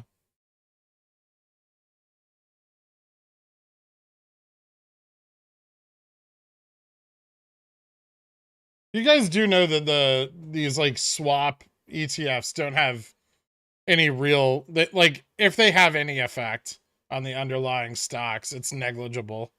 It's only through the hedging of swaps.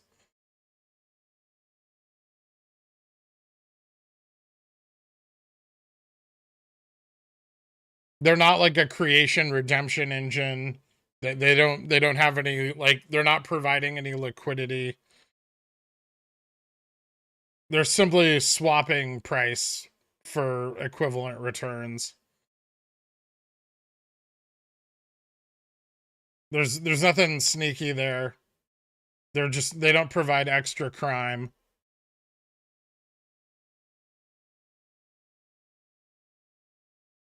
I miss DFE. If you had his position on GME, how much of it would have been shed by now? Some or none?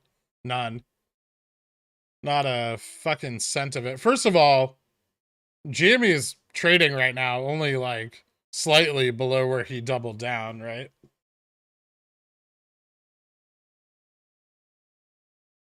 Like 15% below his double down. And his fucking cost basis was almost nothing. I would sell $300,000 worth of far out of the money covered calls every week. That's a lot of fucking money, right? He had what, 250,000 shares or 200,000 shares? How much was it? 250. That's 2,500 cover calls a week. He had 200,000? Okay. So 2,000 cover calls a week.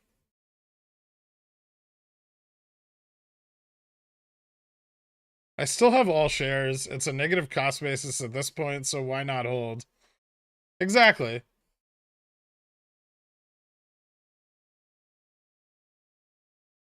$800,000 post split. Oh yeah, that's right.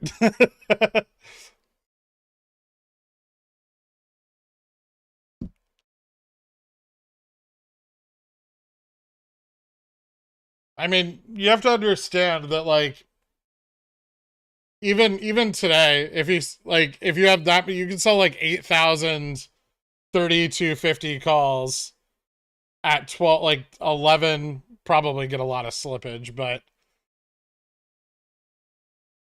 like 5 cents each for 2 days to expiration.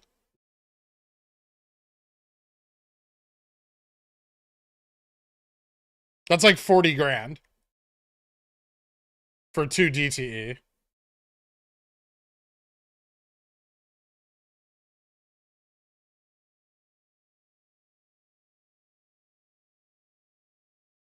You can sell September 16 like 40s, and it's just a fortune. Like, it is constant obscene income.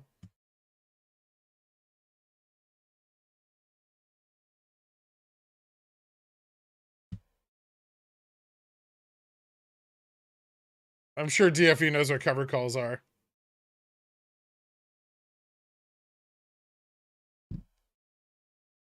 I think every long-term investor in the world knows what a covered call is.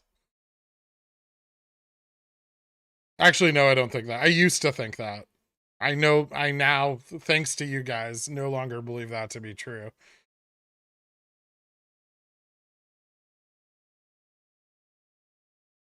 Let's be honest, there's not going to be a new all-time high in the next few years, right? That's not necessarily true. We'll see what effect the split has. That'll be exciting, but maybe not. No, I mean, who cares? Like, beating 483? You're talking about a black swan event compared to like fairly normal price action. I don't think Rev's gonna go to 500. Don't even start that horse shit.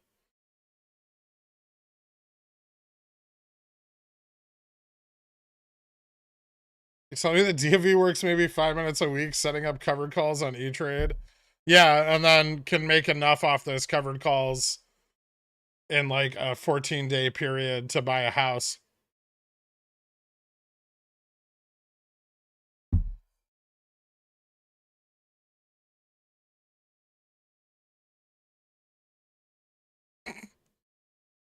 Wait, what did you teach me, Brave?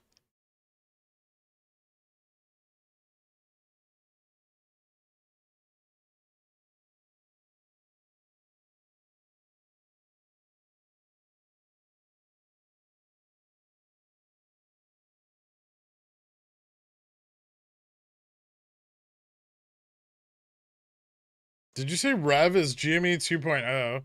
No, I said it has a lot of similarities to GME during its October thresholding.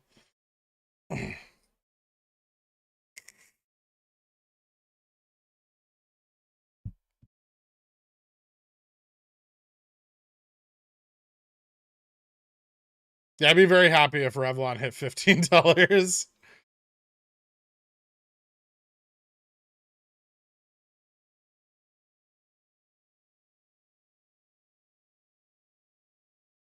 Long-term investors not knowing cover calls. I guess, yeah. I assumed that was like investing 101. Like, if you're invested in growth stocks and not dividends, you sell covered calls, right?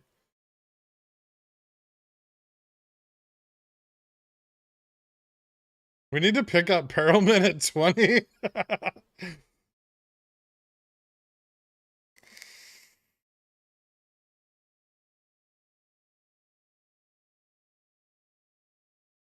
When you guys stop talking logic and pump ape? Ugh. Too late to sell GMEs. CC's on GME for the next week or two. Probably wait now. Next 3 weeks, probably. Is going to be shitty. I mean, I'm going to sell some into earnings because of the if the IV spike is really good.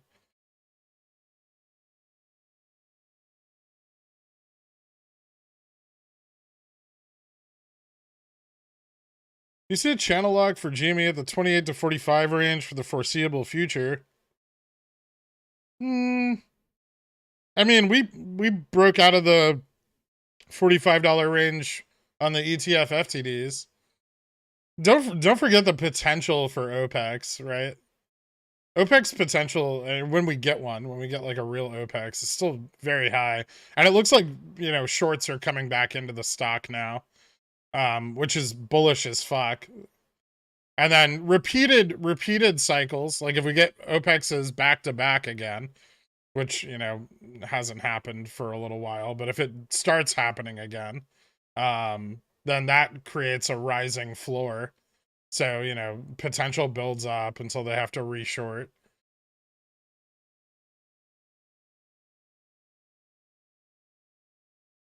Yeah, I don't think the IV on GME is going anywhere. And I don't think the shorts are either. As long as people continue to DRS and volatility remains high, GME will remain an attractive short volatility investment.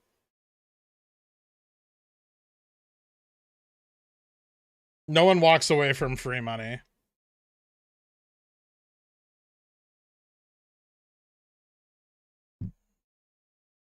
But DRS creates volatility. It doesn't do anything for the shareholders that DRS, but it's great for people that make money off of it.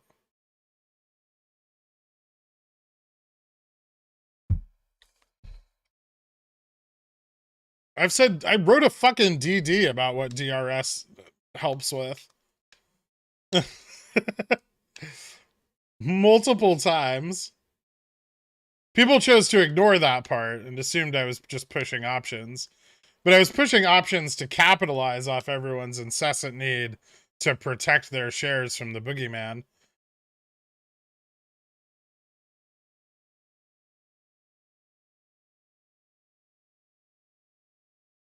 This Revlon MACD on the 4-hour is signaling a new run based on 2 previous runs.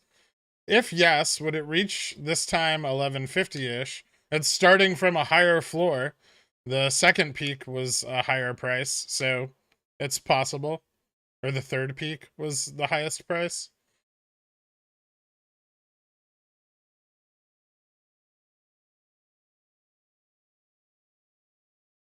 Joke's on you, we can't read.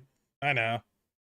What does DRS help with? It reduces risk for institutional positions because, the information's publicly available. And so they can consider a certain percentage of the float risk-free. And it creates volatility, driving up IV, which makes the price easier to manipulate.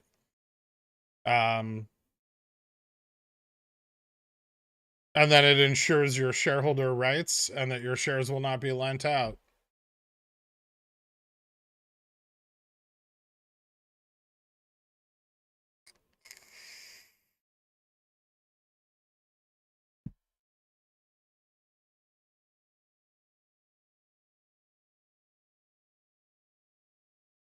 Do you recommend ATP for trading options? It's really not my favorite.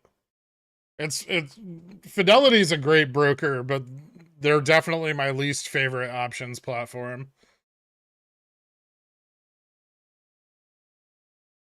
I've never been against DRS. I just think it's dumb and pointless. I don't think it benefits anyone that does it.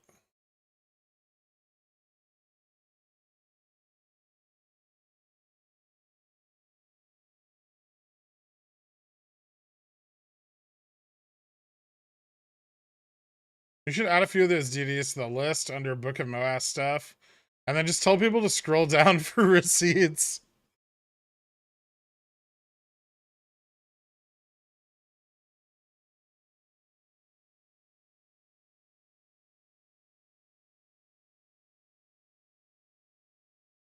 You forgot the helps computer shares bottom line. Yeah, they've done quite well.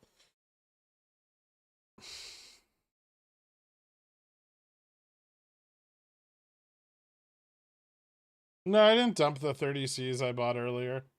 They're only down like 5 cents from where I bought them. Yeah. 3 cents from where I bought them.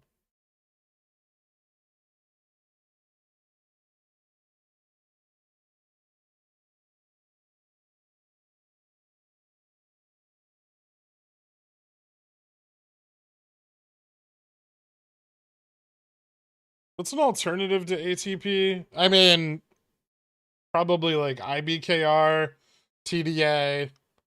You know, WeBull's kind of a shit brokerage, but I like trading options on it because the UI is easy to use.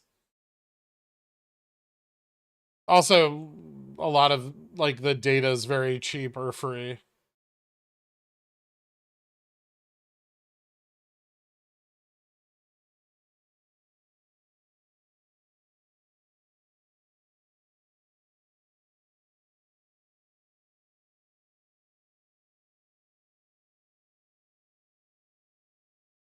It's the data point it provides an aggregate earnings calls to show retail ownership is substantial and increasing. As long as it increases, what happens if it declines? Stops being a bullish data point then, doesn't it? That's the problem, is it needs, you know, that can work as against retail as much as it works for retail.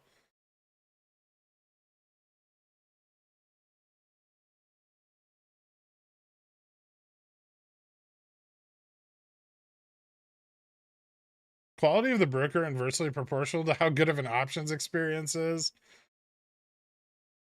Yeah.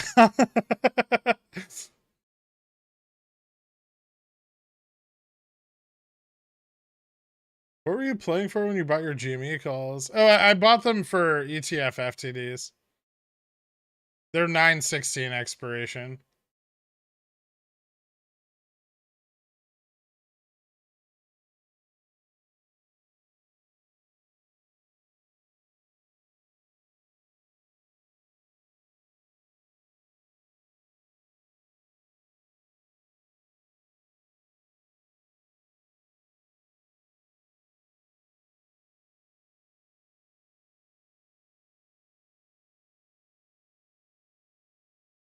Do you think there's enough buyers to get SPX past 4040? Oh, sure.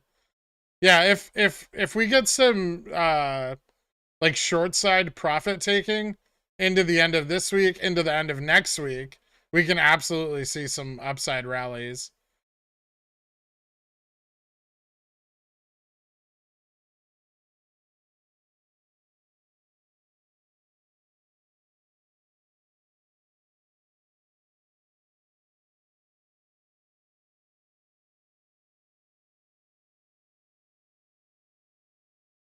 We already have the GME ETF FTDs. Highest tomorrow and Friday, and then next Tuesday on earnings day. Is that earnings day? Or no, sorry, not wait, hold on.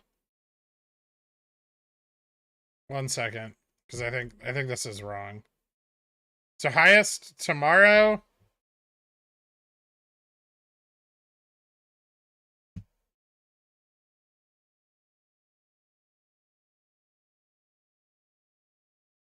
Tomorrow.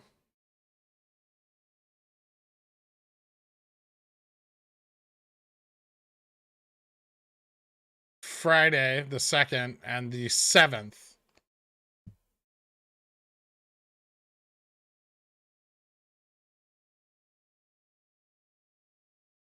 Tomorrow, Friday, 7th. Yeah, okay, so Monday's a holiday. That's right.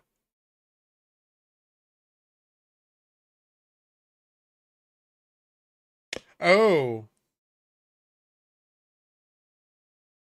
since Monday's a holiday, then it should be actually. Ooh, so Tuesday, not the 7th. Tuesday will be really interesting. Hold on.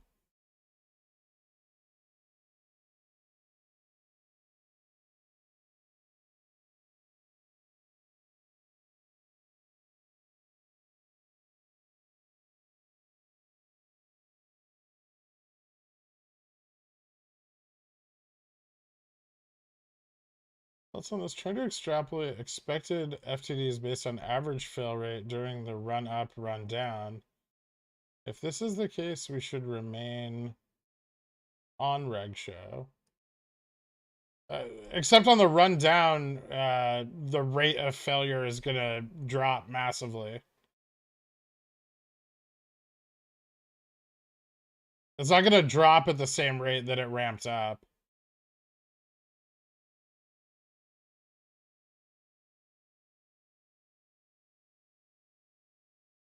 Hold on. So let me just try to figure this out real quick. So GME ETF fails 715.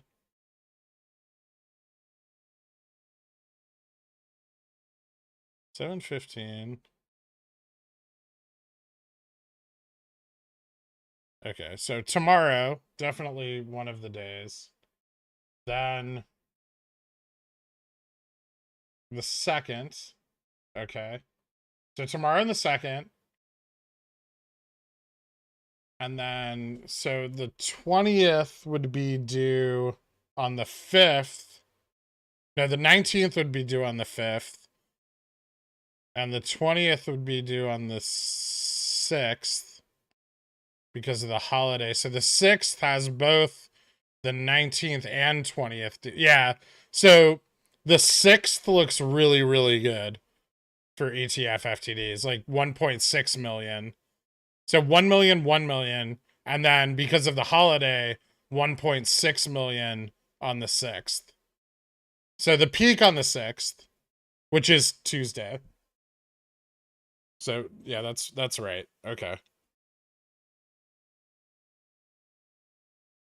Sorry, normally I have more time to like sit down and look this over instead of trying to do it live. But yeah, so it looks like tomorrow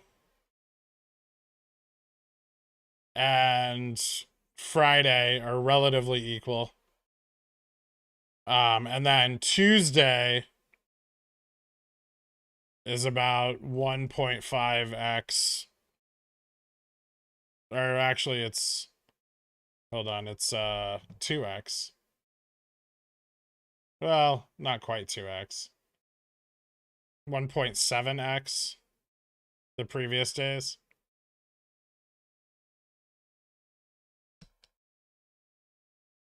It's like 1.75 million. So it's actually 1.75x.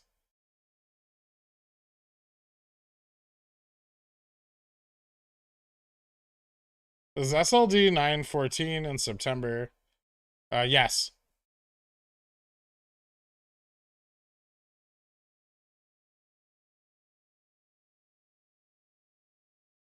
No problem.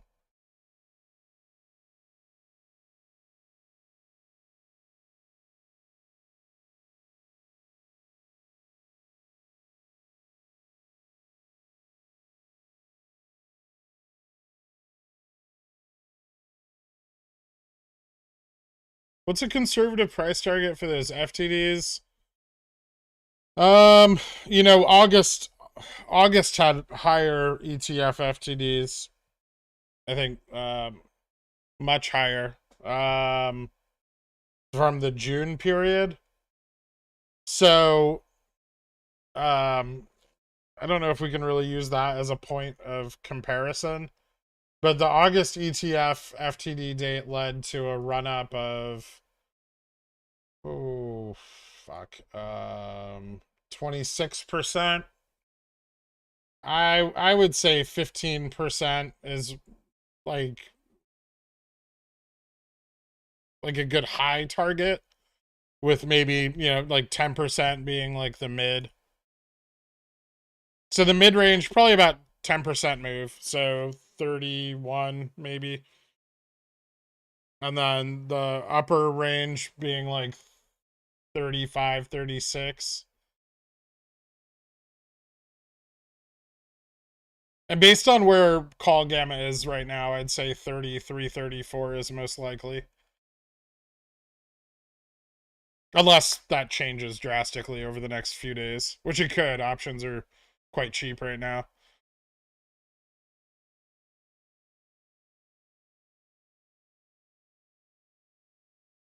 Also, CC revenue explains what DFV meant by what's an exit strategy.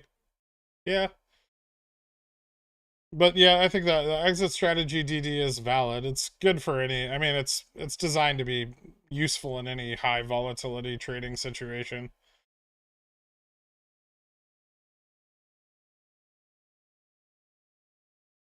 Normally they clear a portion first thing in the morning, and then the rest before close daily.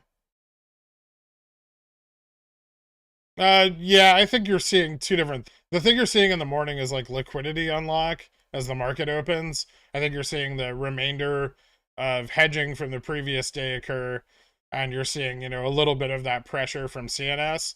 And at the end of the day, you're seeing more CNS pressure.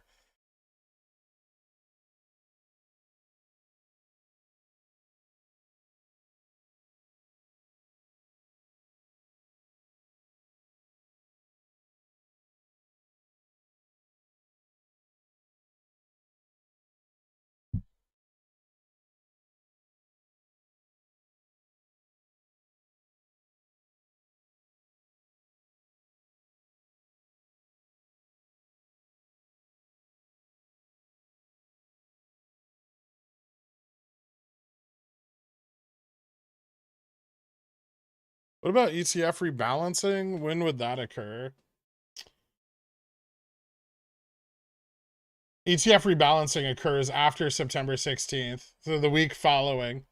Various ETFs on various dates, but all of the S&P and Russell ETFs will rebalance during the following week's period, along with their dividends.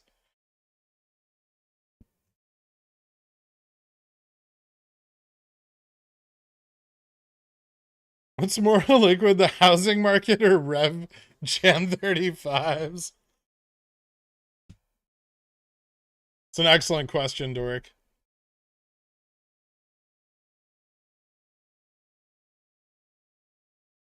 My CLVR calls are up 1,800% today. 125 $5 calls. Unexpected. Should I bail on them? Finally green. I mean, that's a extremely good profit. I would not expect to get more from an options contract than 18x. But it's up to you, man.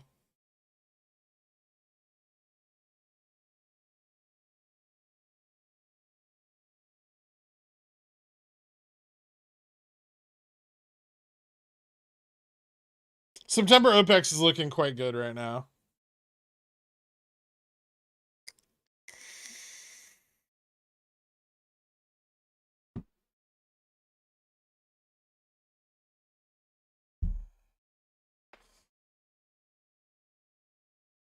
I throw out all of my polyester underwear. Thanks. No problem.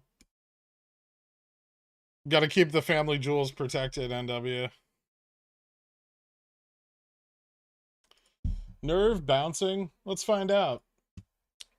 It found a floor.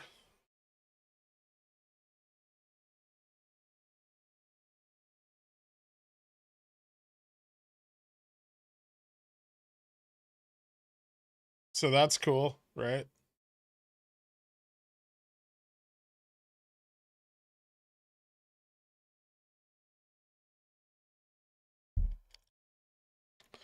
Everyone started selling cover calls on Bobby. Ivy's still decent on close to the money strikes. I think Ivy may spike end of week.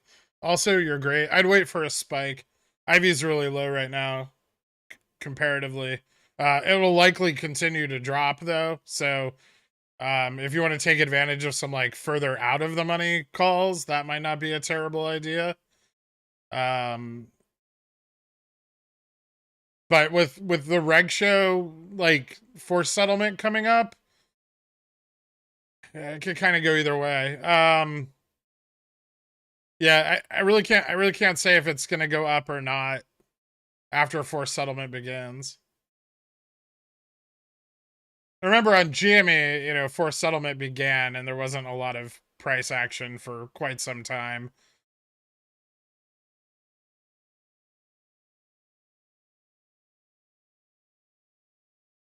I would definitely manage my risk on them and be prepared to buy them back, I guess.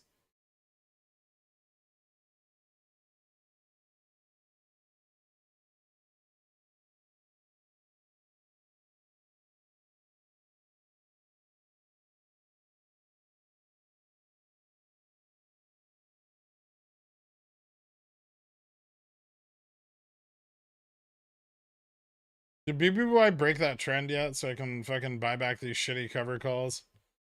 Or these, well, they're not covered, but no. Lame.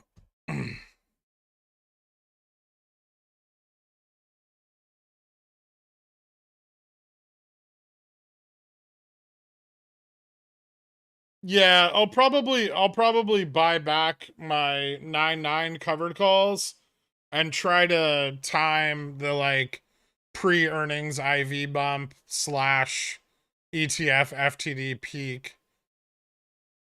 for my next like set of covered calls, which I'll probably only sell into the weekly expiration, but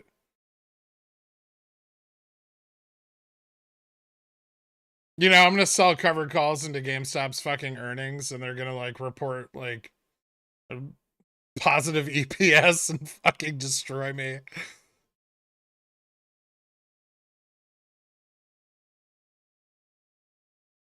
I can't believe you still believe in OPEX. Why? Out of the 1, 2, 3, 4, 5,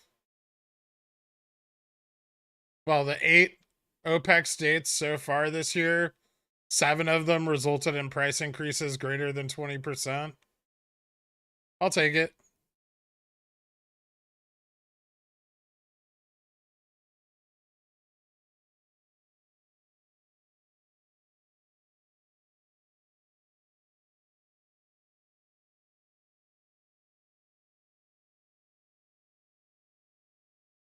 No way they post positive EPS, right? I keep telling myself that.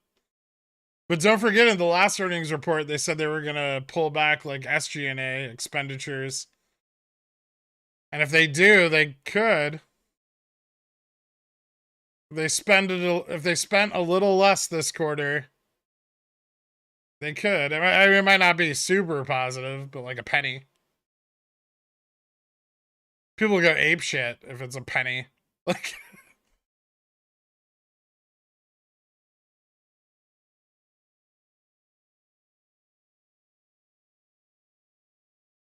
it's not like OPEX is a made up thing. It's an options expiry. It's just a thing. Yeah.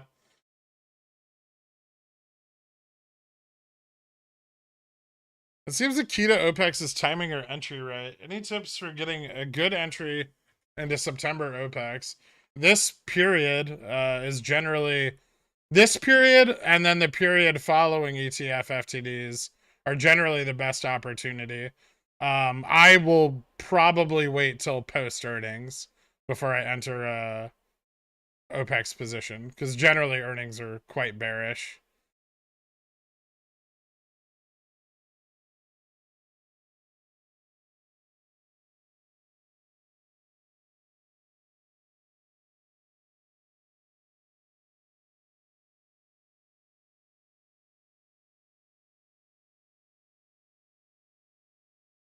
Last week in confession, a priest told me that OPEX is a false idol to have faith in. Then he asked me to stop drinking the holy water. That's okay. The market will just estimate $2 positive EPS. So even if they miraculously have $1.50, It'll still be a failure. Welcome to finance.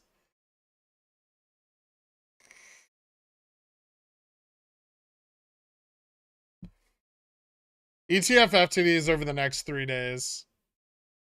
Expect much of up? No, but a little. We could see a little.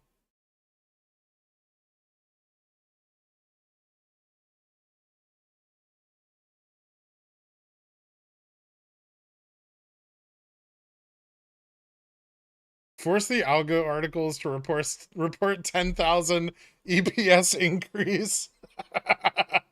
Yeah, well, the small value shifts tend to fuck with all the algorithmic articles. I know what you mean. Like company moves from like negative like 23 cents to a penny.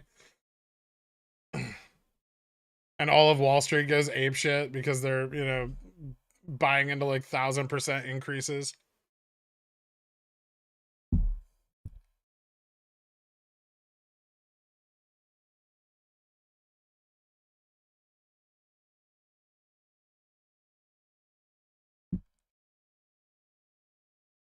How much theta is sufficient to capture OPEX? It's always the following month's expiry.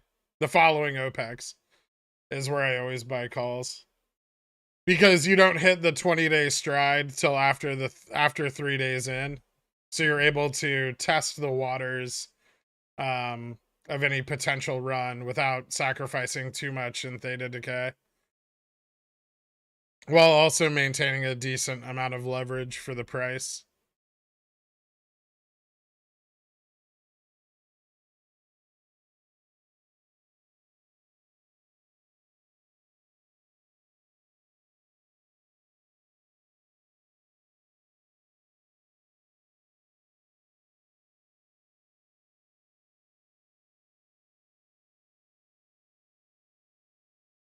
What do you think RC's next big activist move will be? Probably nothing. He probably wants his cash on the side for now. I will pay attention to whatever it is, though.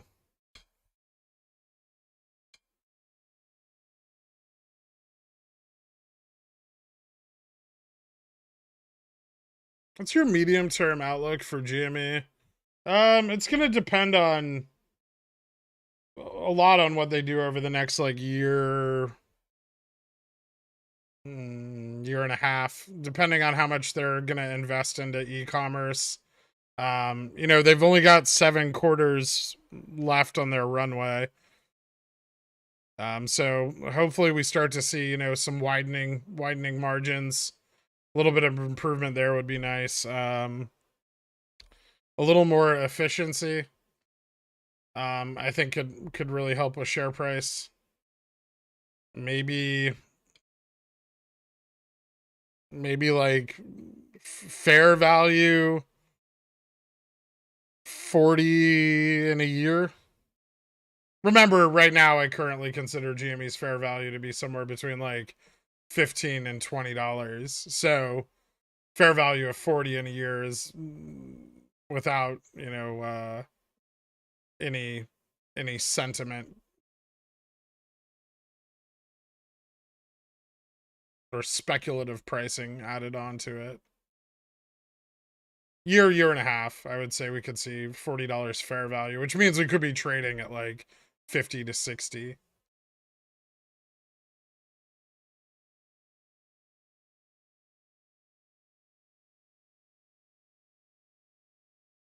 You let Amazon know it's got a gaping hole to the downside so it can think about filling it. Thanks. Well, here's the deal though. I don't want it to fill that hole yet because I haven't bought my entire position on it yet. I'm still waiting for an entry on my January 110s. So is the next OPEX end of September? It's September 16th, and then the following days. I told you this. You asked me this like yesterday. And I'm watching you, Brenda and Ella's Fun Adventures. Is it normal for a broker to not allow you to purchase the same call that you sold as a covered call? Vanguard won't let me buy a September 2nd 35C. I had to purchase the 3450. sold a 35. That's weird. Usually the buying back of that call would cancel your covered call. I've never in my life traded an option on Vanguard. Nor would I. How does that work? Do you write down your options trade and then send a carrier pigeon over? And then they respond with their own pigeon?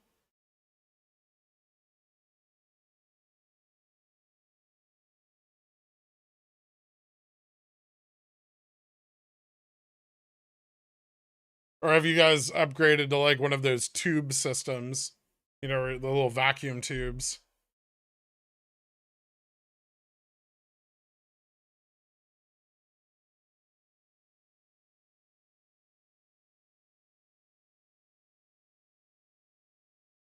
They have a fax machine now? Holy shit. Yes, Victor, Tesla sucks. Don't you need Tesla to hit like 400 a share?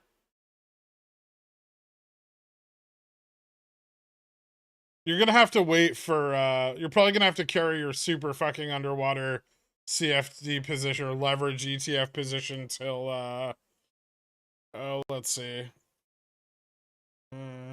They did a dividend split, right? So,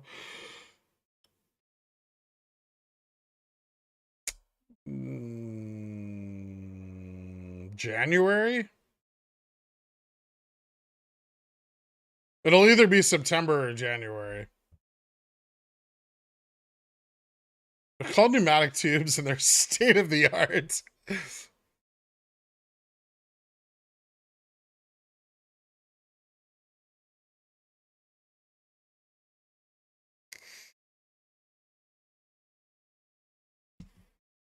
You buying calls on Docu for OPEX? I might.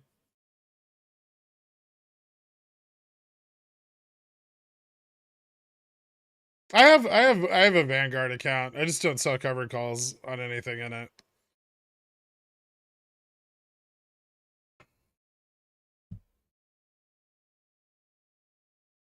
Fun fact, I'm friends with the girl whose grandfather invented the tube transport system. She's loaded.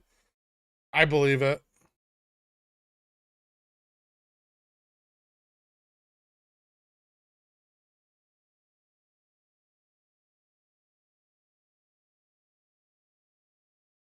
If you still had Bobby $5 calls, would you hold them? Well, I wouldn't still have them. That's up to you, man. That's... I can't tell you what to do there. I can say I'm not super bullish on Bobby right now. Maybe a little more towards OPEX. If it stays on Reg Show into OPEX, that's I might get some long positions. But right now, I'm not very interested. I have the money from my calls that I sold still, like just waiting, but I haven't seen an entry that I'm fond of.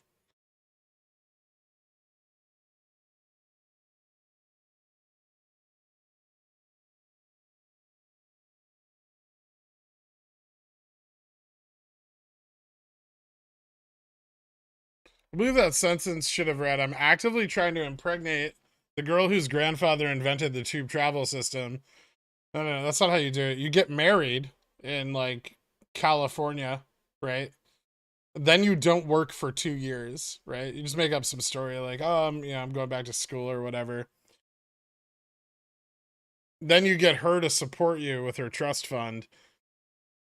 Then you file for alimony.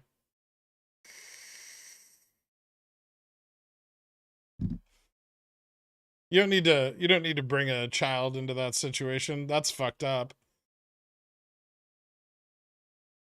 She just got married like 3 weeks ago.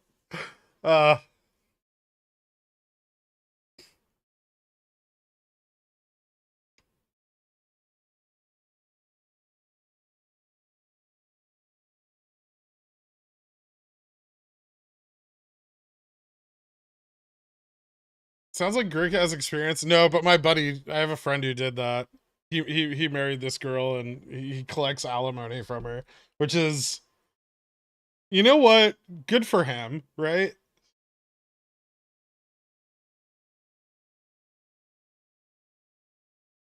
She was a terrible person and kind of abusive, so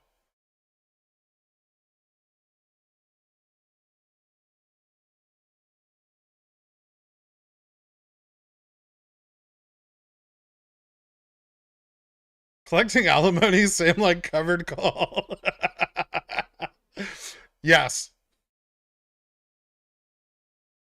Do you have normal friends? Why would I want to be friends with normal people? That sounds boring as fuck. They just have like children and they're like, hey, look at my children. And they're like, oh, that's super cool.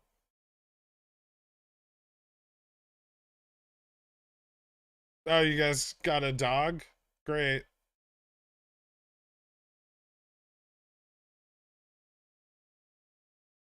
Do you think Rev will have a better entry?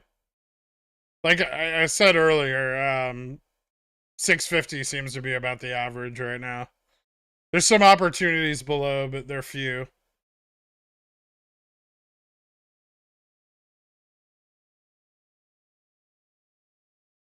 There's no way you haven't seen me ask about the Rev entry like 40 times today.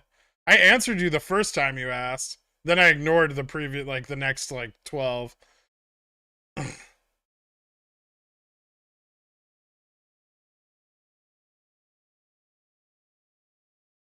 Girk, technically we are your friends and we are weird. It's true. But I like it like that.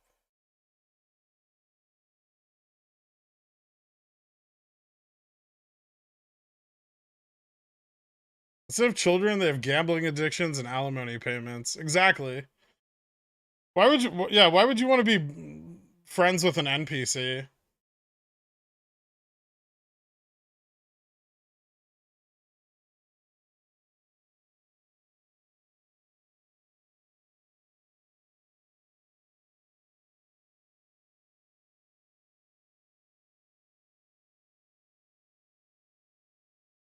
I want to be friends with people like, you know, Popcorn Trader, who's degenerately YOLOing his wife's paychecks into far out of the money calls while herding goats, or Cock Magic, who's selling off his property to over leverage himself in put positions on stocks that are ripping to the moon. Like, I don't want to be friends with people who just own a home and work.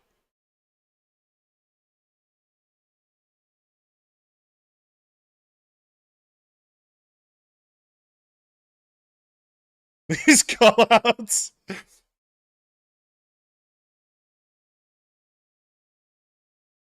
Unsubscribed.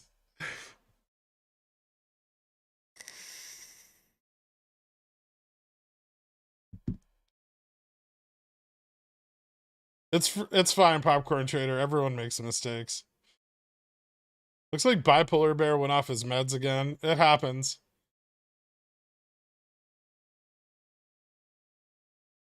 He's out of rehab. He sent me bagels this morning, which was weird.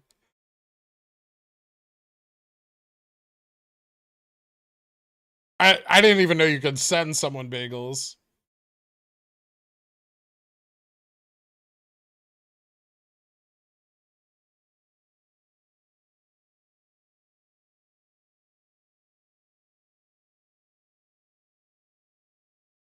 Are you watching Veru? I was thinking November Add the Money Call for some exposure.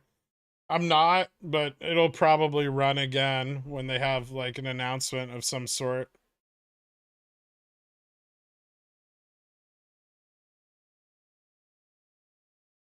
Yeah, he sent cream cheese also.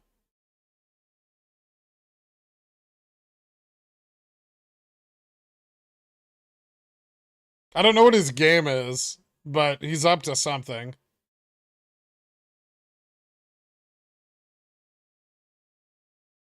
Of course he knows where I live. He's been to my apartment.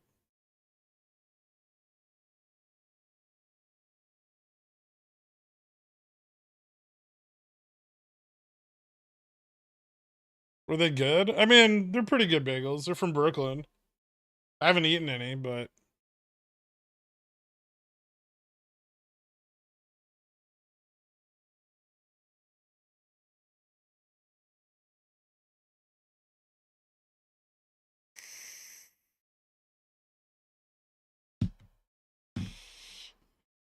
You know any ways I can use my students as collateral? Maybe you could set up some sort of like pay for grade system. Capitalize that way.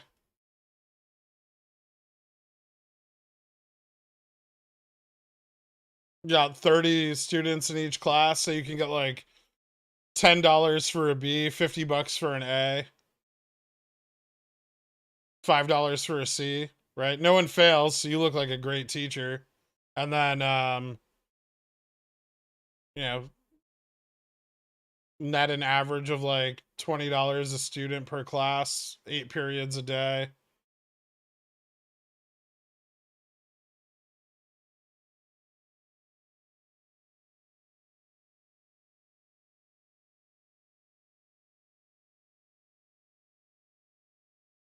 Bagels came with a note. By accepting these bagels, all debts are paid in full.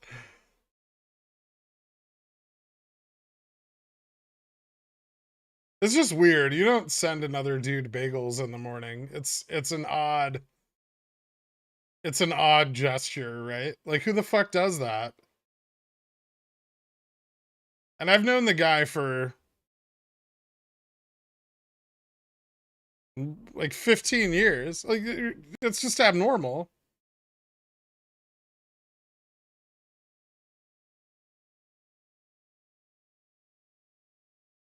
I'm not going to eat them. Of course not.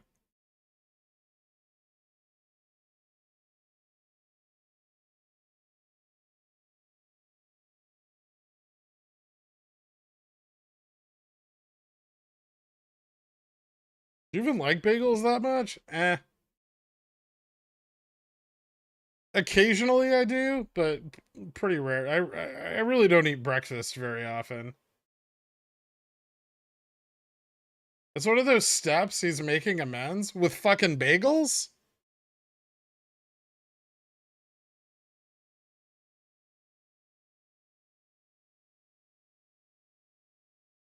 No, don't send me fucking bagels. I don't want bagels. Uncle Bruce in shambles. Wait, I thought you unsubscribed, Manuel.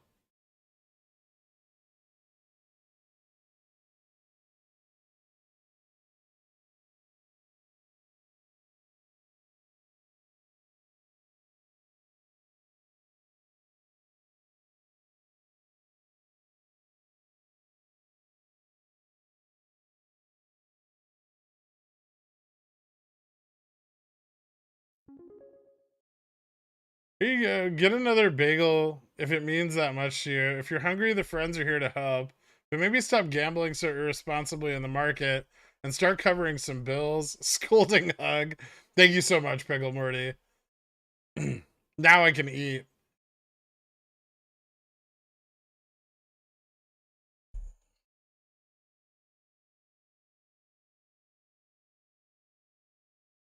Maybe YouTube just doesn't recommend me because you subbed. Like, you're paying money to be here. Why do you need to know where my channel is? Just bookmark it. Isn't that easier?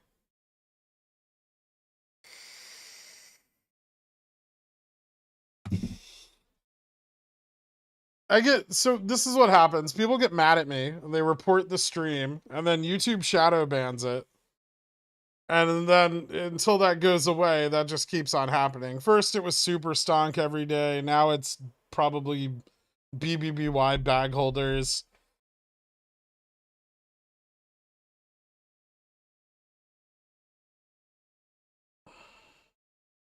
The guy's house he took got out of rehab and sent his redheaded brat child. I don't know who delivered them.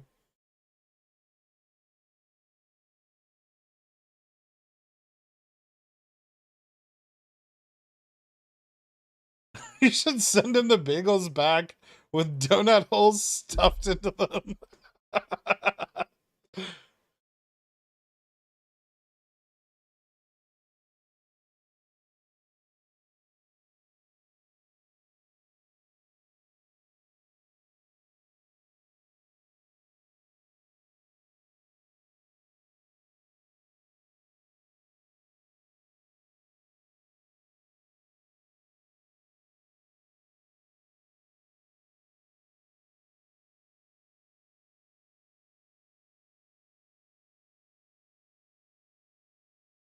At least YouTube ain't doing you wrong like Corey Kenshin. I don't know who that is.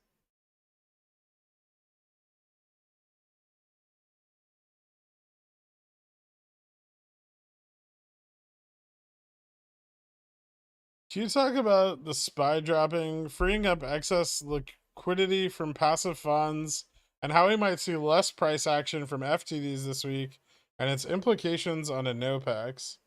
I don't think it has any implications on a NOPEX. And actually, GME dark pool utilization has gone up again. So, yeah, I don't think too much liquidity is being freed up because the SPY's just chopping. It's not really going down, right? If it goes down, liquidity gets freed up, but it's not doing that with any kind of consistency. Otherwise, I'd be very wealthy.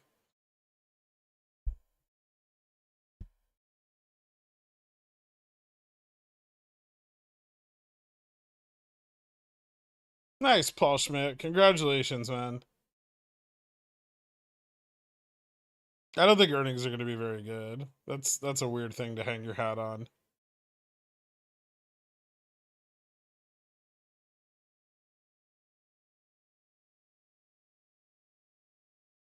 I'm pretty nervous about these single stock ETFs. Why? Yeah, share creation's not a thing. They're just swapping values.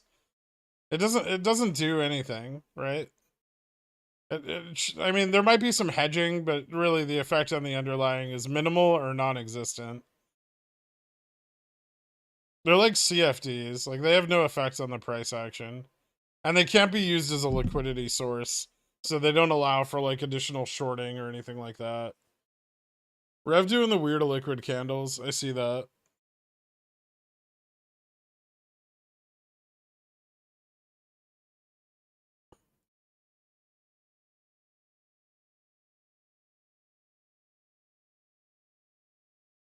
I'm more concerned about regular ETFs. Sam.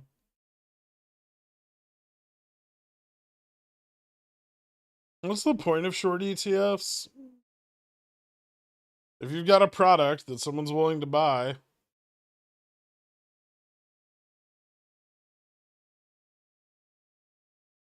I'm surprised GME got one. Like, it doesn't seem like the most profitable place to open one up, but like Tesla makes sense. Apple makes sense.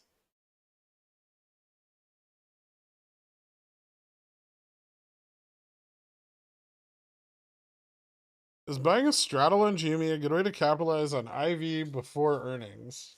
Buying a straddle? Not really. Selling a straddle is. Generally, Ivy crushes after earnings, and if you buy a straddle, then you're just losing money on both sides. I'm addicted to selling Rev CSPs. Send help.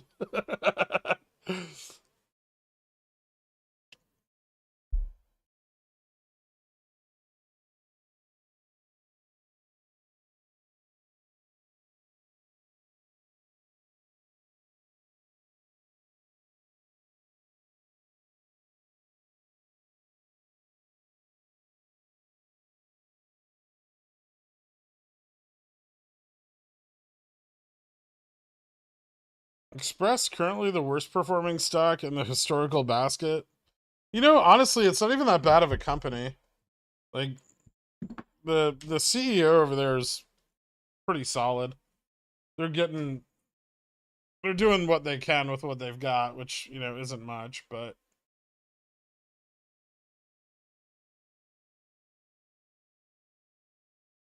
whoa.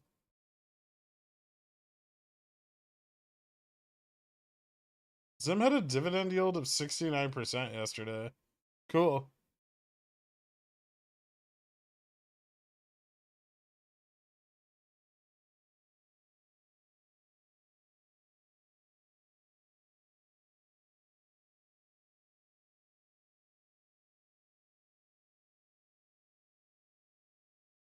Express is only one of the meme stocks which actually makes money. If we disregard DDS, they had positive EPS the last two earnings. Fubo did too.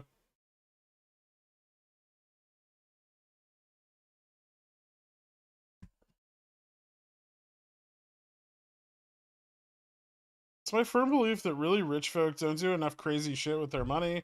Yachts and mansions are boring as fuck. I mean, yachts are pretty cool. But I agree.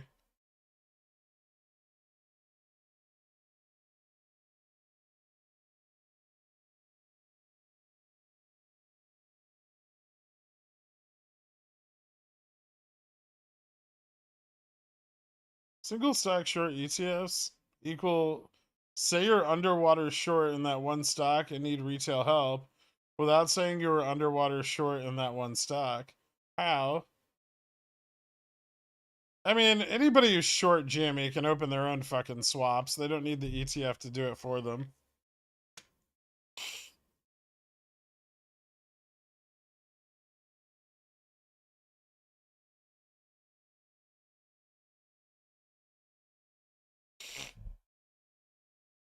Also, those ETFs don't short the stock.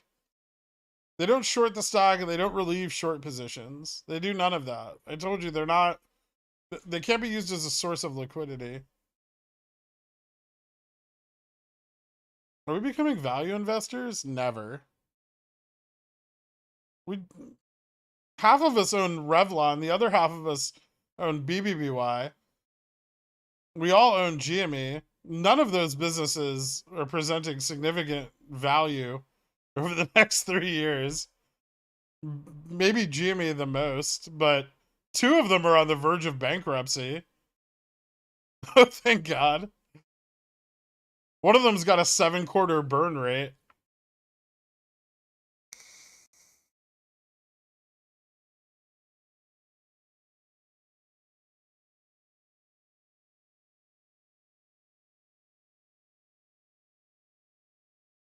Fubo is the future. It's just like a nice, like, stable, slightly improving company.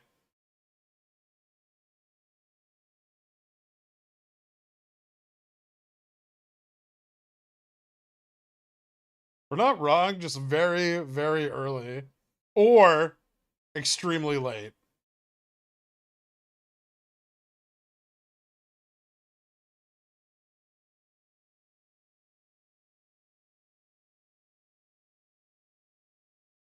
Keep your mouth shut. Revlon is a historic company.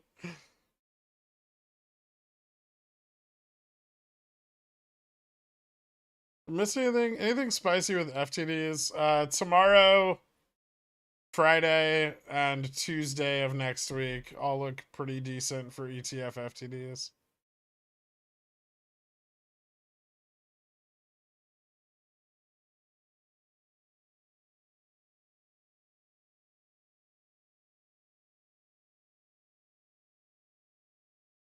As part of that erratic rev action, bought my 3 free shares from CC Money to get my overall basis down to 625. I love bankrupt companies. I guess Fubo would be considered more of a value play. I think Fubo is just cheap, right? It's just the price reflected at the market is not representative of the value of the company.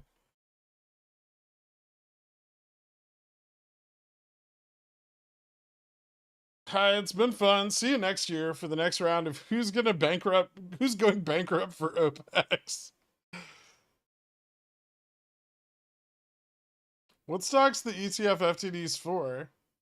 All of them? Actually, BBBY ETF FTDs probably aren't very significant. Let me look.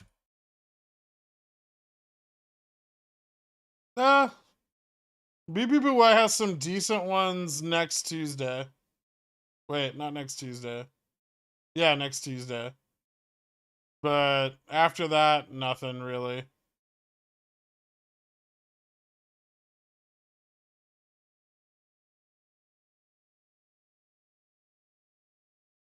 Fubo's got a few. But they're on the 4th and 5th. I think Fubo and Revlon are more similar. Oh, those are just Fubo fails. Those aren't. Okay. Never mind. Man, Fubo had a lot of fails. That's kind of surprising. Low fail to volume ratio, though.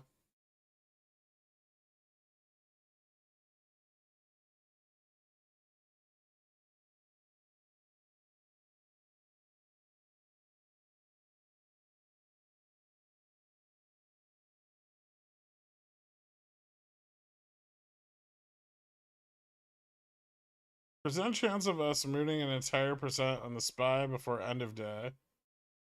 We'll see if we get a higher low here.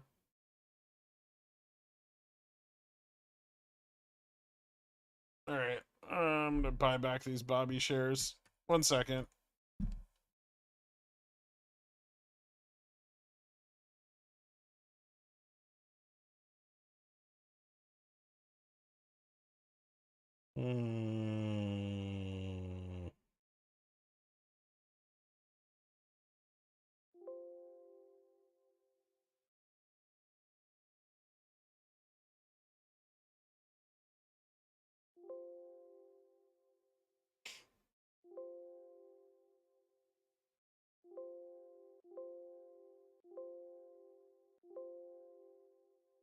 Calls.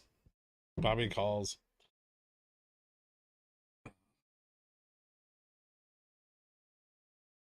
I sold naked calls yesterday.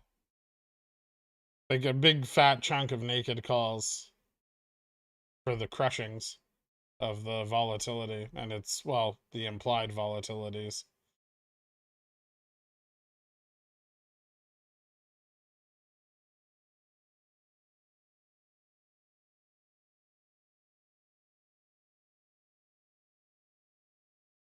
There's two ways to get access to Pickles picks, if I'm going to be completely honest. And this may not be the best for me financially, but who gives a shit? One, you can sign up for Dillionaire. Or two, you can just hang out here all day.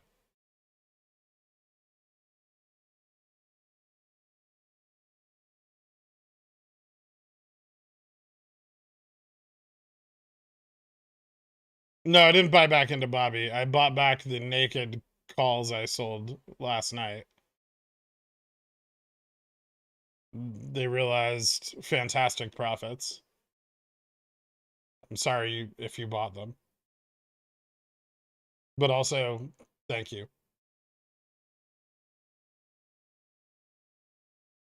If you were the owner of October $25 or $30 calls.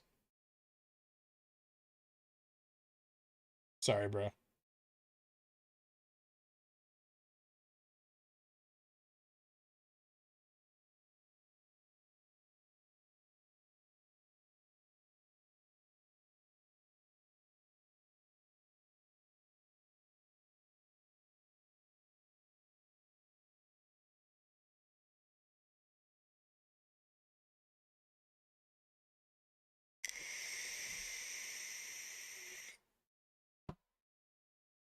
Thanks, NW. I'll watch your entire ad. Oh, wait, you don't play them? Yeah. Well, the button's in an inconvenient place.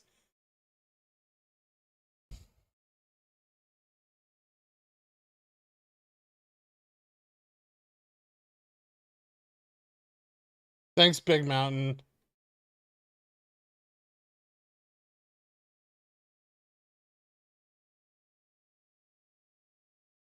Thank you for doing nothing to combat the incessant leaking of Pickles picks into the poor chat. When your pickle is leaking, just let it happen.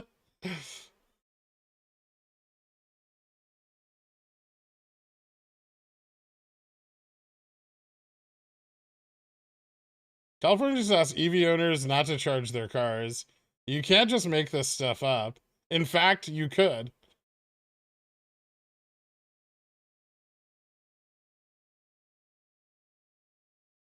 I have $36 Jimmy CCs for 9.9, up 40%. Smart to take a profit now, not worry about FTDs, or use Theta Decay from the holiday to get the full amount next Friday. Thoughts? Well, I mean, ideally, with earnings coming up, you don't want to have exposed covered calls, right? Or if you do, you probably want to move them and reposition with a IV spike before earnings. You know, sell the volatility to the bulls.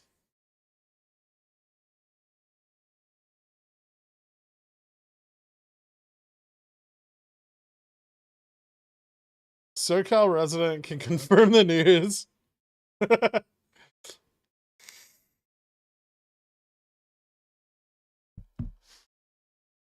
Here's the thing, no one's gonna do it, right?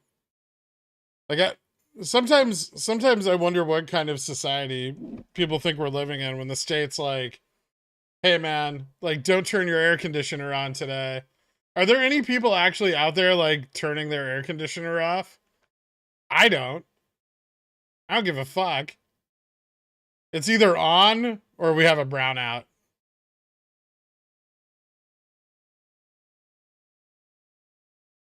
It's not my fault if they can't maintain proper flow of energy to my property. What the fuck am I paying them for?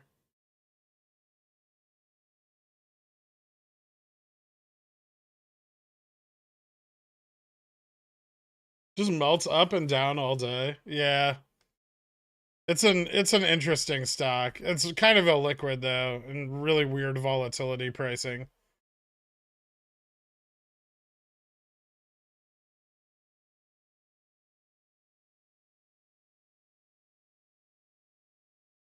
This is what you do. If you live in Southern California today, tomorrow, you take your car battery, strap it to the roof of your car with some duct tape, take a photo of your car, send it to your boss, and be like, California said I can't charge my car today. And then he's like, that's a Toyota Corolla, it uses gas. Just be like, no. See the battery? It's electric. I had it converted. Easy peasy. That works? I don't know. I'd try it. To be fair, you probably shouldn't take my advice. I have a hard time holding down jobs. Well, then you push your car into well, with your day off, you push your car into the ocean to recharge the eels.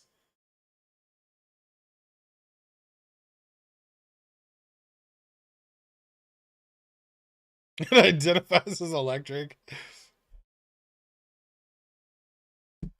Cali bans sale of gas cars by 2035, but wait, you can't charge your EV now. Cool story, Cali.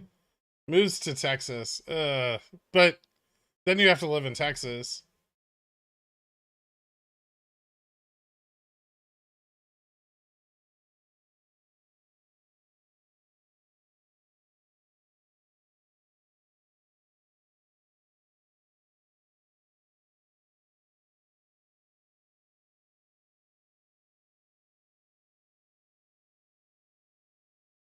I'm visiting my family in Armenia right now, and there's a common consensus that being cold from the air conditioner blowing makes you sick. So a lot of my family members get scared about leaving the air conditioning on. That's funny.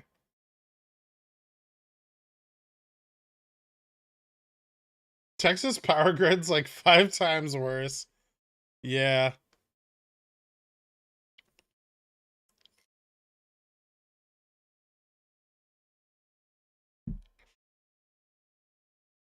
Buying calls, do you think a $50 strike expiring October 22nd or a good price for 100?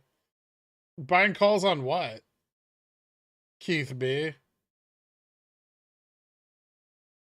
You're buying GME $50 calls? Bullish.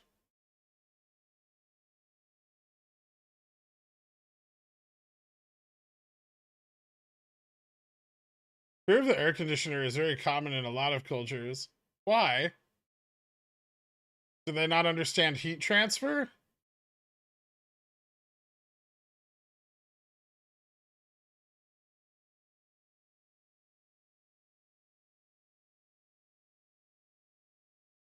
This is bullshit. This is fun. Stop trying to FUD me.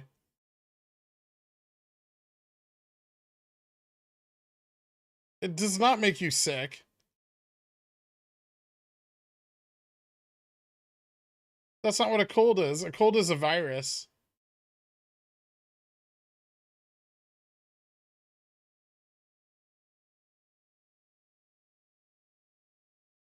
Why is Revlon up 2% with the stock not moving? I don't know. Closed low yesterday.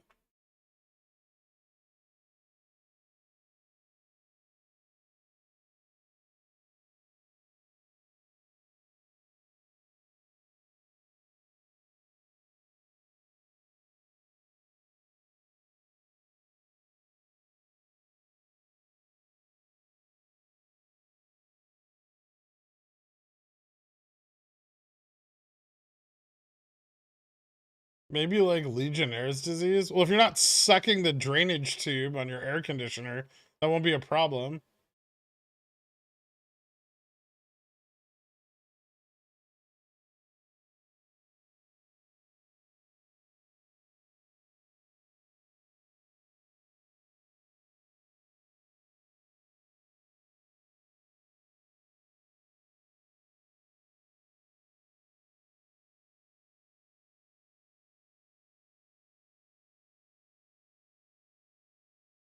When's SPY 520?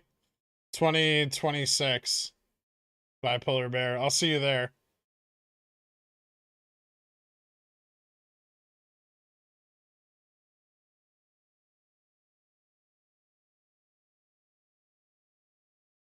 Yeah, there's always a few cases of Legionnaire's disease like every summer in New York from like really old air conditioners in old buildings. Where can I see your September OPEX thesis? What do you want to see?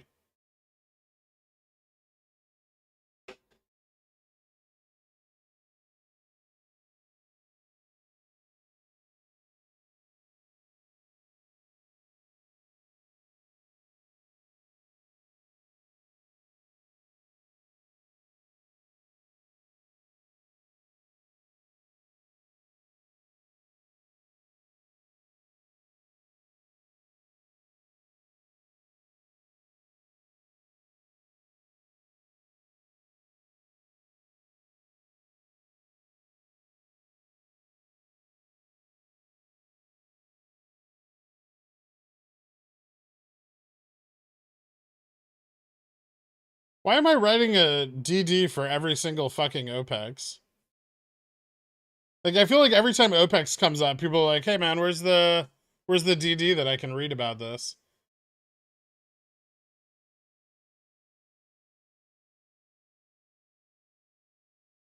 Looking at September 30th to play FTDs. IV at the money is 108. Will we get a bit of an IV bump? Maybe. I mean, you're going to get less of one on September 30th. But I could understand wanting the, like, a little extra theta.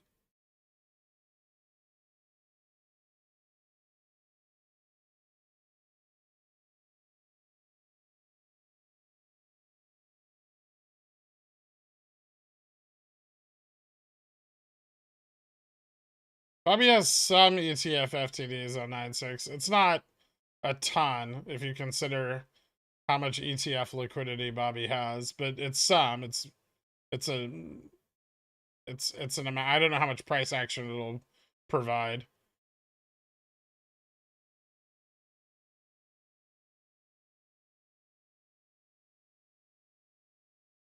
So if OPEX DD, why not just a DD fill in the blank sheet with like 10 or so important stats that are tracked for each OPEX? So fill them out super fast, post it, boom, done. None of my Reddit posts work that way. You know, I manually type up the daily DD every single day. It takes me like 45 minutes usually. I feel like I should just have like a thing where I can fill in the blanks, but I don't.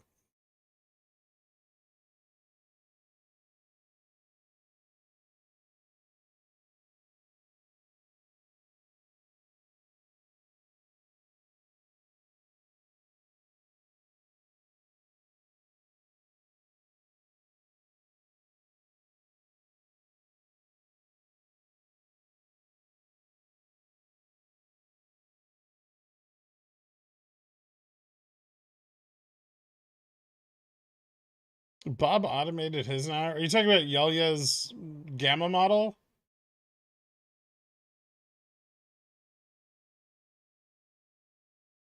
I don't know. That thing still throws some weird numbers out. The morning one seems to be more accurate.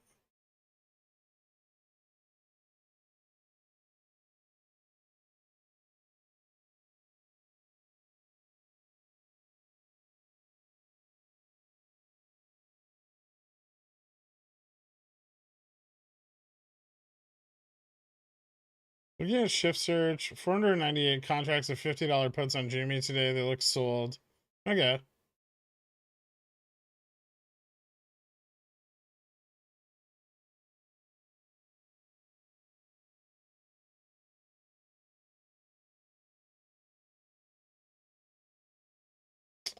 Do you know the price Bobby is offering? Their target is 833.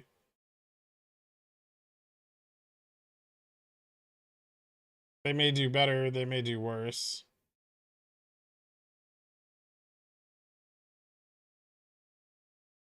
Interesting. Rev dropped below VWAP and IV went up.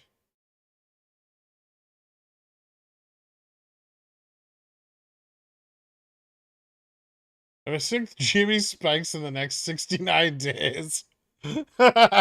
Someone's been on Superstock too much. What would you suggest for strike and expiry?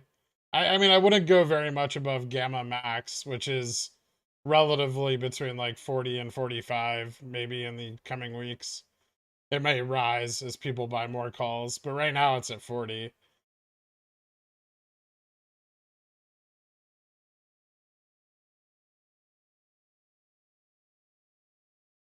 OPEX TD, buy calls that expire the next OPEX date during the week before the current OPEX. No matter what, sell those calls on Tuesday or Wednesday at the latest the week after OPEX. Profit or small loss. Yeah, that's generally the best way to handle it.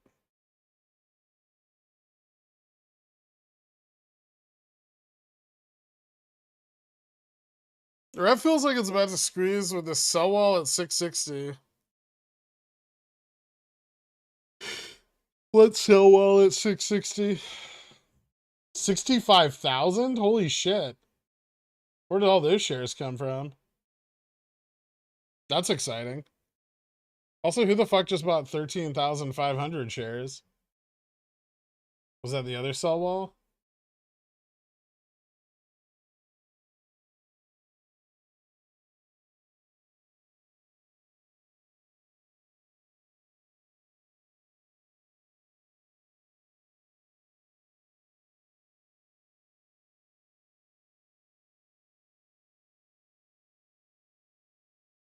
Making 3% on weekly Fubo CCs has to be the most painfully boring thing I've done, yet also the most empowering and freeing. As a former YOLO abuser, I'm starting to move past denial and into acceptance. Nice, Snail. Congratulations. You'll find that given the same period of time, you'll probably make more money with one than you would have with the other.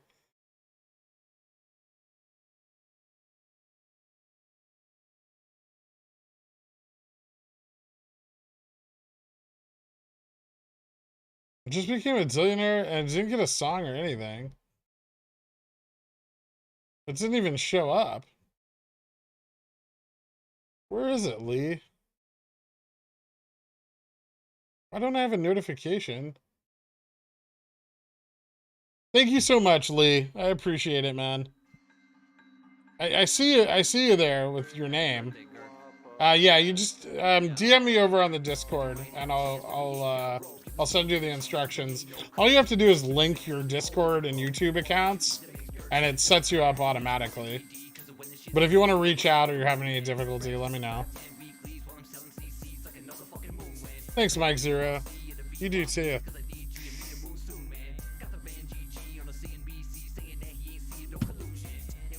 No problem, Keith B.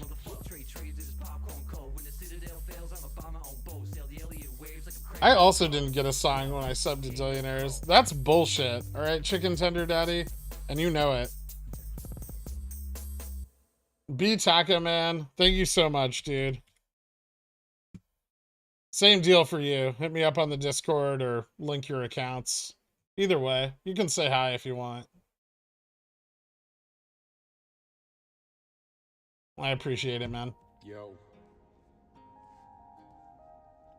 Pores don't get a song. We're not a cult, yo. Just some pickle themed fuckers, not a cult, no. Like I think we're playing for music for people in the nosebleed section. No one's even setting up speakers back there. Poor song is silence. Any idea when we might know FTD's due on Nerve? Oh, mid-September.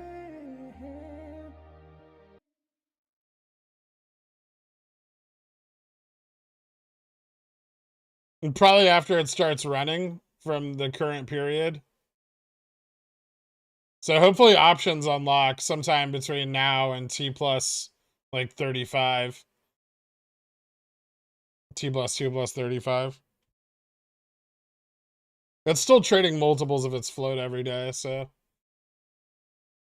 I've been ignored by Gherk for 3 solid days now. Thanks. Feels good to be poor. What's up, man?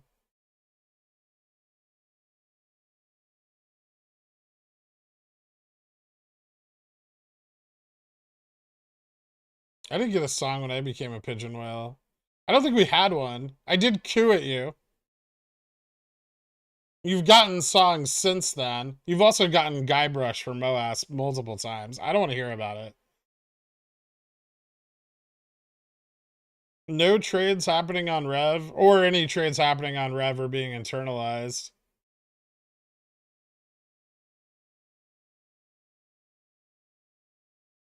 Do you think the uranium push is short-lived? Or do you think the squeeze started? Is it a seasonality thing?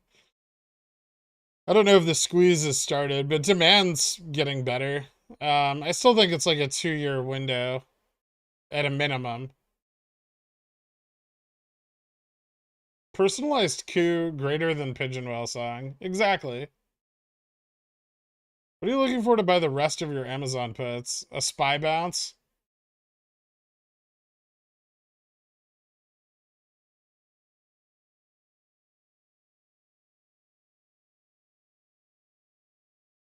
What does the Rev 65,048 share sell wall at 670 mean? Someone wants to sell 65,048 shares at 670?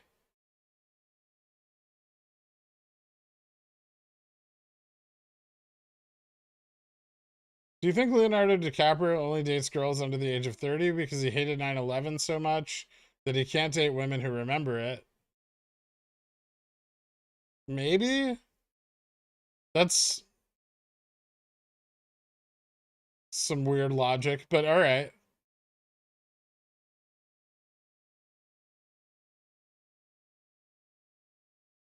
You got a song when you became fake rich, Sir Lord Joseph Winchesterton IV of Nottingham.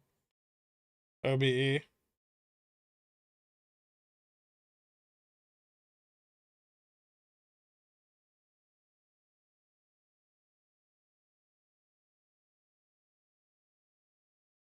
You probably answered this many times. I'm sorry for asking again. Is there a theory on why Rev FTDs dropped off significantly since July 20th? Thanks. I don't think they did drop off significantly since July 20th.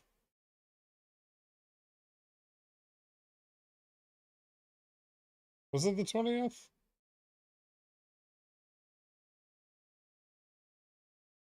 They start falling off hard on the 22nd. But there's another spike on the 26th. I wouldn't say they drop off until 7/27, which is about right. You know, the ETF FTD cycle has a generation period, like an accumulation period, and a distribution period, right? So FTDs accumulate through one part of the cycle, they distribute through the other part of the cycle. Which is what we saw going into August 1st, 2nd, 3rd, 4th, you know, and then the runs on August 10th and 12th.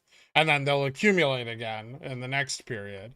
And that's how it works. And hopefully every period with more and more interest, especially, the rate of accumulation of FTDs will continue to increase. And because Revlon fails such a huge amount of its volume traded. That's very, very good for people who are long the stock. It takes time. You know, Jimmy first started doing this process of compounding FTDs back in like late August of 2020, and it didn't run until January. It takes time. It takes time for interest to build up. We just want to see a consistent accrual, right? And we saw some days in the last FTD period where we had very high fail to volume ratios of like 26, 16, 26%. Even at 15, 19, 17%, that's very, very high, right? Even those really low days going into the end of July are still extremely high fail to volume ratios. Right, and that's like when retail interest first started to pick up on Revlon, was on like 8.1, 8.2, right? So we're not even seeing the effect yet of increased retail interest. And because the float is so small, retail interest is likely to have a larger effect. But lots of time, right? Like there's no rush on Revlon. You know, if you can make money off of, you know, these brief spikes and volatility, awesome. You know, that can only serve to build your position.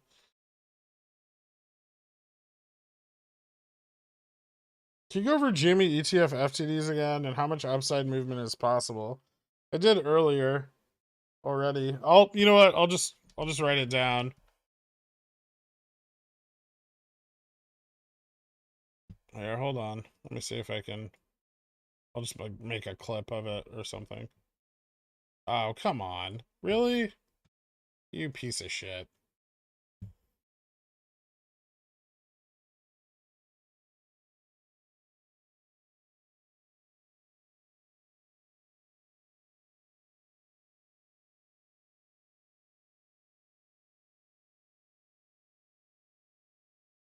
Man, I hate TradingView so much. Okay. Here we go. So, ETF FTDs for GME.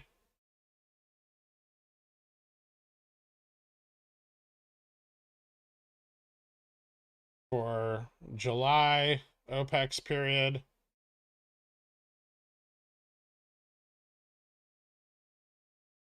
Beginning here on July 15th. Our highest on September 1st, September 2nd, and September 6th. These are about 1 million per day. And this is about 1.75. So the peak point on September 6th, the day before earnings.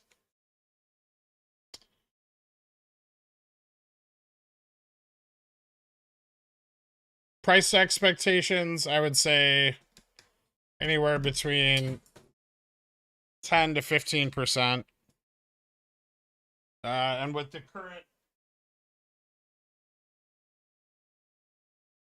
10 to 15%, and with the current open call interest, I would say that would probably bring us to about 33 to 36 peak.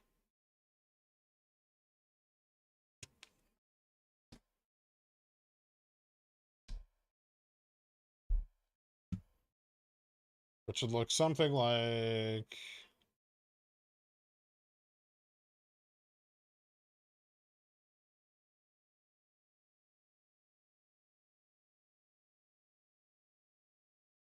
that. So a pullback to the upper trend.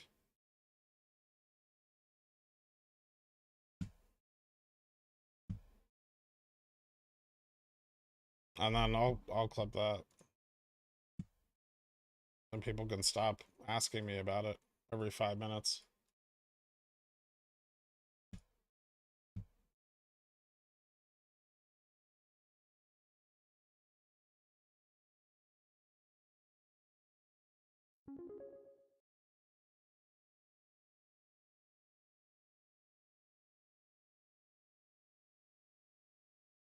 Take a look at Zim, shipping stock. I know all about it. It's been on a nice uptrend for the last year and a half and just recently broke down. It's a big pile of shit. They're spending a shitload of money buying new boats, and then they're going to be broke.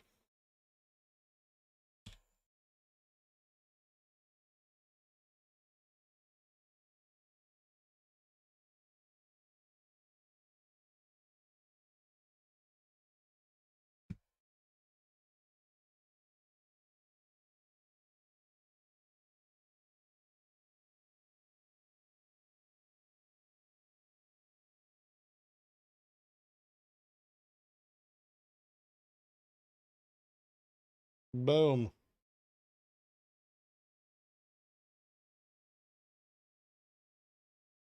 All right, it's uploaded. I swear you see my route messages and never read them anymore. You were my brother, Anakin. That's not true.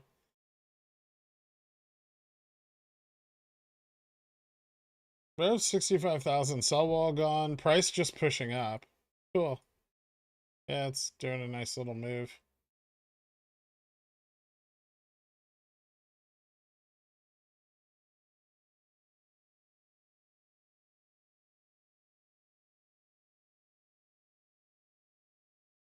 This is what I was asking. Why the hate? What hate? There's no hate. I swear you see my messages. The stream would be a lot cooler if you said the words contango and backwardation more often. I've said them far more than enough already, dork.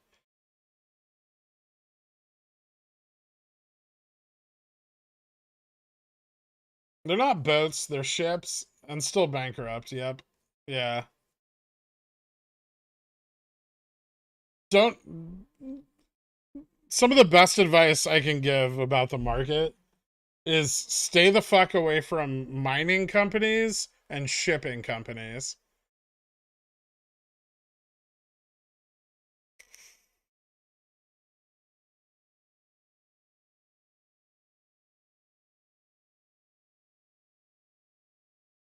The main players on the Revlog side are Perelman and Morgan Stanley. It's just Perelman, right? Like, no one else can even go long enough to compete.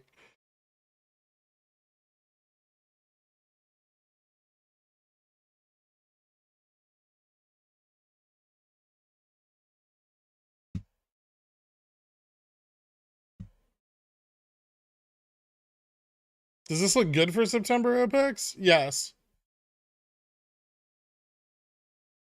Please stay away from shipping companies since I work for one. Instructions unclear. I know you do.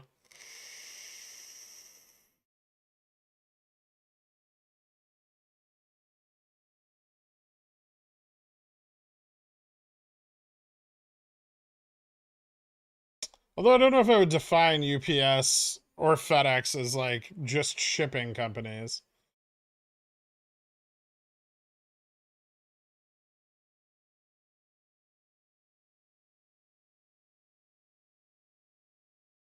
They're more logistics and air freight, right?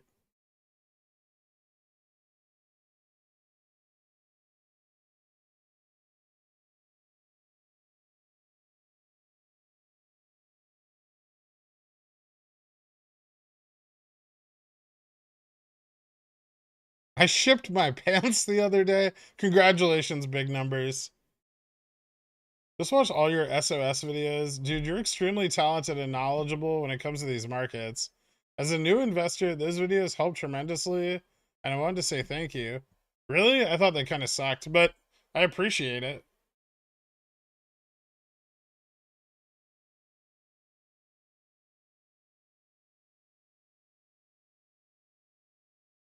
Amazon, data, and logistics. Yeah.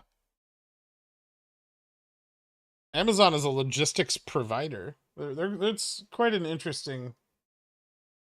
Bezos is a smart fucking guy. I gotta give him that. I hate the motherfucker, but he's very intelligent. He turned retail purchasing into a stock market. and then positioned himself to manage all of the order flow. He didn't run a hedge fund. He worked at a hedge fund.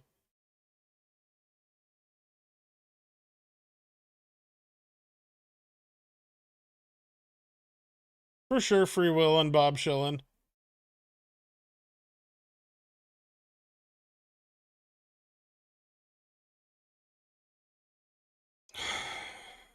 Strategically, post earnings is probably the best entry opportunity.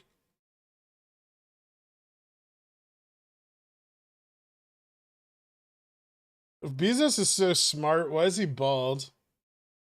Because he has a tiny blue rocket. He's got the ultimate penis vehicle. It goes to space.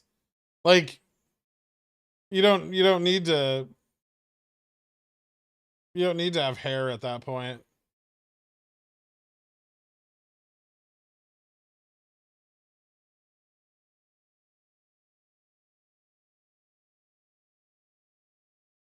Just for this insolence, I'll not be sending you this latest batch of bull mayo. Get wrecked. Shucks.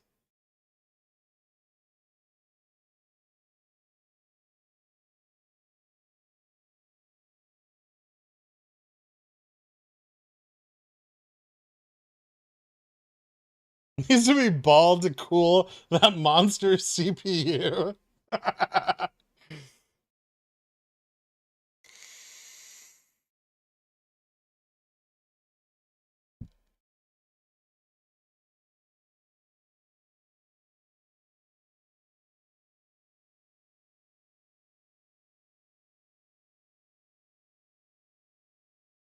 If Bezos brought in like 15 supermodels, champagne, and blackout curtains for his next rocket launch, I would respect him more. Have you ever read his divorce proceedings? Bezos fucks, you know? And not in the weird horse gifting way that Elon does.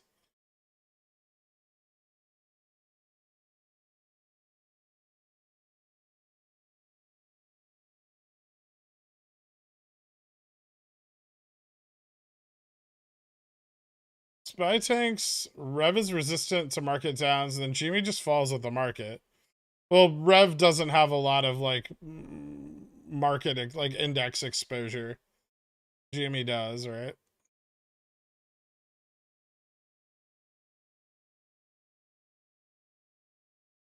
No, no, the nerve options are from before the reverse split. You don't want to own them, believe me.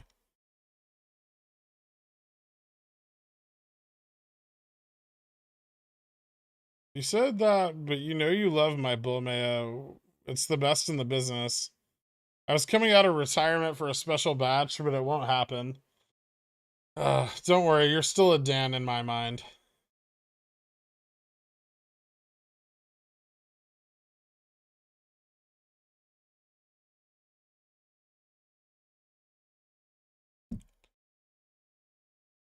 Every time I see Bezos, I think of that scene in Always Sunny when Danny DeVito's like trying to moisturize himself. And he like removes all the hair from his body.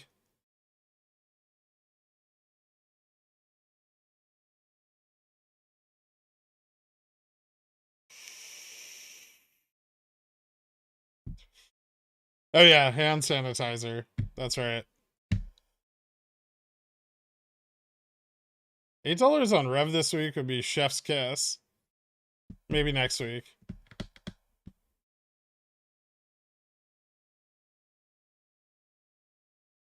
Pure.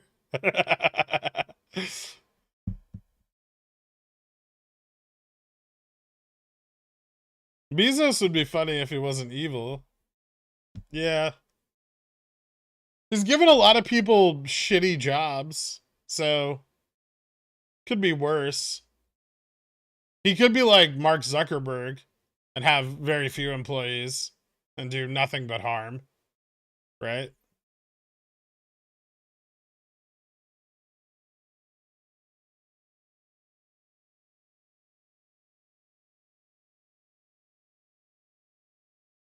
Like in the ranking of like most evil, I don't know if Bezos is really number one.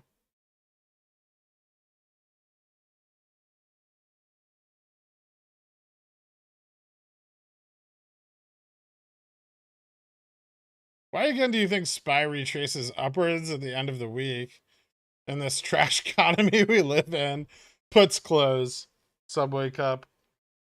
Shorts take profit.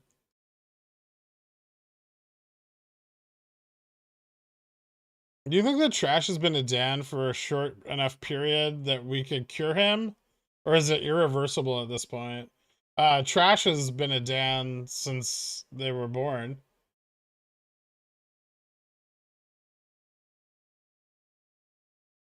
Bezos is doing what billionaires should do. He's FBGMing hard. He's got a massive Pepe rocket and crazy big yacht that he brings models on. It's what I would do with that kind of money. Yeah. He's also retired. Because I refuse to call him Bezos. He hasn't earned the right to have his name properly pronounced.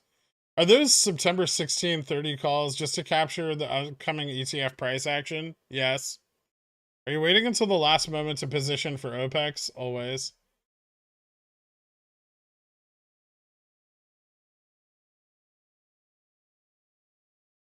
Thanks, Walken.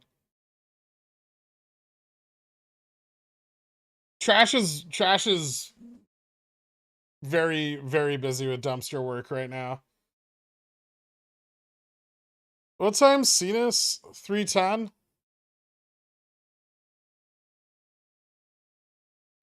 Should I do a double coffee day? I did wake up early for everyone. And no, I didn't do it to shit on BBY Holders Parade.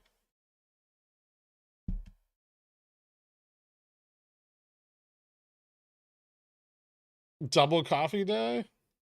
I try not to. I've been really good about it for the last year and a half.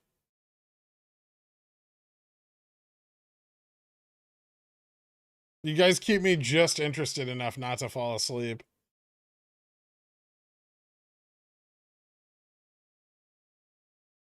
Are you bullish on Bobby now? Not yet, no. I'll let you know when.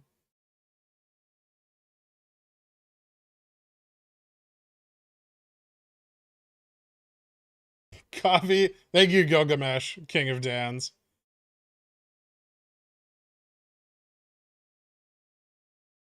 I don't really want an ice cream sandwich today. You know, I don't eat that many of them, honestly. Like, I own them, but people get carried away with these narratives. Like the centaur one? That's just ridiculous. Of course I'm not a centaur. BlackRock is extremely speciest. They would never hire a centaur. Also, I don't work at BlackRock, but you can't have both.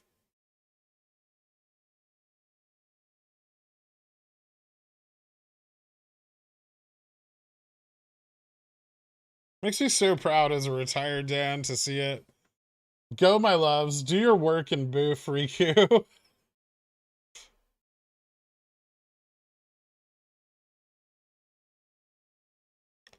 Well, we keep you interested enough to stay awake. You keep me interested enough not to work. Thank you for all you do. Thank you, Yaga. I appreciate it.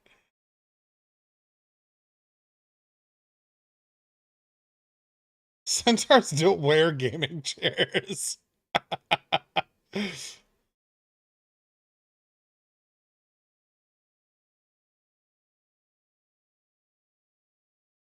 BBY's offering is so small, retail could band together and buy the 12 million shares directly without letting them be used to reset obligations. No, they can't.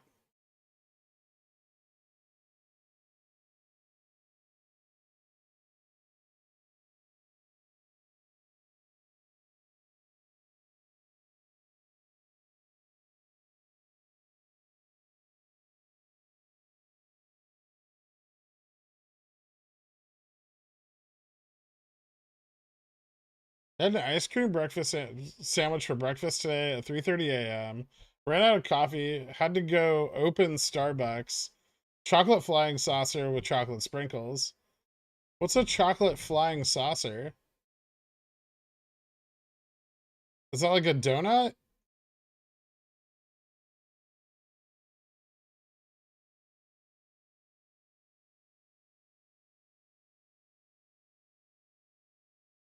I think people are just associating you with Chiron, the centaur in Greek mythology, renowned for his wisdom and known to mentor Greek heroes. I've never mentored a single hero. I've mentored a lot of undesirables, but never a hero.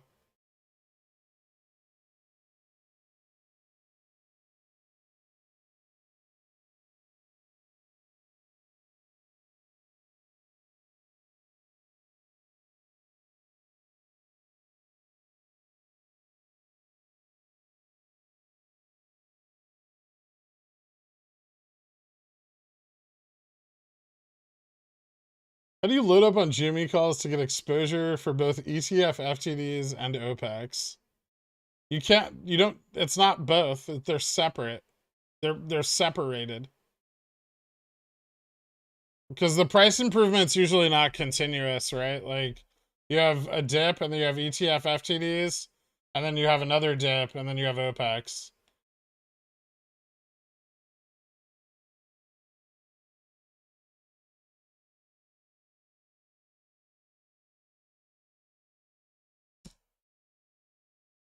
It's pronounced gyro, not gyro or gyro. Gyr. Brr.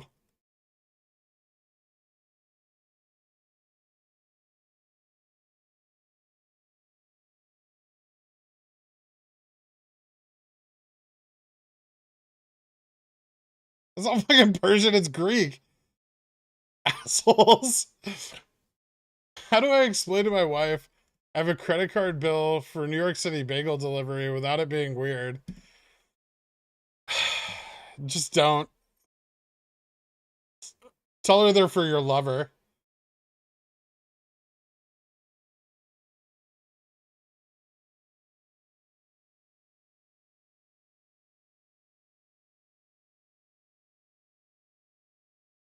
Mayonnaise. BMG. You can put mayonnaise on the bread. I assume you're grilling it for like a cheese. A grilled cheese. You can use mayonnaise. It's not as good as butter. But you can use mayonnaise.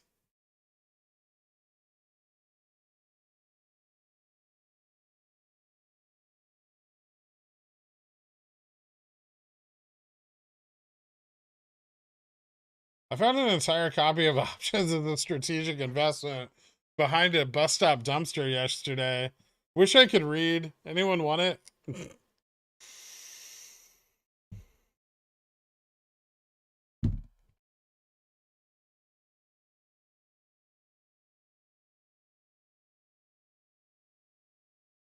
You never say my name anymore. What mean? I don't know what your name is anymore. You keep changing it.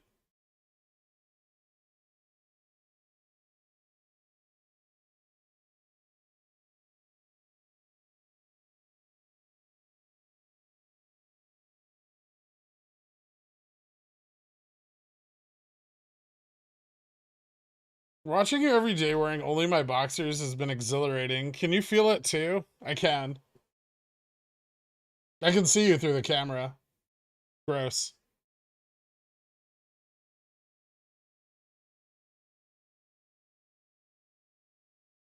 Stop doing that.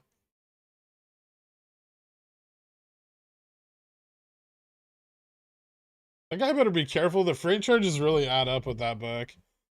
It's best to try to just load it onto like a tractor trailer that's going across country anyway.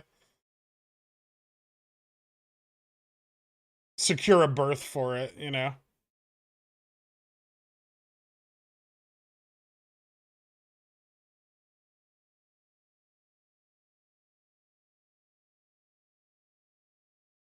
So glad that Rev sell wall is gone, right? It was bullish, very bullish. Broke the sell wall.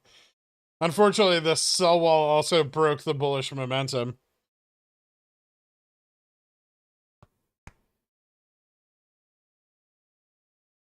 My wife thinks it's ridiculous she can't park her car in the garage because that's where I keep my copy of options as a strategic investment, which admittedly does take up the whole garage.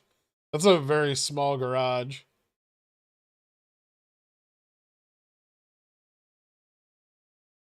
The forklift driver expected a tip when mine got delivered. Oh, did he like hang around too long afterwards? That's the worst.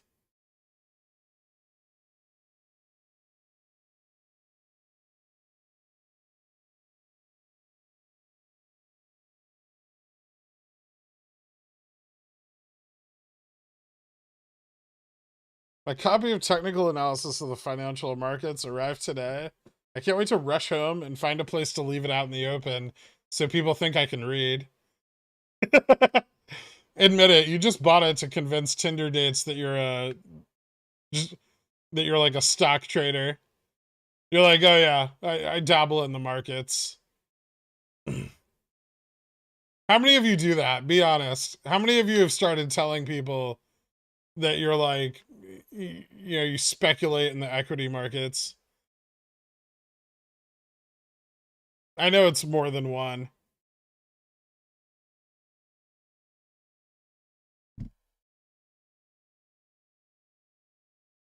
How many of you have changed your Tinder job to investor?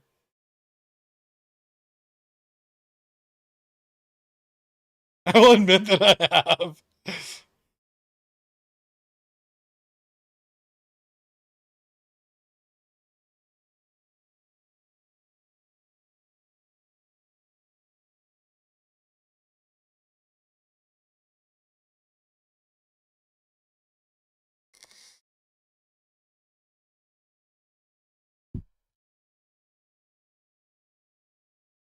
I try and hide it, or I'd have to tell them I'm invested in Rev, GME, Fubo, Bobby, etc.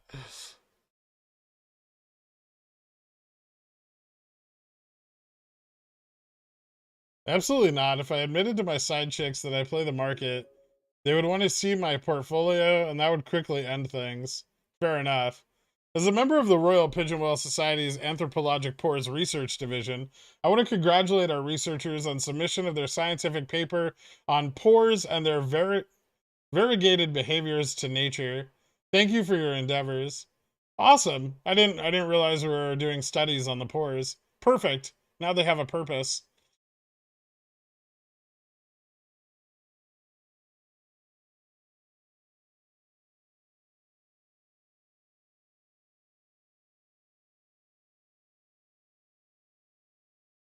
I would rather tell my wife I'm having an affair than show her my trading habits.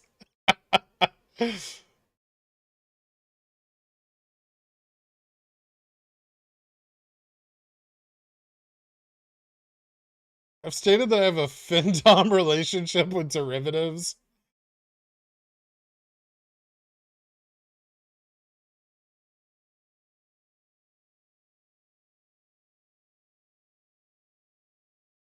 I haven't worked in a year. When they asked why I'm in my job interview, I told them I've been studying the economy, specifically market mechanics. Oh, man. I tell people I commune with a pickle about the wheat harvest, and they usually stop talking to me. That's to be expected. Are 100 share blocks in the order book typically related to options or just MM groupings? Probably just, this just groupings. They submit everything as blocks.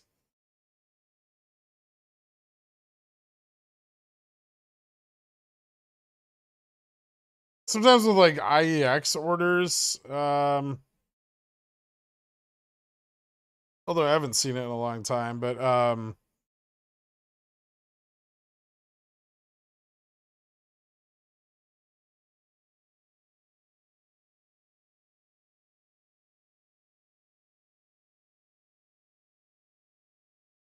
yeah, sometimes with IEX you'll see like odd lots.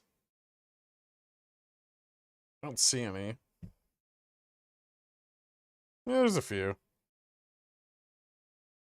Some NAS shit here printed from in odd lots. Those might just be block orders, though.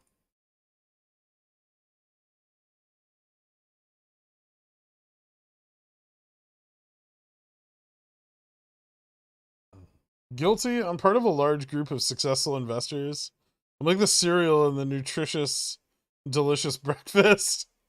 Thank you, Bones.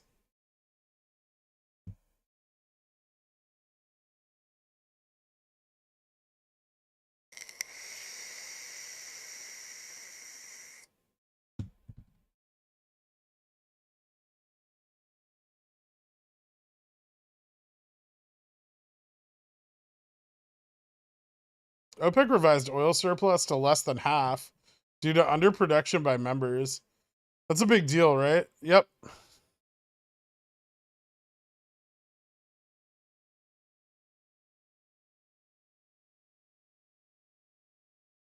My mother-in-law sees me watching the stream and then asked me to look over her 401k. All I can think about is how she has less money in it than I do in Rev 35Cs. Oh, that's rough. My wife thinks you're level-headed and a good influence. She has no idea that that has no effect on how degen I go. I don't think anyone's ever described me as a good influence.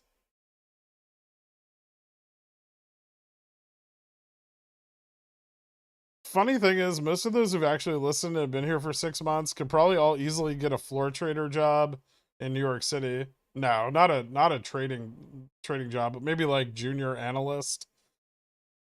I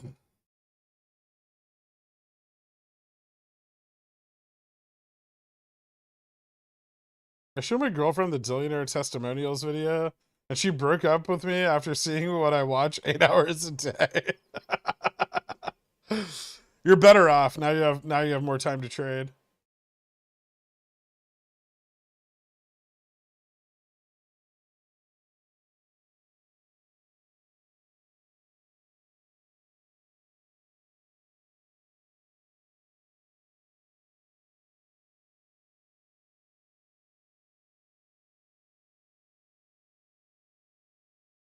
I see you think highly of me. Well, at least I'm thinking of you. Assistant to the junior analyst.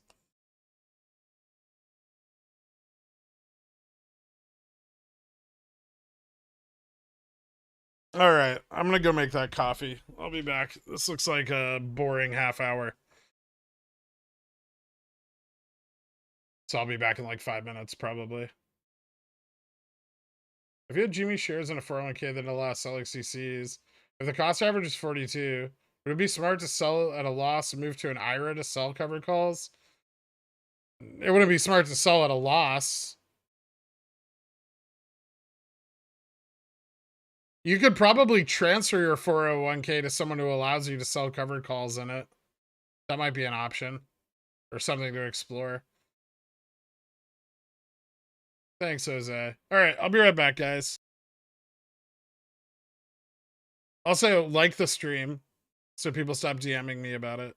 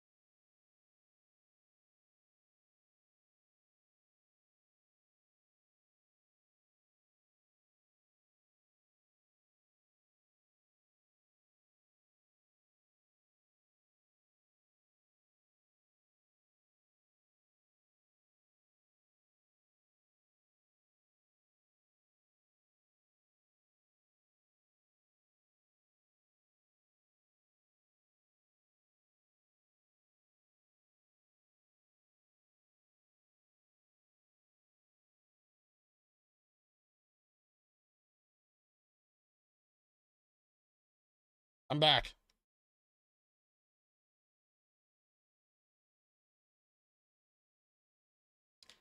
Look at this coffee.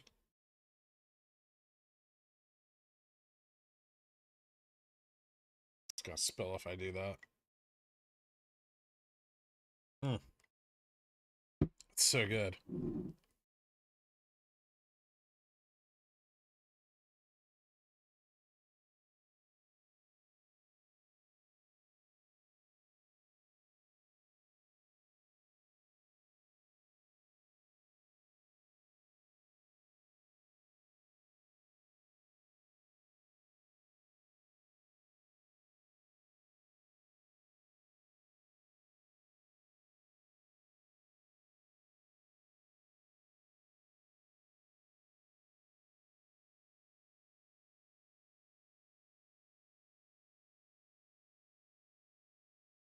Are you playing some calls for an expected reposition if we close above 397? Not yet, no. I have stops on my puts.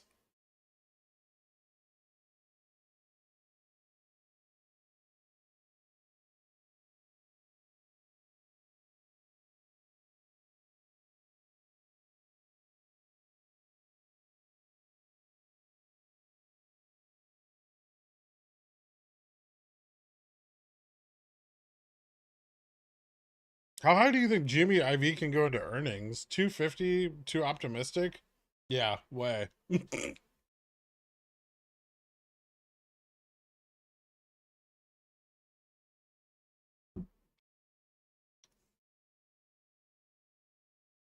At expiry, my 9/2/28 CSP is profitable above 27.43. Does that sound right? It sounds like you received 63 cents of premium, or 67 cents, or 57 cents of premium. Sorry.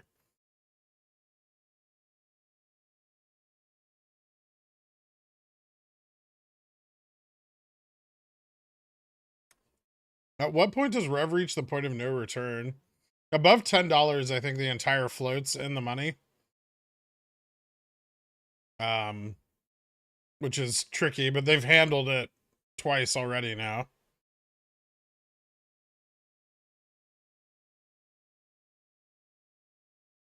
Ton of institutional selling on GME. Night night.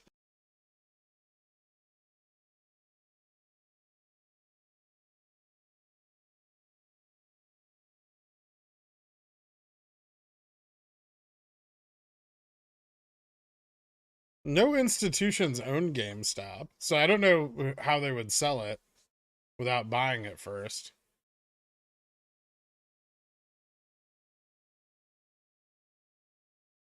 I sold 410 spy puts to buy GME at 44 2 weeks ago. Ask me anything. Why? Prenzelberg, Prenzelberg? Thank you for becoming a billionaire, man. I appreciate it. Hit me up on the Discord. I'll get you added after the stream.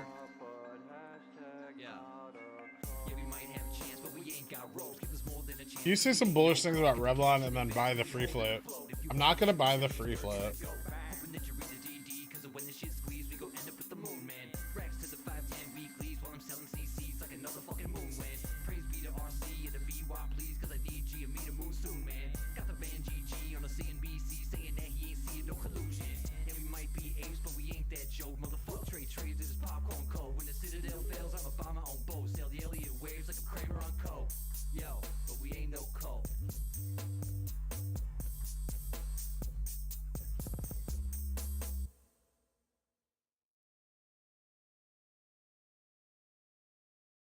Overall news looked like it would be slightly bullish. Has that changed at all? No, I don't think so. I think we'll see a little bounce into the end of the week from shorts repositioning Twin Peaks. And then probably... I still think 405 is kind of the high there. But that repositioning will probably carry out into early next week. So we might see 407... 408 next, like Monday, Tuesday. then after that, like the following week, like SLD hits, and then the week after that we have the fucking September Fed outlook, which is not probably going to be very good. Thoughts on AVYA? I don't like it. I know it's doing stuff, it's cheap, it's exciting.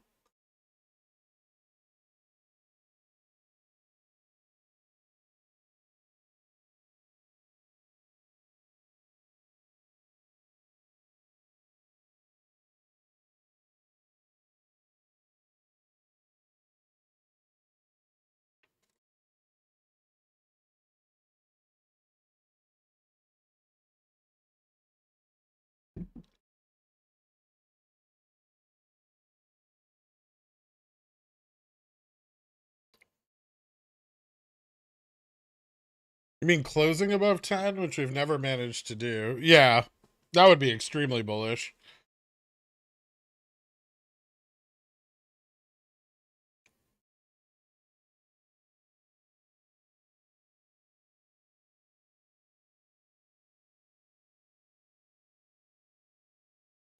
How do you ask your homies to take pictures with you for your dating profiles? I have a few solo, but I need to convince girls I'm not a loner. I mean,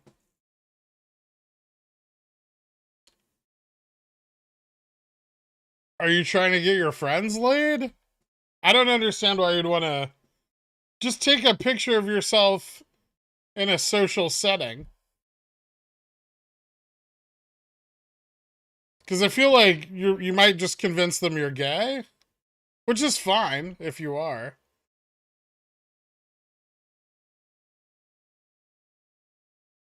That's what I would think if I saw a dude's profile and I was a girl and he was just with a bunch of other dudes, or just like him with other dudes. I'd be like, oh, what a cute couple.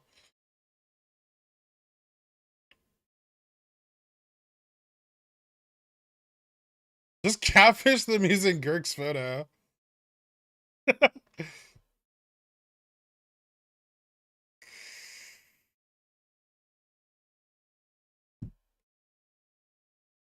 Be cool if I send an old Pickles pic to someone who's thinking about becoming a member so you can see what he'd be paying for. Sure, whatever. What does your dating profile look like? It's a bunch of stream cards and some really ridiculous other stuff. I think I have a picture of it here somewhere.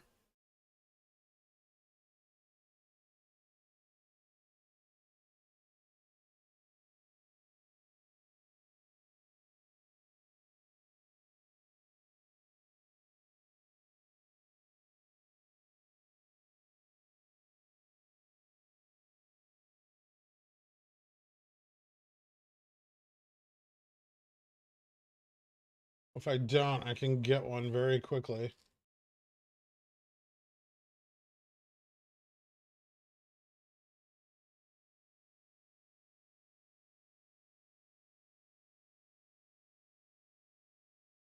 Huh.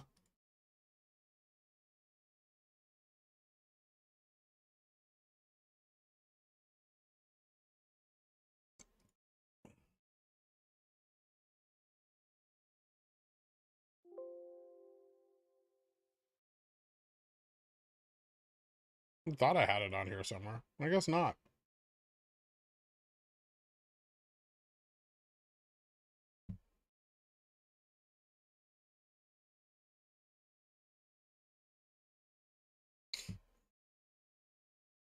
The second picture is just of me holding a duck and wearing a bow tie.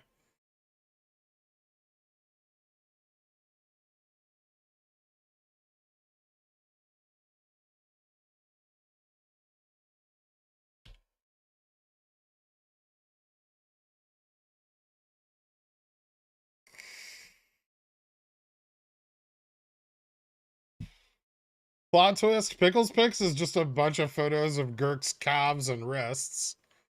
Yeah. But don't tell people. Shh. We don't actually talk about stocks in the Billionaires Country Club. It's for relaxing.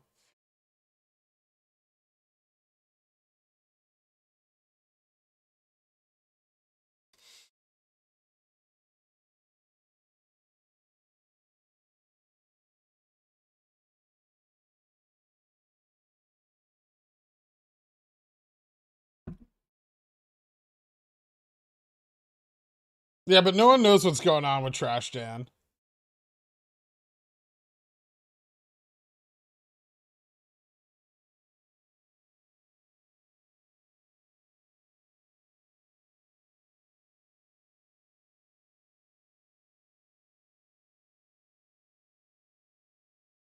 Gotta see the bow tie and duck picture.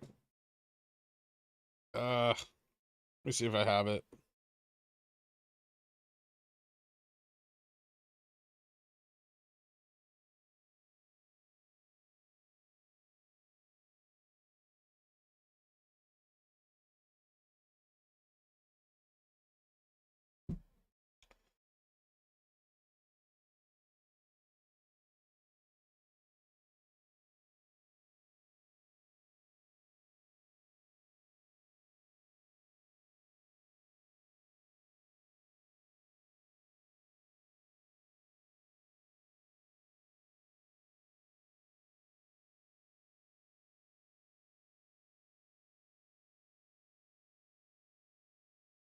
There's a few more pictures, but you get the gist.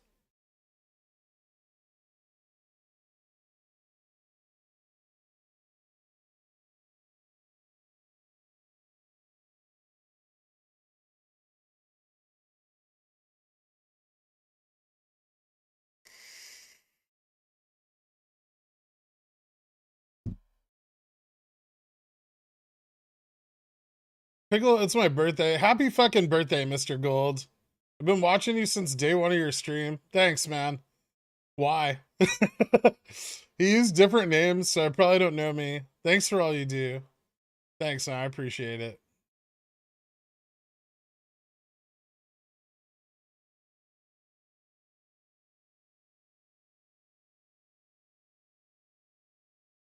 Is that your real Tinder profile? Yes.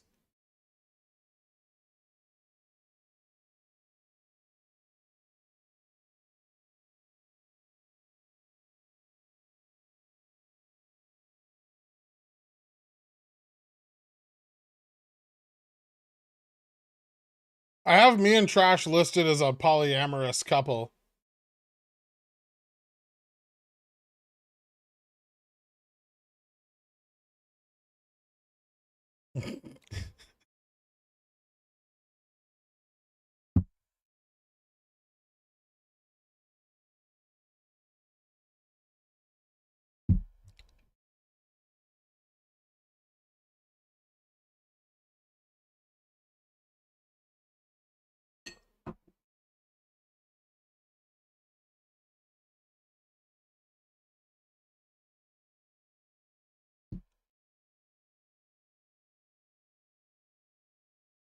I'm down $8 on the day. Are all of my plays dead? Of course. If it's red, it's dead, dork. Sailor being sued for tax fraud on Bitcoin? Ooh.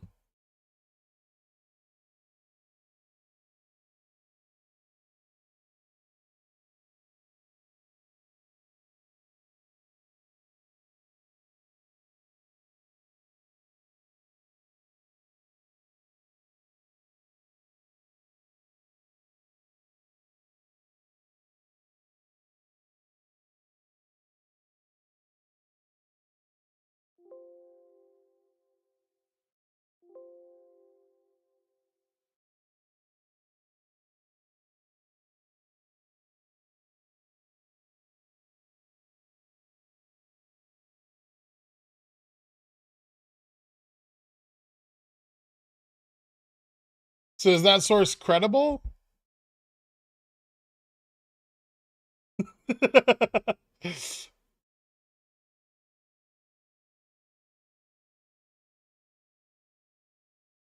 Nice.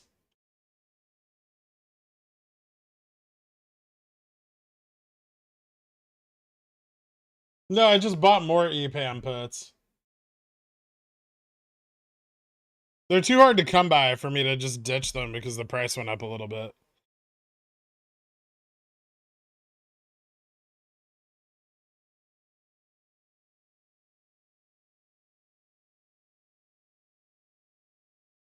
Can't stop imagining the Gherk of Wall Street with the entire trading floor just selling covered calls and wearing Revlon makeup. It's the way.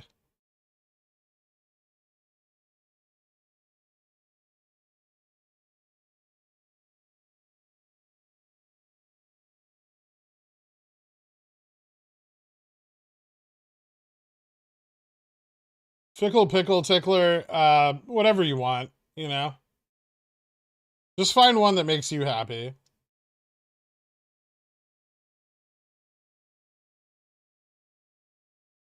I don't think we have a list of PCO'd rev options.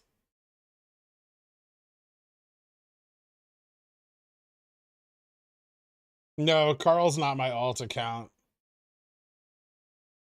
Carl lives in the Midwest.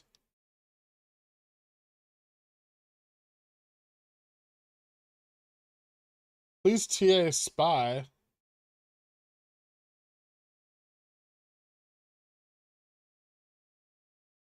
I bought Revlon to paint my clown makeup after this morning's calls.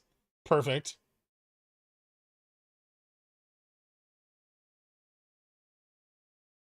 Why would MSTR dump on Sailor News if he isn't part of the company anymore? Why not?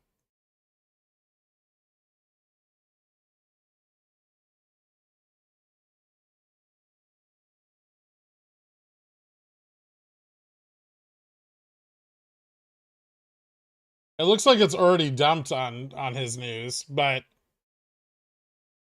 very bearish.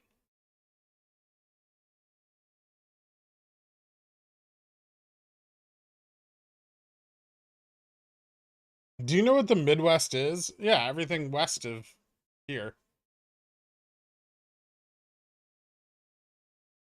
So you run into another ocean and then you can backtrack a little bit.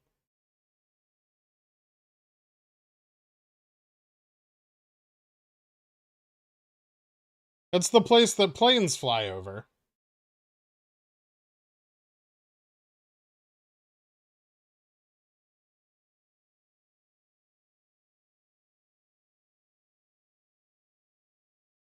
It does have, yeah, it has tornadoes and Walmarts. I also believe that Gaff is your alt account. No, definitely not. Don't let Gaff hear you say that either. He'll get very, very pissy.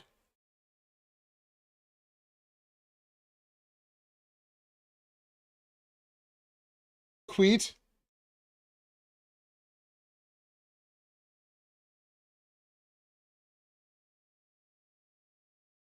Thanks to you, Pickleman, I've been cashing in CCs on my MicroStrategy shares for the last couple weeks. Ka-ching. It's a great cover call stock.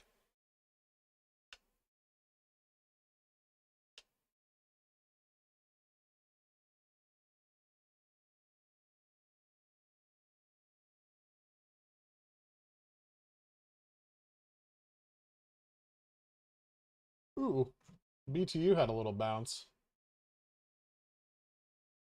I guess 2350 was the low.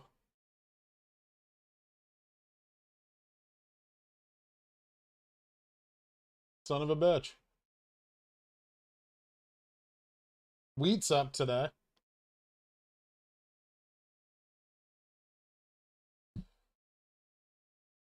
Interesting.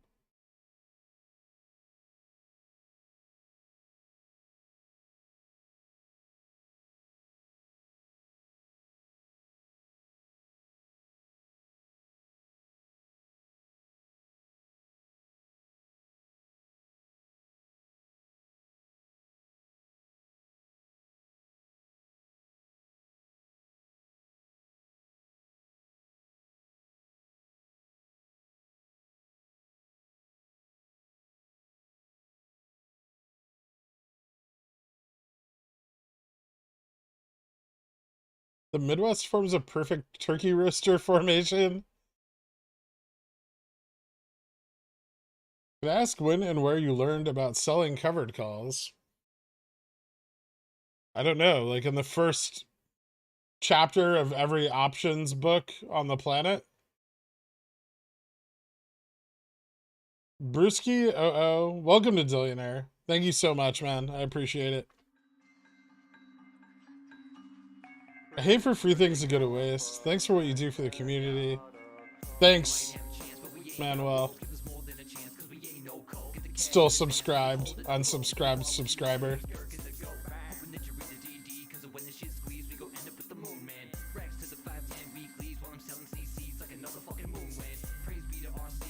Why is MSTR such a good CC stock? It's super fucking volatile.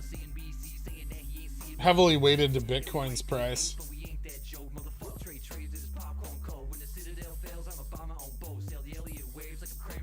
Terrible stock. I don't actually know what the company does, but good for cover calls. Like, buy rights on it are ridiculous.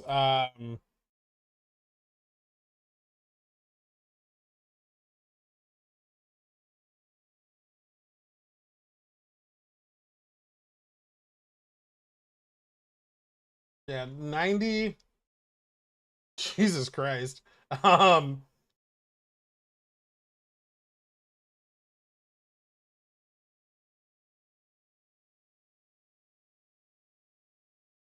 see, what's the 90 DTE? November?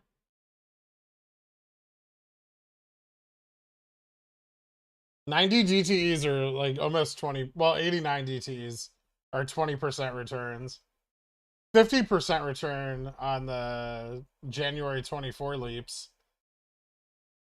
Fucking weeklies are like 4 to 7%.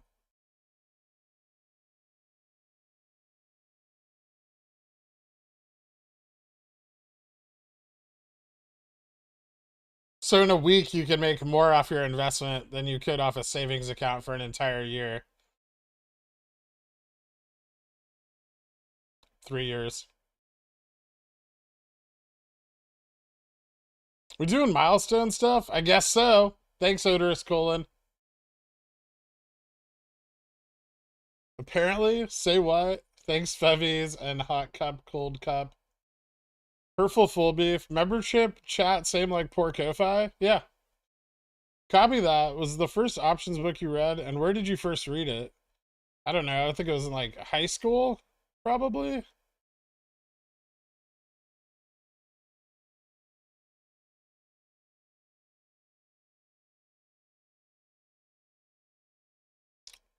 That's why you only buy MSTR when Bitcoin's at its low support. Marpo 2007.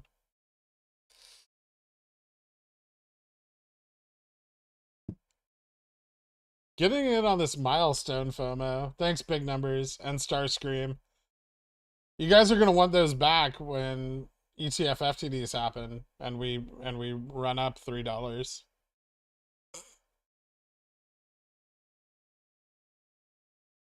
Thanks, guys.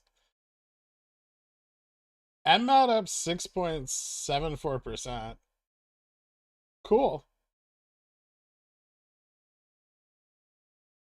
It's just 97% below where everyone bought it.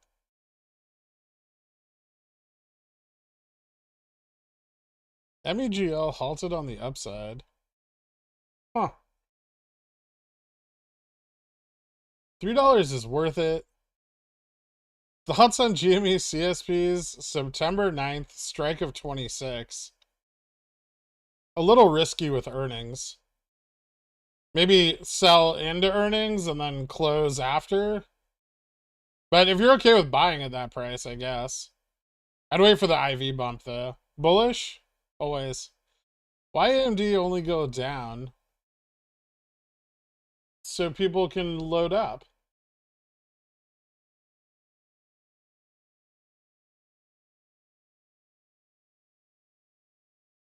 Ooh. Interesting.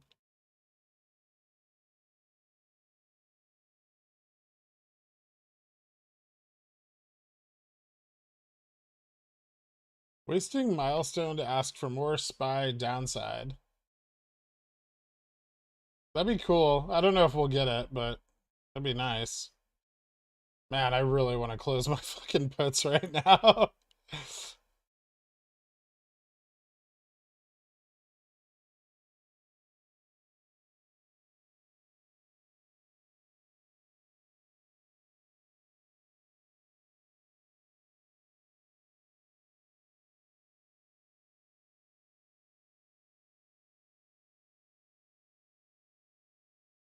ETF FTDs mean nothing to me. Weird donuts that look like large versions of my ring. Definitely do. Edible seafood, adult toys for everyone. Thank you so much, Calamari Cockring.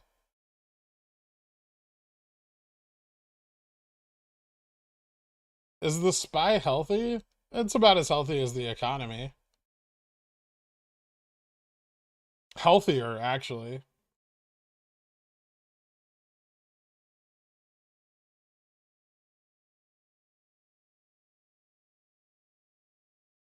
Are SPY at the money calls a terrible idea right now? Yes, but only because this downtrend is just starting and may not have found a floor yet. Volume's dying off, so we're getting some consolidation, but that consolidation could just break down again, right? So you probably want to confirm some kind of move. Technically, here, a straddle would be best. Like if you were doing 0 DTs or something, but I would if I was going directionally, I would wait. Especially if I was trying to bet on the upside.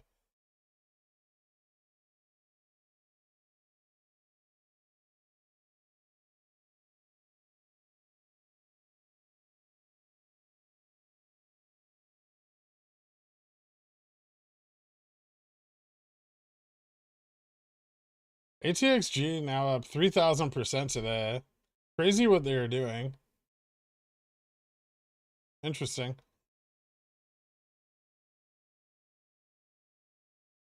Jimmy broke the pattern. A little bit, yeah. It's just the SPY sell-off, I think.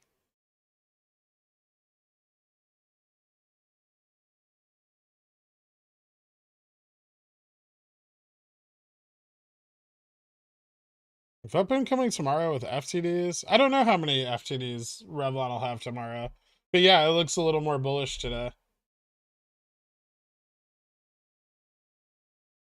404p 96. Oh, nice. Yeah, you're killing it.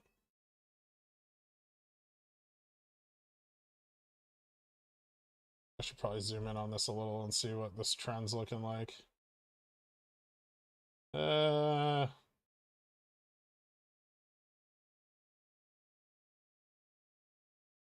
Man, volume just died on the SPY after that. These fucking illiquid markets are so weird. Can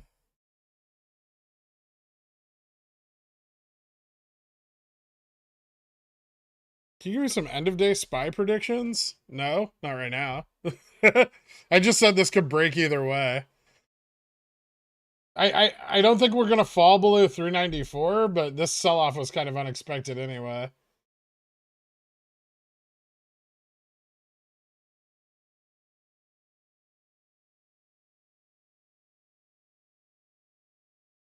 If this breaks down, we could.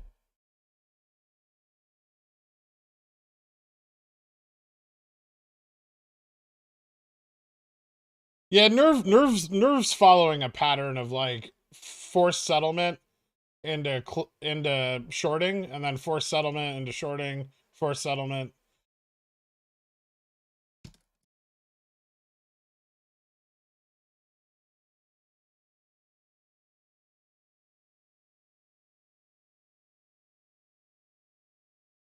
What are Bobby FTDs looking like? They're not great, frankly.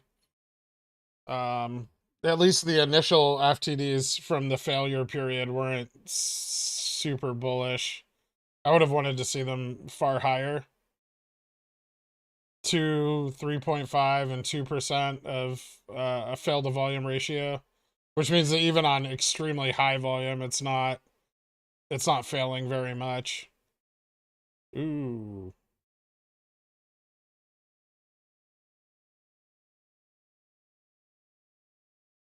Yeah, well, it's a local low, Gilgamesh.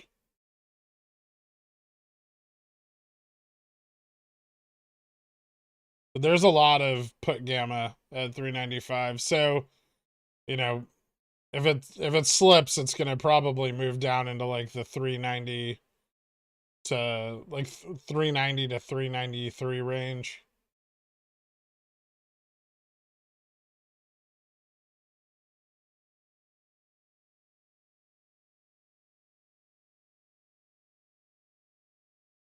I have resistance at 395. I have a 395 resistance too, but I don't have it on this chart. What is it? Yeah, 395.74 is what I have. So pretty close. NW.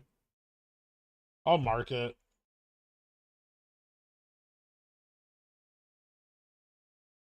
I wish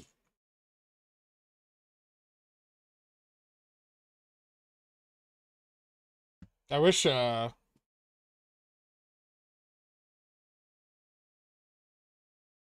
had time to set up both of these charts so they were the same.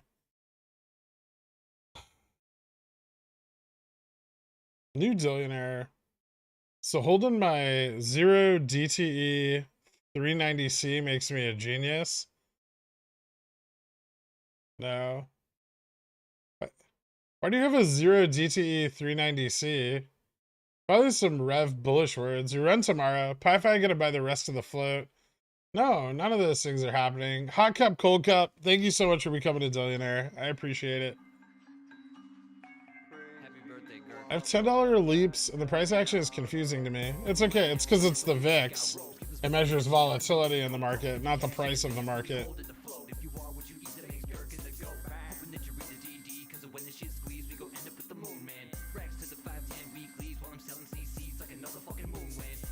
Are you closing your GME CCs by the end of the day? Probably like tomorrow morning.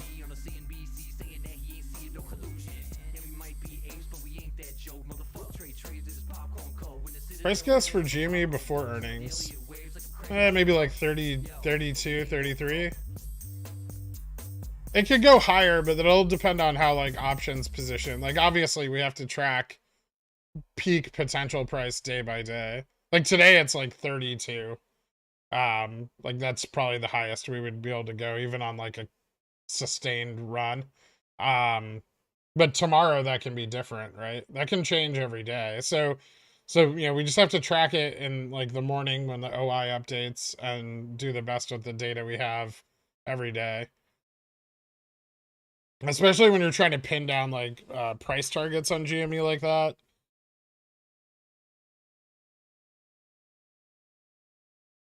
You holding that 2 DT MSTR put overnight, or did you not buy it? I don't know if I filled.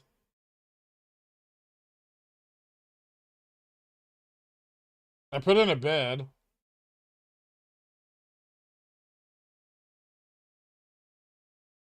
It looks like it filled. Yeah, I filled. I filled on the bump.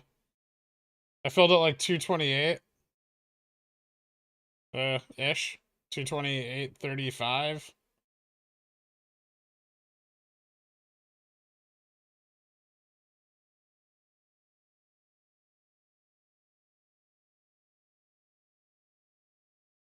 It's up a little bit right now. Like 7%. I should put a stop on it though. It's kind of volatile.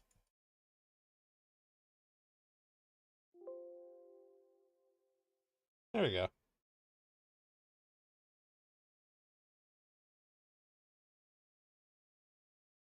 Why is Amazon not dying harder with the SPY? Give it time.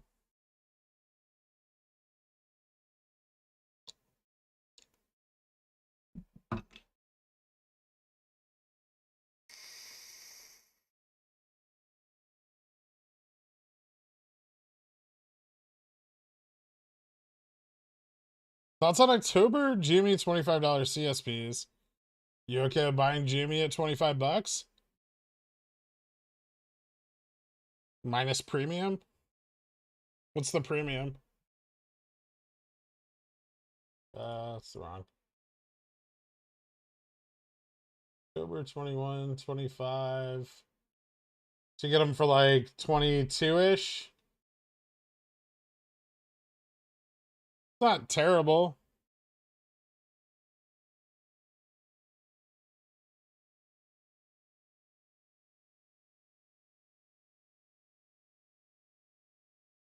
I think the 26-25s might be better. 330.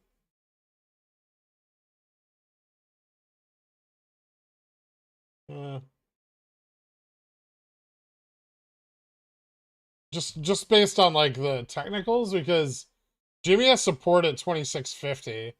So if your goal is to fail, we'd have to fall to the low support, which is possible, but with October, like if we fall there during earnings, you're probably not going to fail. So I don't know about that.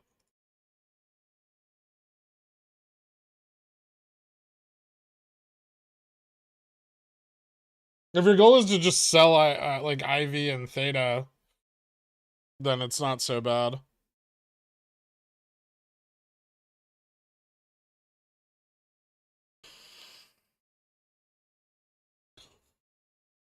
Thumb clap. Welcome to Dillionaire. Thank you so much, man. Give me 1 second. I'll be right back. Hit me up on the Discord, man, and I'll get you added after the stream. I appreciate it. Yeah, we might have a chance, but we ain't got rolls. Give us more than a chance, cause we ain't no cold. Get the cash in advance, cause we hold it afloat. If you are what you eat, that makes gherkin to go. Hoping that you read the DD, cause when the shit squeeze, we go end up with the moon, man. Racks to the 510 weeklies while I'm selling CCs like another fucking moon win. Praise be to RC and the VY, please, cause I need G and me to move soon, man. Got the man GG on the CNBC saying that he ain't seeing no collusion. And we might be apes, but we ain't that Joe. Motherfucker trades this is popcorn code. When the Citadel fails, I'ma buy my own boat. Sail the Elliott waves like a Kramer on coke. Yo, but we ain't no cult.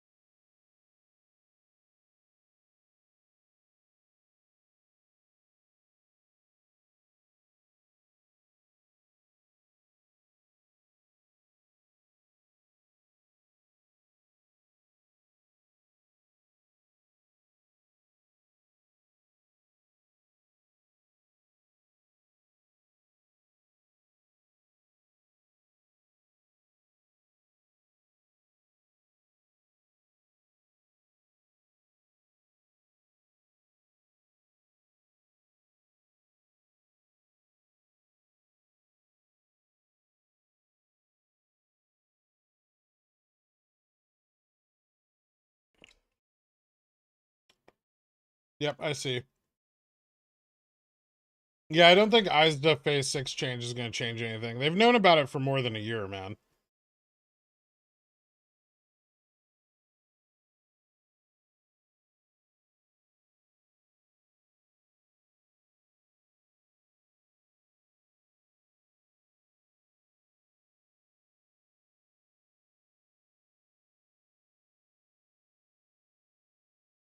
I'm sorry, guy who's bored.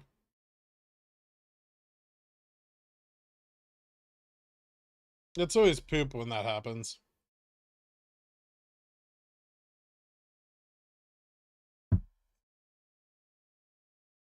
Market crash tomorrow? Nah.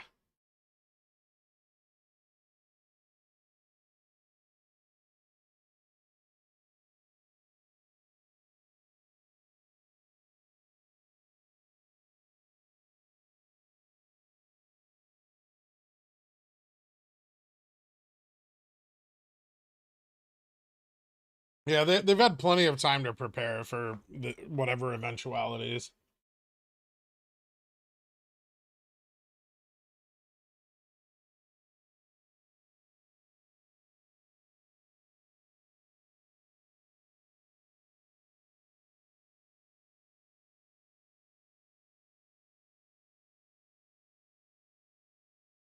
No, it snuck up on them.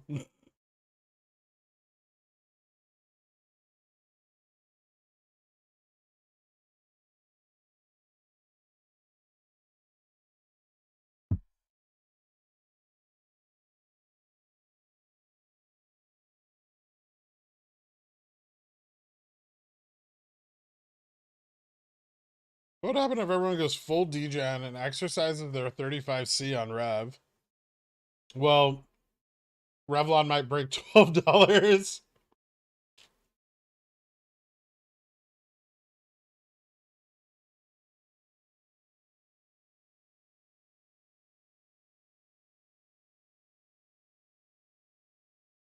Holding 916 Amazon 125 puts through the end of the week seems greedy to me because it's only 2 weeks of theta, possible bounce. Agree or disagree? Yeah, if I had 916s, I'd probably be a little careful with how long I held on to them for.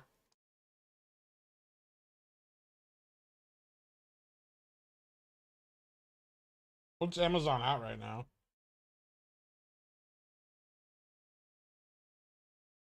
127?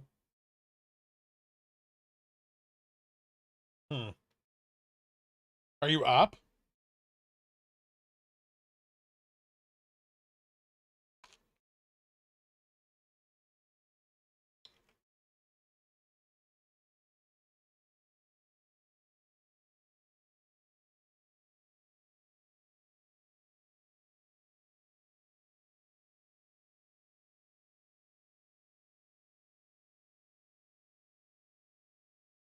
Yeah, there's an equivalent.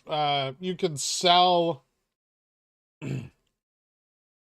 you would sell low, like far out of the money puts.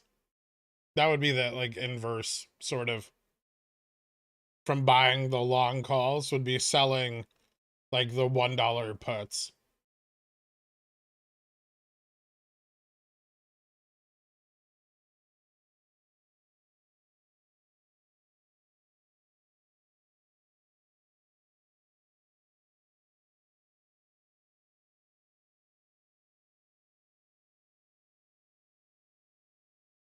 Power hour song? I'll consider it. You know what I miss? Forward guidance. Man, those were good times in the market. wait till people start pulling back a guidance and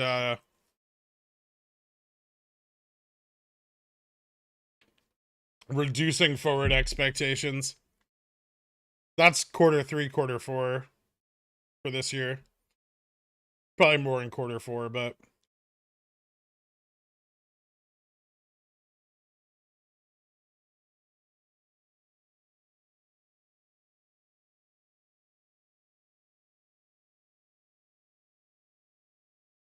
So you go short AMC, short ape, or long ape, short AMC until the arbitrage is resolved.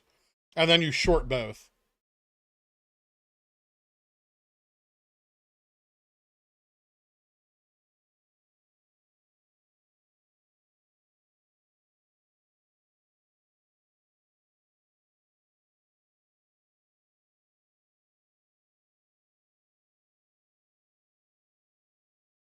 Seems like all plays are no guidance, or are we firing everyone? I mean, Revlon's not going to give guidance because they're doing bankruptcy. BBBY gave guidance this morning. They put some new people in charge, and they're going to borrow some money, sell some stock, and use that stock sale to borrow even more money. And they're going to get some OXO good grips can openers in stock.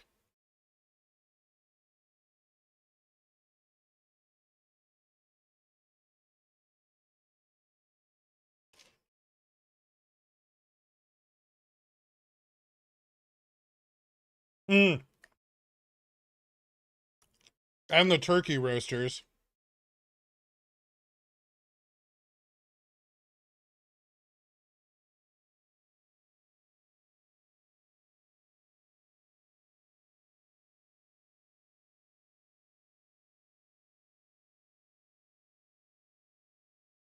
Turkey roasters and thank you notes.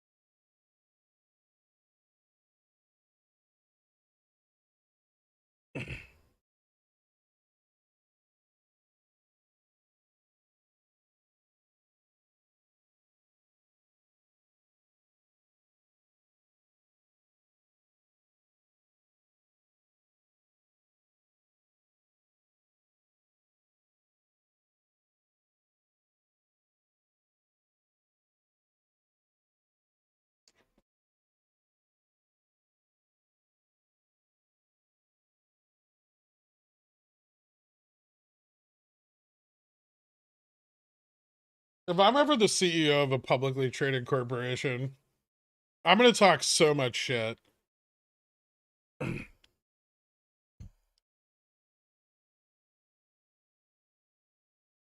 Volatility in my stock will be unbelievable.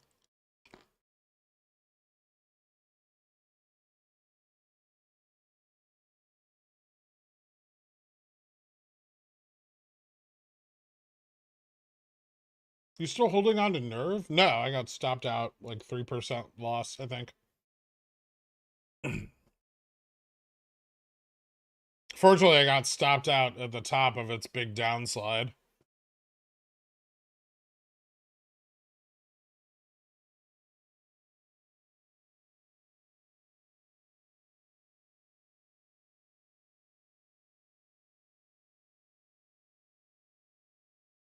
I see it, Dork. I see what it's doing.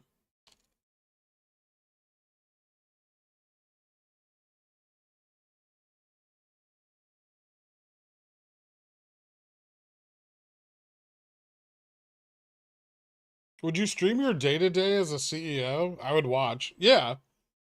Absolute shareholder transparency.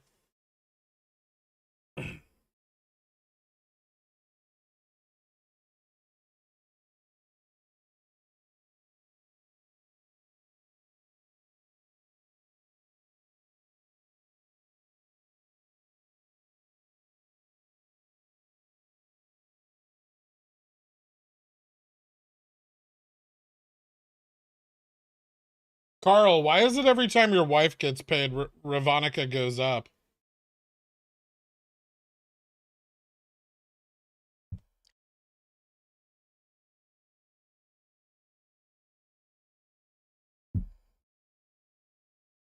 Not undercover CEO.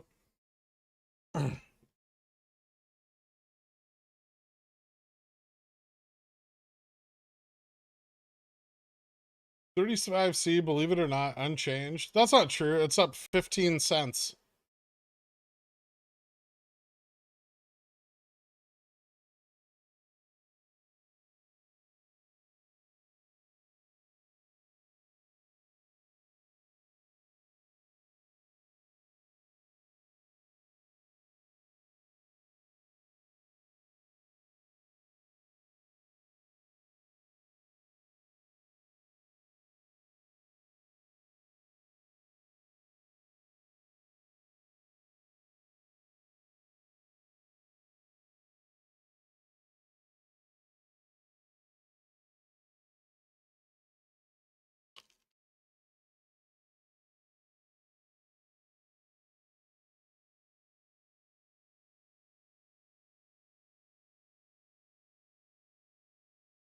I have the direct deposit set to put half her money into my broker account, which I then YOLO half into 35Cs and half into in the money calls to help this grandma ramp. Bullish.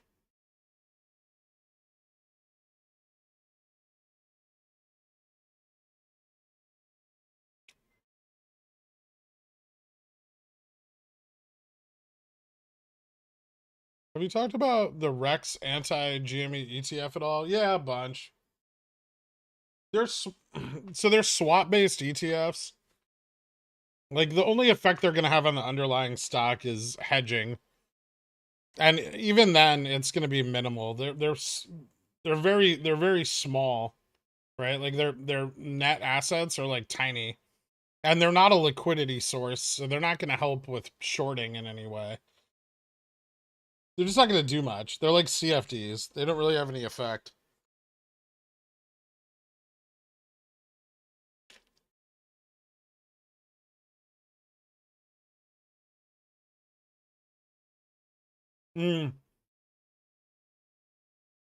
CBOE is already trying to get people to buy onto fucking fractional options.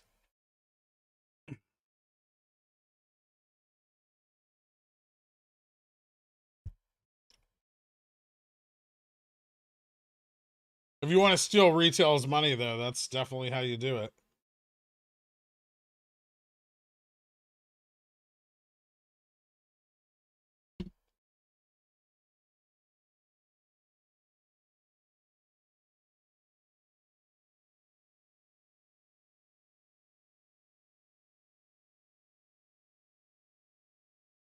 That way, not only do you can get every last penny in their savings account, you know, because they'll run out of money buying the 100 share contracts, and then they're like, oh shit, I only have $5, but I can YOLO it into this 25 share far out of the money 0 DTE.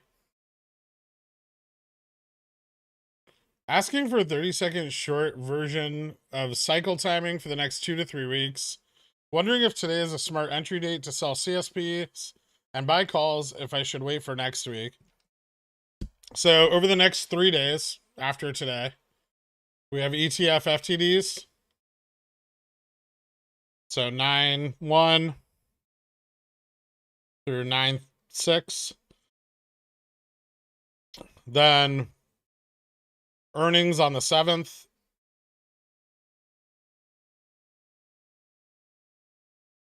And then nothing until OPEX on the 16th.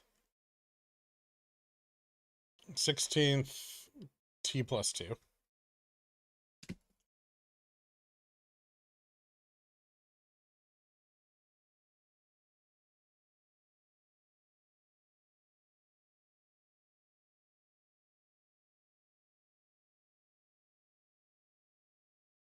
So historically, the price action goes like this.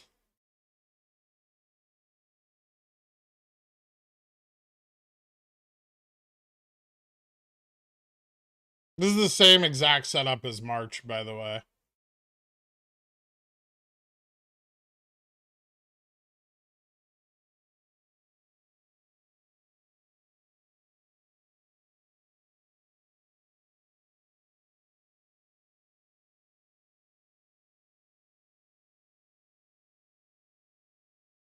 Where are the clowns who bought BBBY puts at? I'm pretty sure they sold them this morning for moderate profits.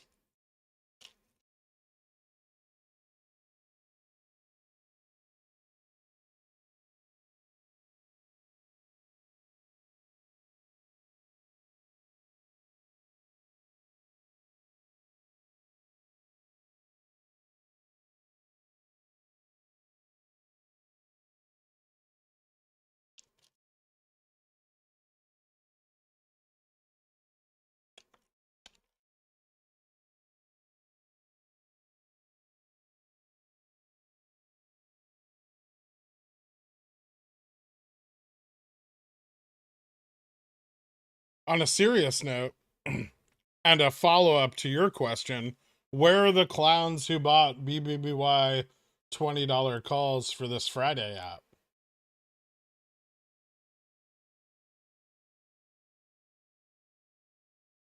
Just trying to keep it fair. Me.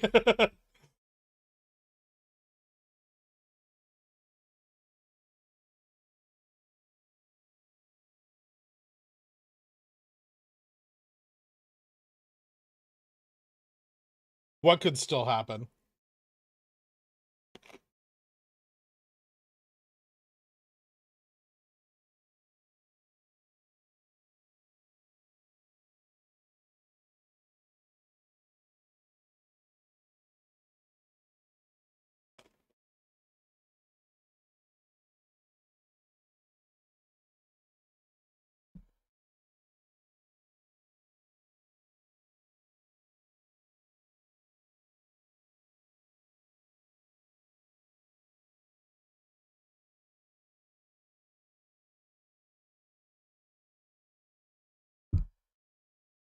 Odorous colon for mod.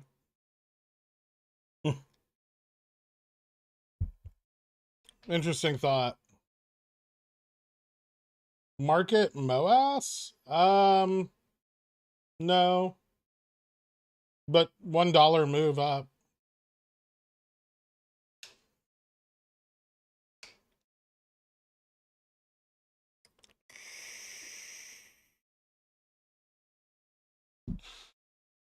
Is now the best chance for the lowest volatility? No, usually the lowest volatility period immediately follows earnings.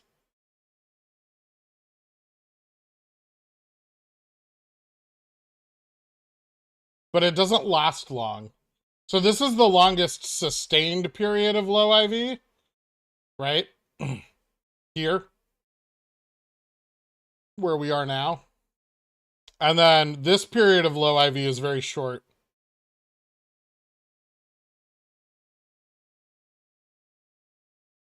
Sometimes it's like a minute. Sometimes it's like a day, but it doesn't last long. And it generally, like IV generally starts to climb.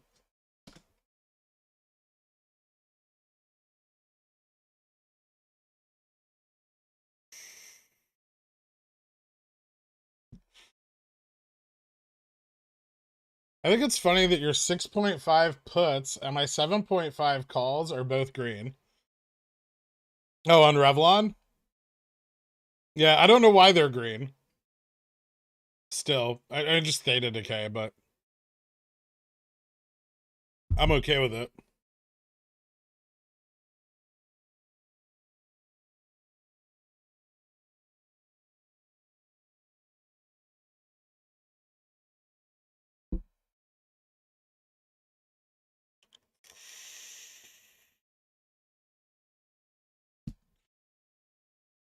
So based on that, by October GME calls in a couple hours after earnings. Depending on what direction the price goes during earnings, but yeah.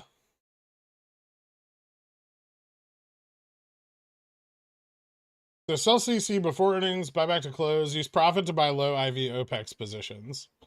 That's the ideal scenario, yeah. You got any CSPs on Rev? I'm thinking, I have some open right now. They expire next Friday for $6.50. They're currently in the money, but also profitable.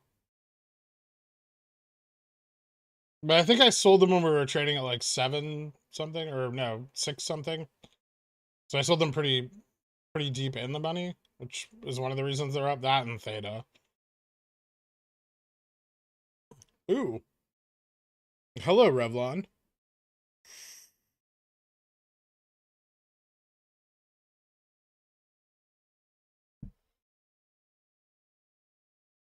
Thanks. Slowly getting better. Thanks. You have moved from YOLOing 14-day extremely out of the money calls to cycle trading slightly out of the money calls and puts. Well, that's a step in the right direction, Fred Berger. Thank you so much, man.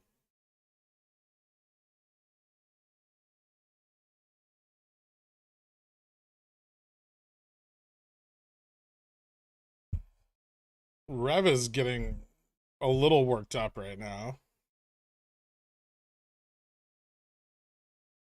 I would prefer if it could calm its tits until tomorrow.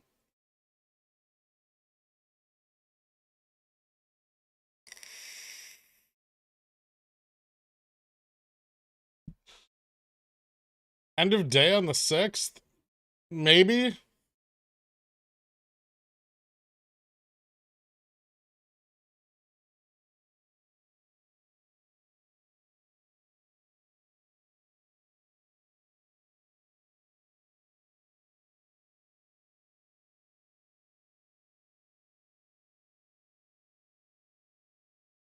Why didn't I buy more 35Cs? I don't know.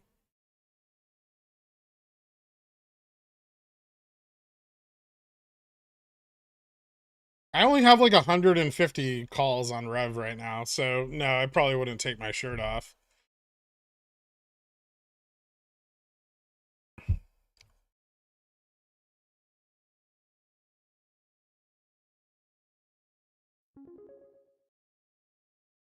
They're cheap as fuck.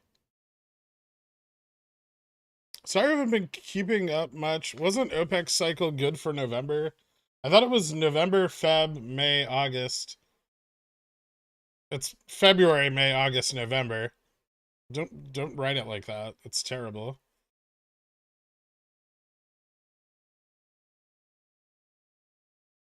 They have done weird things with our OPEXs this year. Delayed them, dragged them out, run them on alternate cycles. It's okay though. We can just have exposure to all 12 of them. And every once in a while, we'll 12x our options.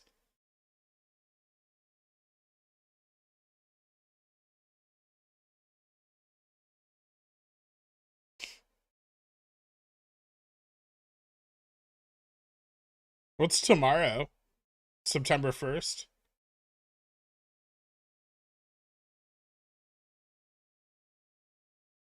If you don't mind me asking, the other day when you said Weber looked interesting, what about it made you say that? Oh, I was looking at some of the liquidity profiles for it, and it was kind of interesting. It's very illiquid, and it has a decent amount of pressure on it. I don't know when that's gonna break, but it's there.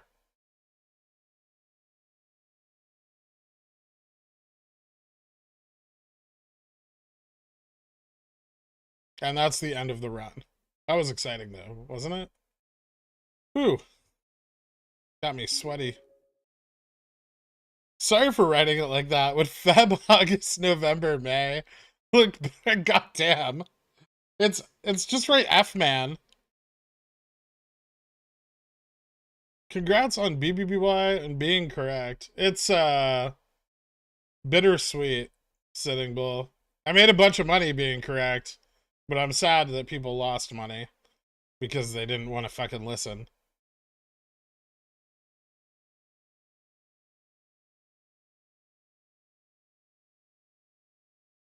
But so it goes. That's the market, right?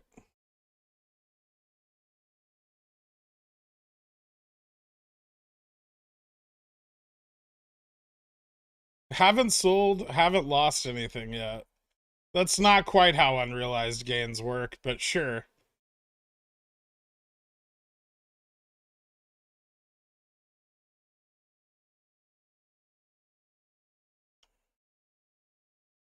Fubo taken over?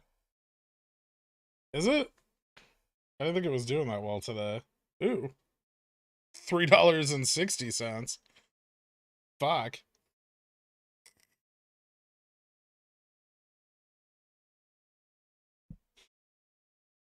A guy in Copower was wrong. F-Man clearly refers to February, March, April. It's Nopex Vember.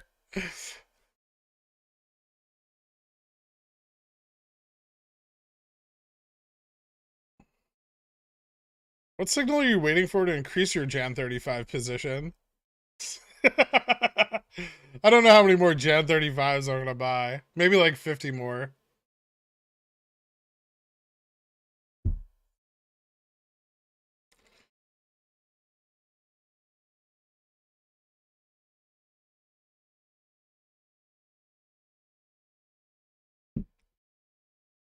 The turkey roasters are gonna fly off the shelves. Just wait, Pickle Man. Alright. Alternatively, I'll just make money elsewhere for the meantime. And then when I'm bullish on BBBY again, I'll buy BBBY. Still shorted. Still shorts didn't cover. Shorts don't have to cover. Also, it's not really that short, and it's super fucking liquid.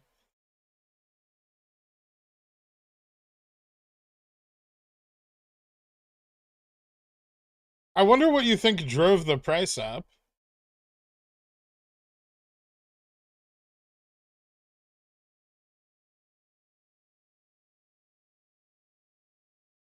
Where the fuck are you people getting your DD from?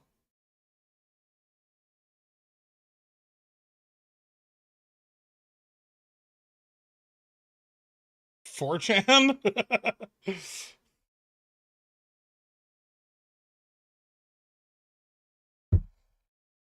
BBBY was simple. It ran in March for OPEX up to $28. They shorted the fuck out of it, built up a put wall, spent 3 months, 4 months covering their shorts.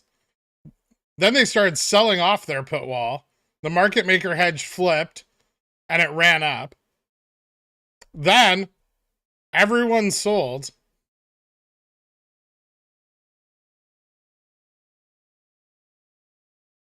Except for the people arguing with me right now. And then the price went down. Then today they announced more bearish shit and the price went down even more.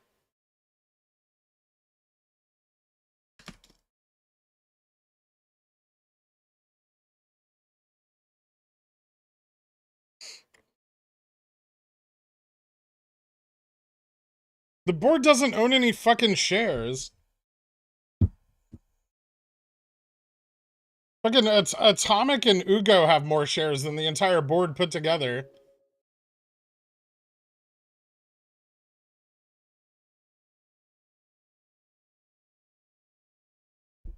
Don't buy my end of the chain. Do your end of the bargain. Take my $3 I throw at you. Start buying up those closer to the money strikes before they all get PCO'd. Build me a ramp to Valhalla. Then you and Ugo can buy up the float, please. Hugs. Thanks, Pickle Morty.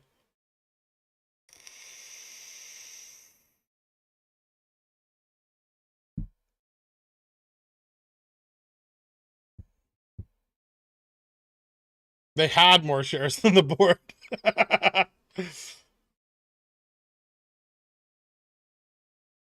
That's not dead. But whatever you're hoping for is.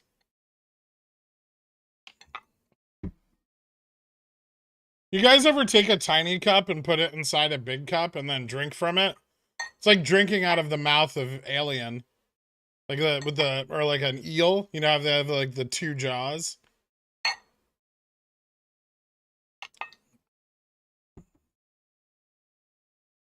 It's fun.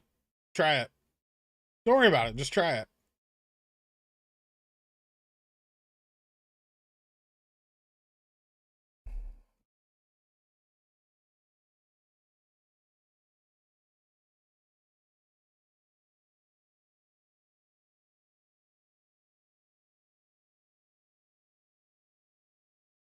Main FTD days for Rev, Tuesday, Wednesday next week.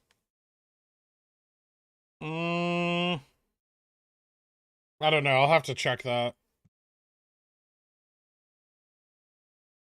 Rev's highest FTD days were, well,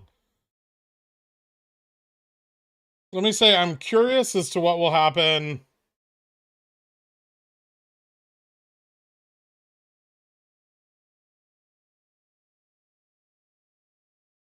See, those are September 16th. Or at least ETF FTDs are September 16th.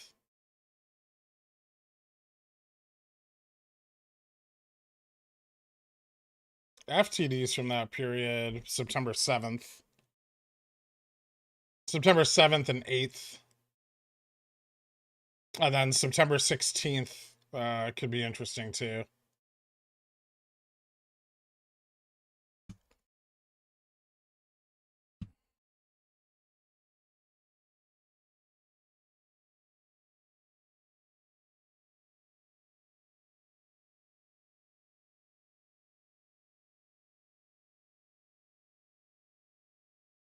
Just made pan-fried sweet and white potatoes stuffed with bok choy, shiitake bacon. What the fuck is shiitake bacon? Is that bacon flavored mushrooms?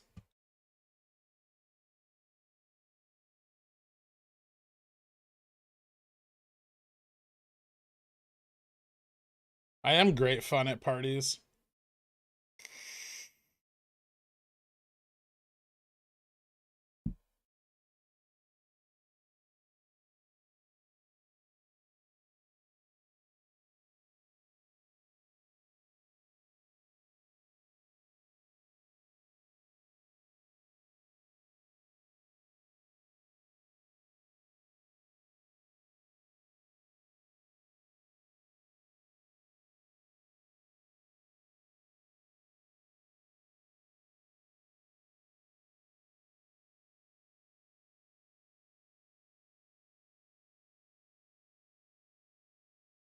Since I know how much this channel loves bidets, I've spent the entirety of my day installing Toto wash lids at Google offices. That's fucking awesome, Plumber Poopy Hands. I'm gonna buy some more Google just because of that. I like to invest in companies where the employees have clean butts. It improves performance. They spend less time scratching their asses, which is probably good for like business to business relations as well. Nice.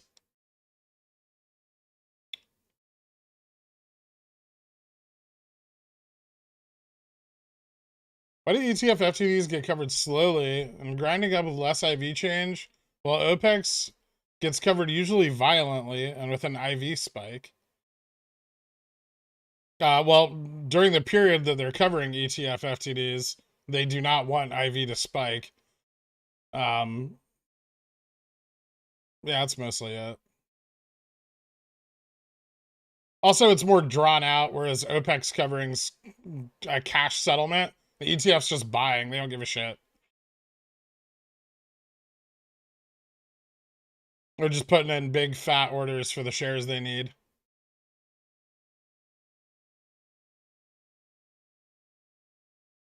And with the FTDs, you know, they're trying to maintain, you know, their profit margin on the arbitrage that's occurred in the last 45 days-ish.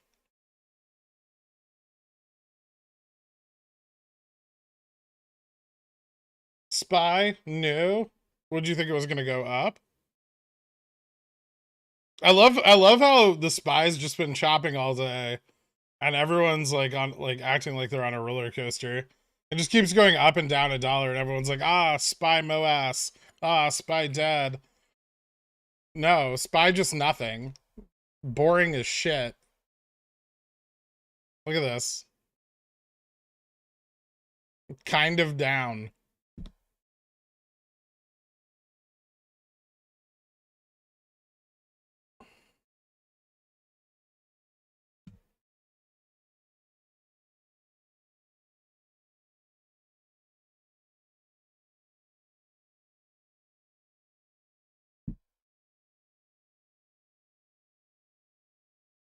They have 0.5 delta. Wouldn't that be better for extrinsic value? It's pretty even for both extrinsic and intrinsic value.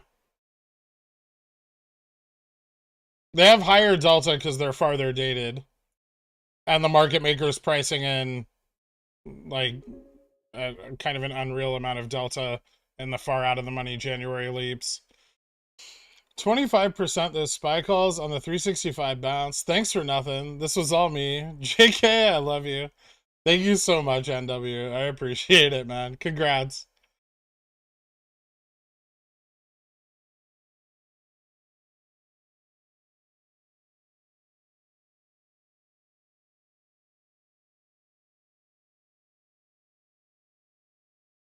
The big volumetric sell-off was kind of interesting. It was more interesting that it just died. Like, the volume just completely stopped for like 3 minutes before it turned around.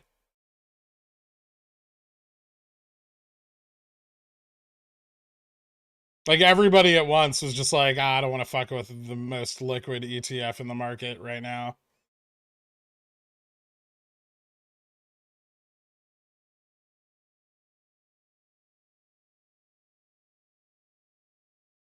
You'll see that happen on indexes sometimes. Sometimes they'll make like a big move, and then all participants just cease to participate because no one wants to be the first one in.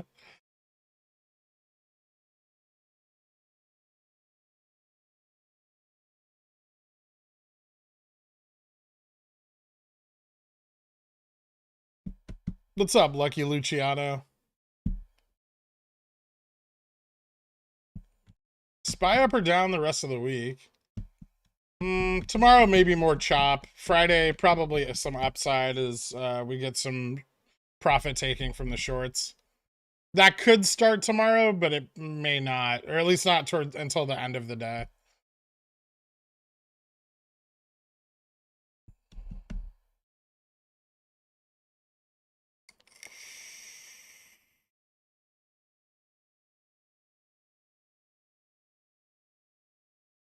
SPY end of day prediction.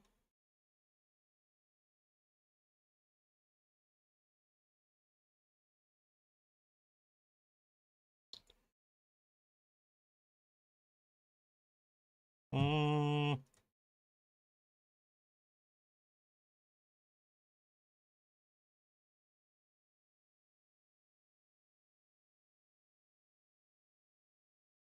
Three 398.47 to 397.55.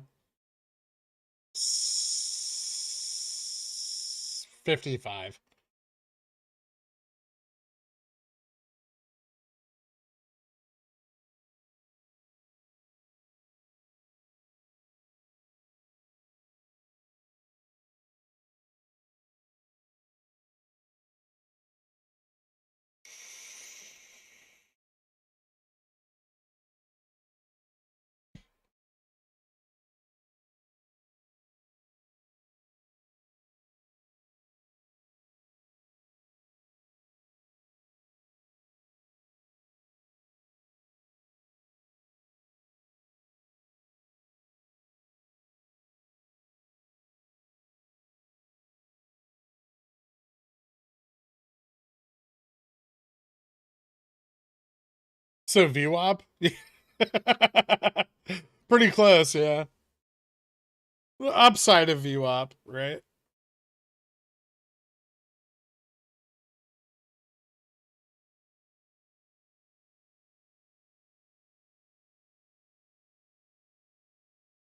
Who would win in a fight? 3 chickens or 1 turkey? Are the chickens armed?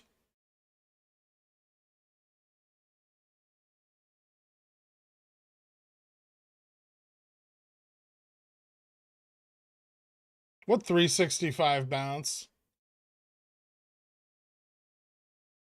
There's no 365 bounce. That's just shitty data on Yahoo Finance.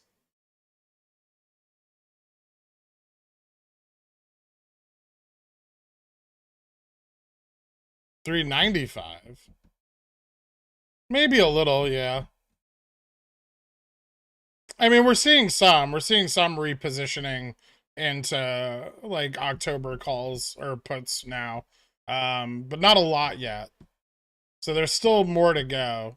I think this kind of price action's likely to carry on into next week.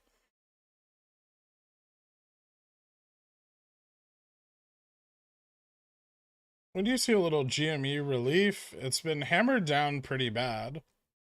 Yeah, I know. Next 3 days, over the next 3 days, we should see a little bit of upside.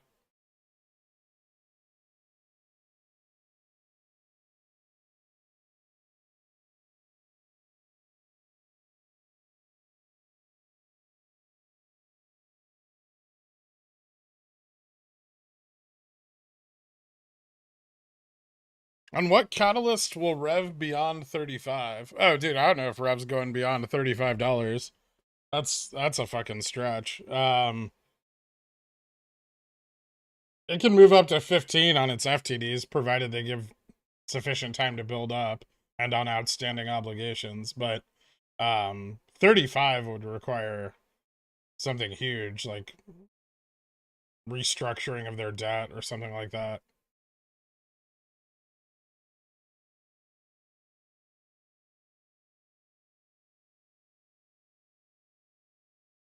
F-35Cs are an IV play. Yeah.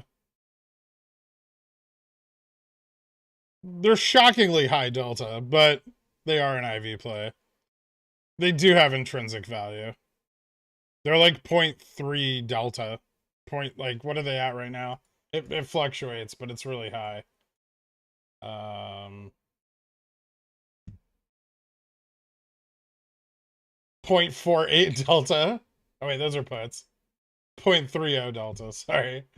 Yeah, so 0.3 delta. That's pretty high for given how far out of the money it is. Yeah, it's insane. That's what's so great about them is they put all this undue pressure on the market maker, but they're super cheap and really far out of the money and ultra sensitive to IV.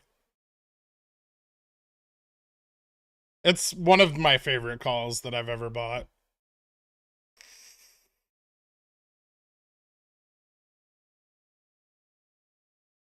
People need to chill with aiming for the moon on every play. Yeah, I know. I mean, BBBY went up 600% and people are still pissy.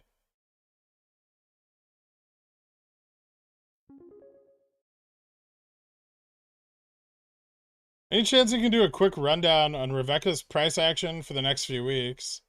GME QRD was most useful. Also, anything of note in LHX Defense Company with odd-ass build-up in November options chain? I don't know anything about LHX. You'll have to DM me on that because I'd have to do a little bit deeper dive. I don't know what GME QRD is.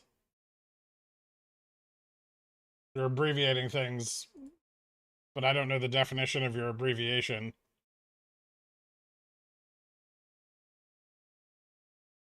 I don't know what Rebecca is going to do for the next few weeks. I'm looking to the 7th and 8th, and then the 16th for price action on it, though. Like, significant price action. We may see some in the next couple days as well.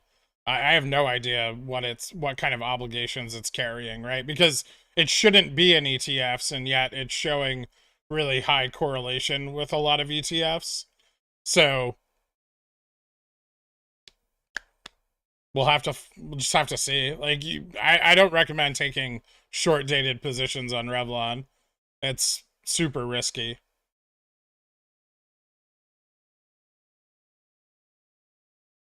Far dated delta generates FTDs every time they fucking hedge it, right? Every 35 days, those $35 calls are gonna fuck them.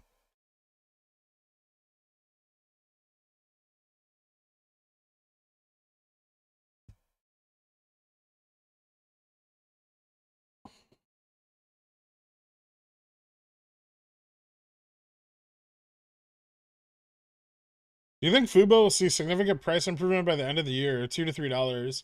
I think with their current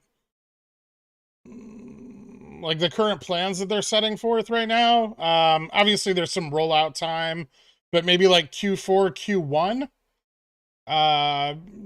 maybe $2 to $3. Yeah, I could see that.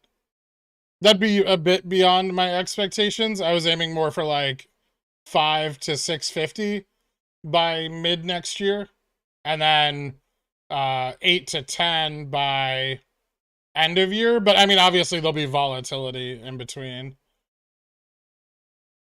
I think once it hits like $5, it'll start to see some like big volatility again. And then who knows? It could get like, if it gets spun up in, you know, short volatility cycles, then, you know, we're gonna see probably prices at some points far higher than that.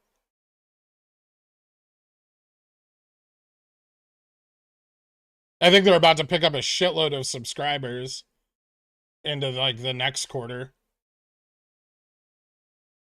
which is why I think we're starting to see institutional interest pick up in them. And you know, who knows, that could totally change their PE ratio.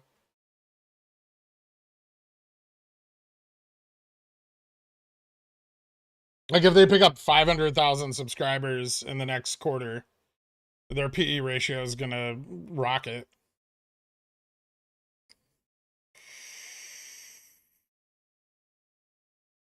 I don't know if they can pull that off, but maybe. The English Premier League thing is a big deal. They just signed a deal with the Cleveland Cavaliers. Wins basketball season, like right now through November. So that'll be big, right? They're advertising now. They're trying to lower the price basis of their lower tier subscription plans by adding ad revenue.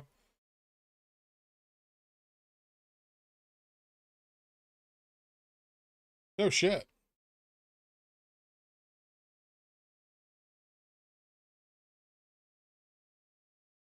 We're doing halts into close? This isn't CNS.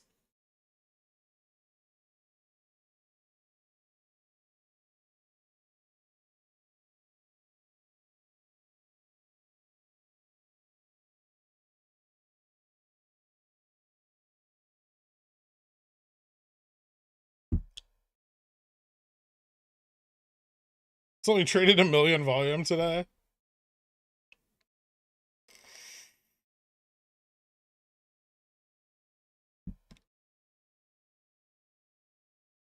Imagine being the market maker stuck hedging 38,924 $35 calls at 0.31 delta.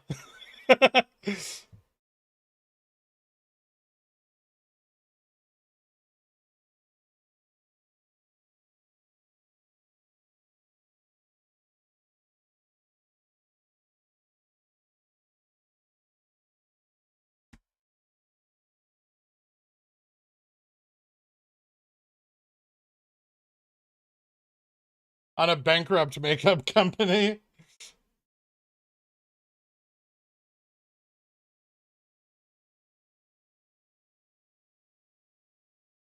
No, I didn't full port Revlon. Jesus Christ.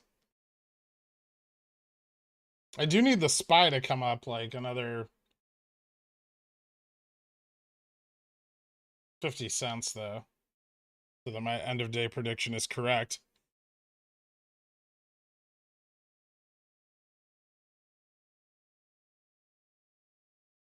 I originally doubted your rev thesis, but I gotta hand it to you, Pickle Man. Some credit to Gaff, right? Gaff got me extra bullish on it.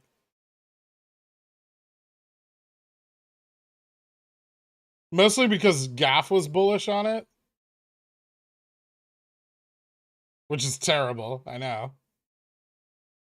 But Gaff's never bullish on anything. Gaff's not forgiven. Kava's overrated.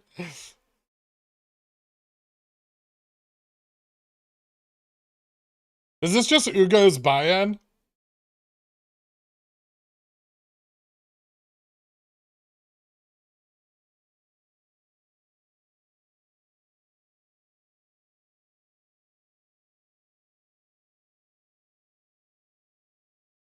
I did.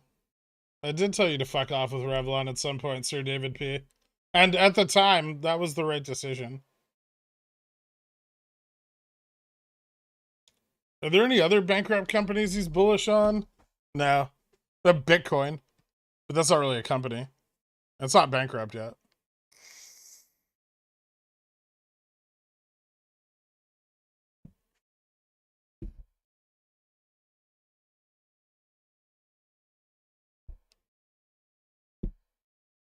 I don't know what his current feelings on BTC are.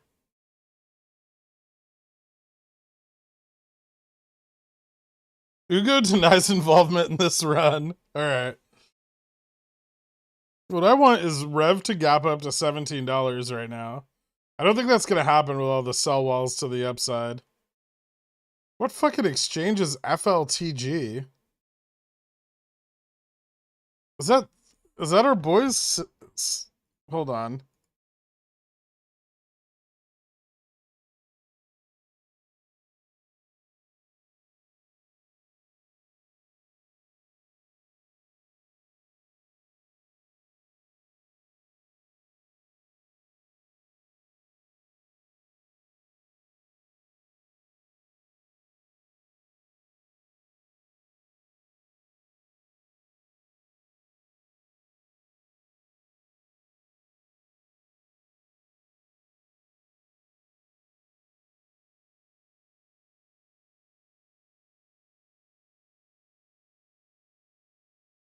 Amro clearing out of Chicago. Thank you.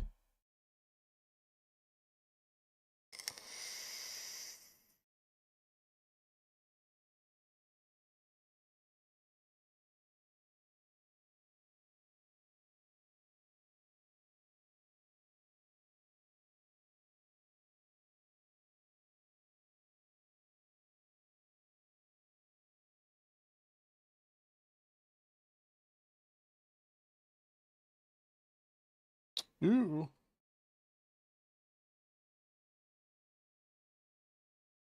Looks like Rev's getting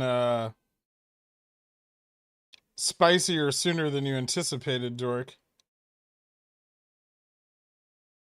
Do you think we see increased spiciness?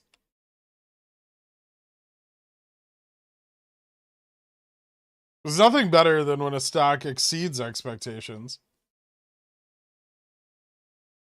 Fubo doing some neat stuff too. Yeah, 362. Almost back at support.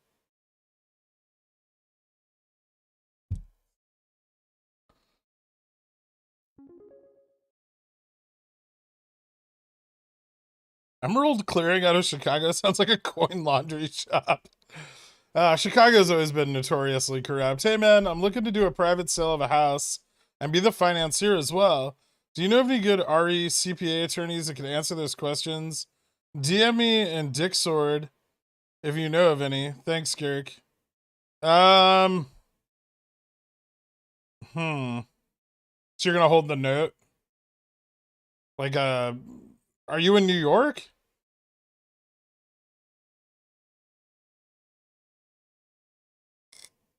Just send me a DM. I know a couple people, but I don't know if they do that.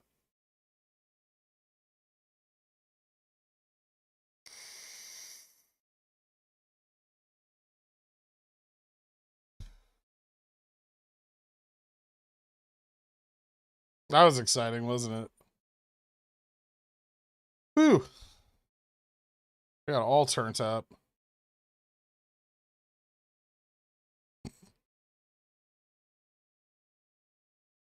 TM, way more important than Dorix.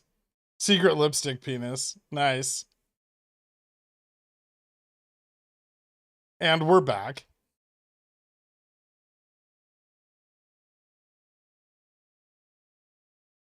I'm not impressed by Fubo at 361. It hit $62 last year. It hit more than that before.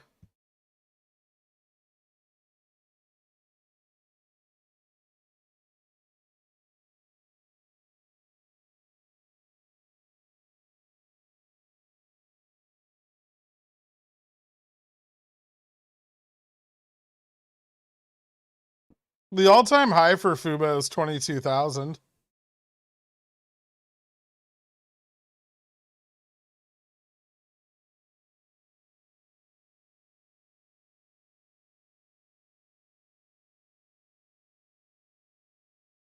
Which stabilized in the $2,500 range. No, I think those are reverse splits, maybe.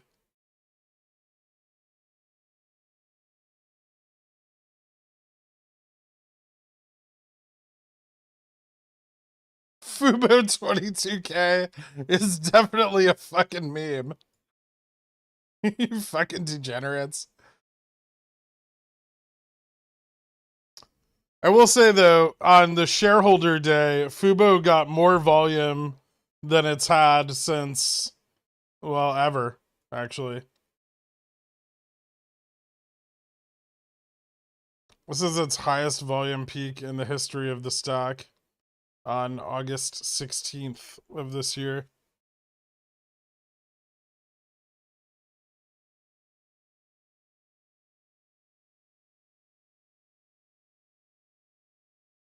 What did 22K calls on Fubo cost? Tuppence.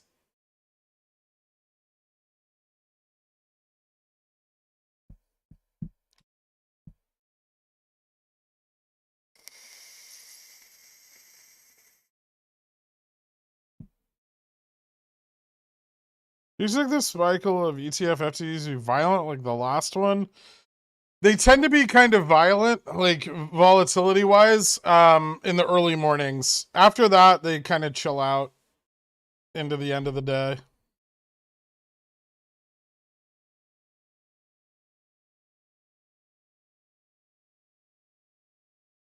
WeBull shows me Fubo at 1.5 billion in 2014. Yeah, I don't think that's accurate.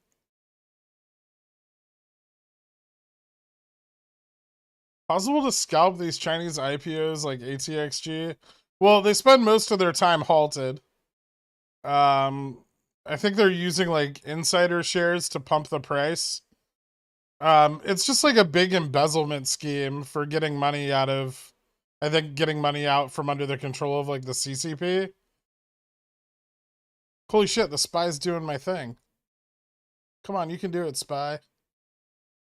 You're the best.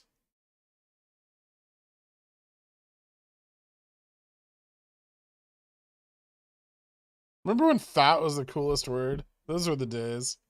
I do. I'm that old, I think.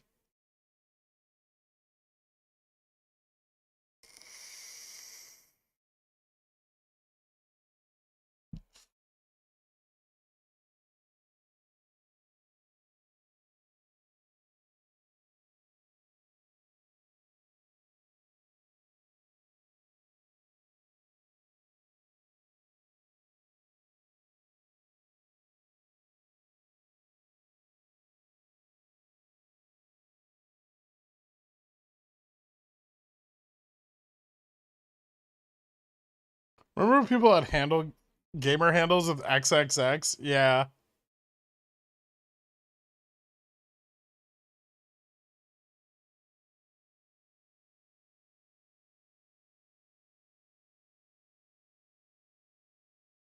How tight to the leg were the jeans you wore in high school? Loose.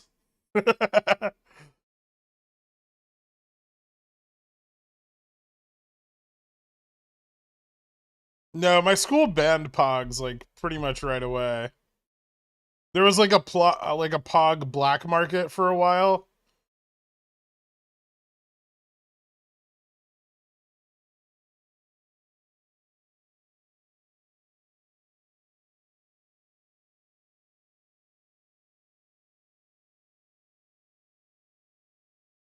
But no, tights bussin'.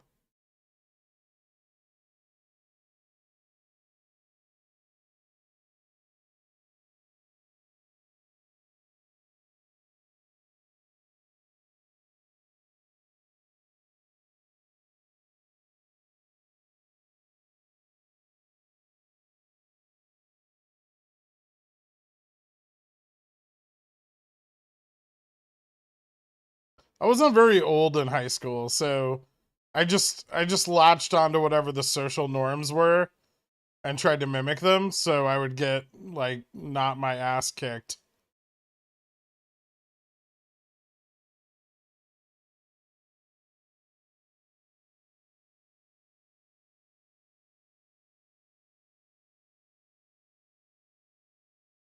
So you're an emo kid? No, I was 12.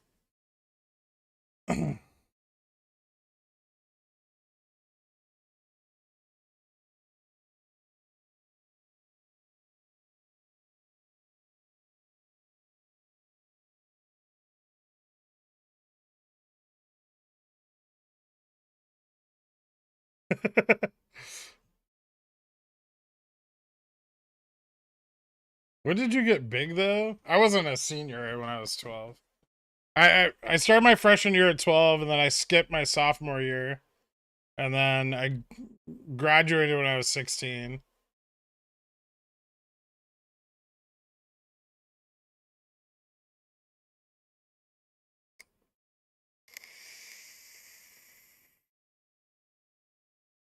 No, I was not 6'4".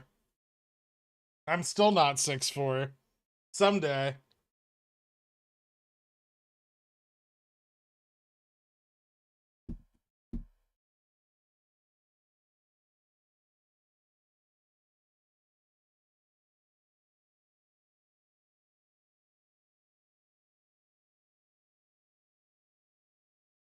Jake Freeman Jr. Oh, Jesus.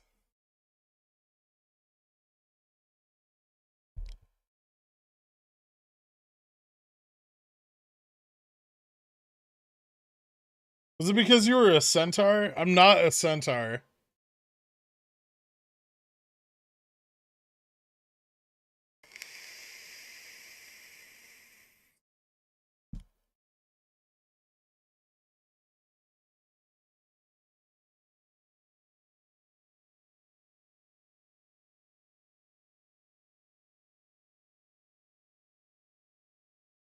Do we ever people? I've not had a hat on before. That's happened.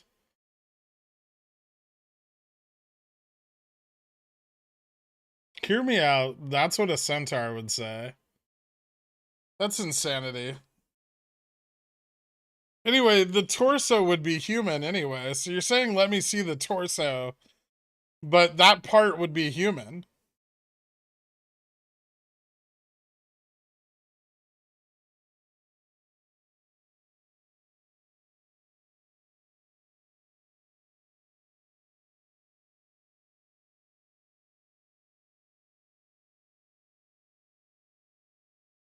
It's not a mullet. It's the same length in the front that it is in the back. See, it's equally long all the way around. Mullets are short in the front, long in the back. There's no fucking business here at all. It's all party.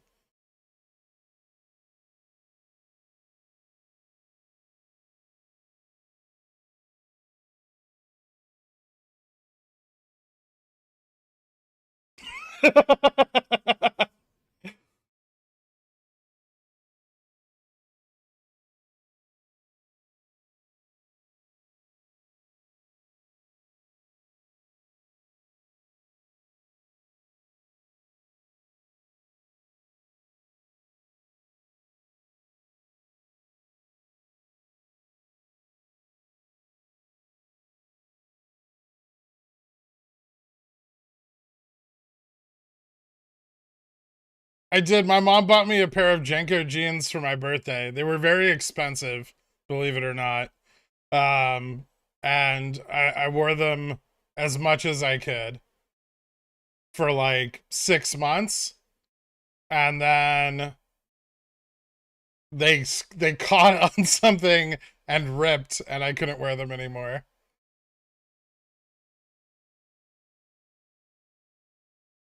And that was my one and only pair of Jenko jeans.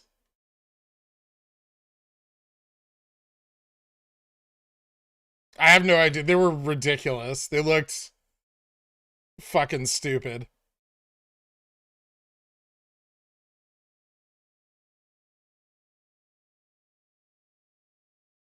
I didn't have a wallet on a chain. I didn't have any money. There was no point in having a wallet. Only rich kids have wallets.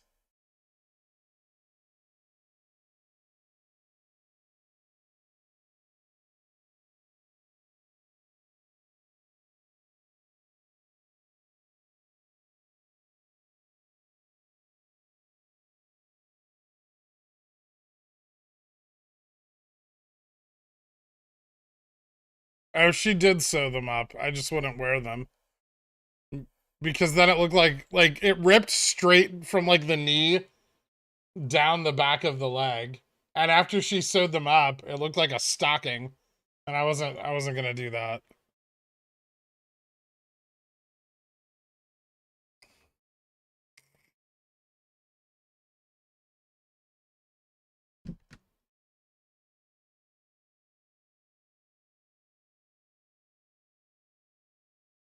Lush like a centaur.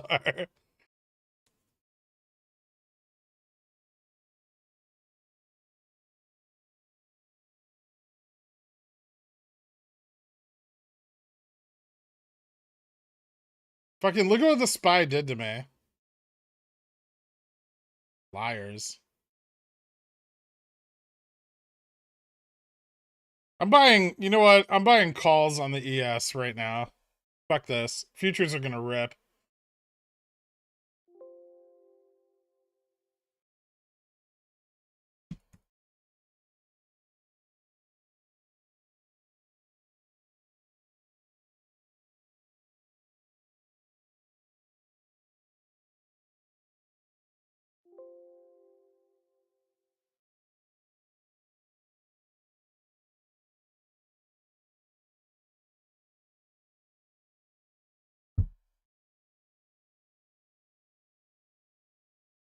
Nerve back to 250? I hope so. That'd be awesome. $5 would be better though. I'd like the options chain a little more.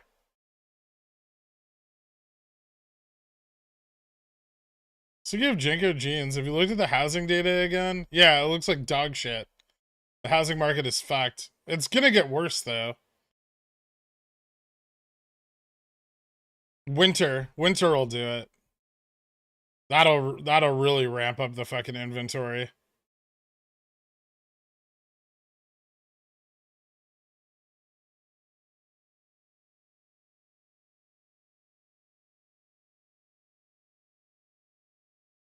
Did you sell your GME-CCs? You mean buy them back? No. I sold them last week.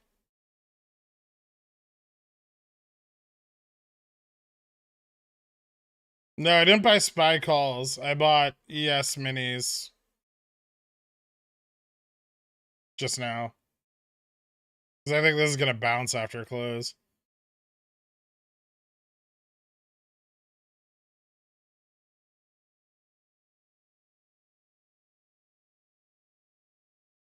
And the sell-off into close is nuts. No one wants to bag this shit overnight. Revlon just not giving a fuck at all. You go, Revlon, with your 3 orders in the last 4 minutes. Ding ding. The day is done. Now the spy can bounce.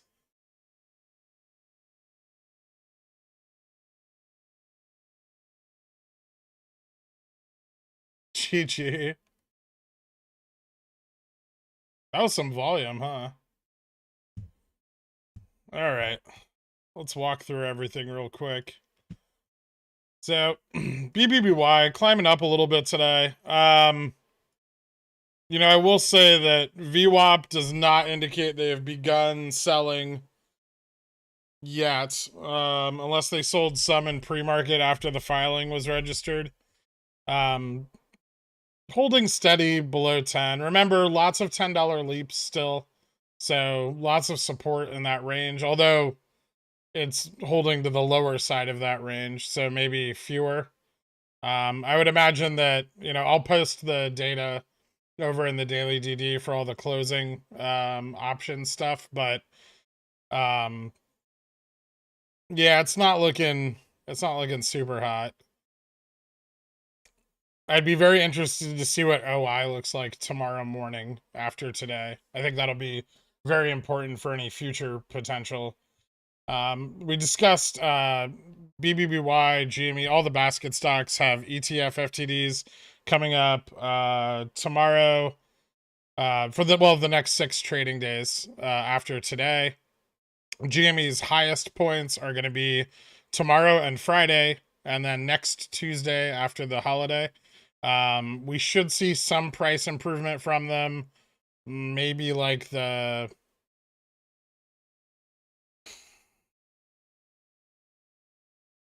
$33 to $36 range. 36 is definitely the high end and kind of will depend on how much call buying occurs off of the initial price improvement.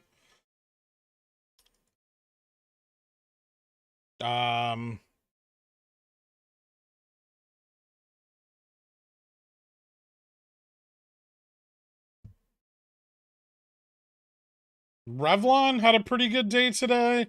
I'm really interested to see where exposure is on Revlon.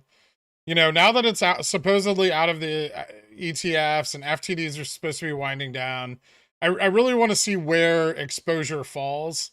We obviously had some pressure today. It looked like we saw some, forced covering here at the, 680 level and also here this morning. Also, I think some interest picking up is probably good for it. Higher rate of fails with more ownership, and that'll lead to more FTDs being created.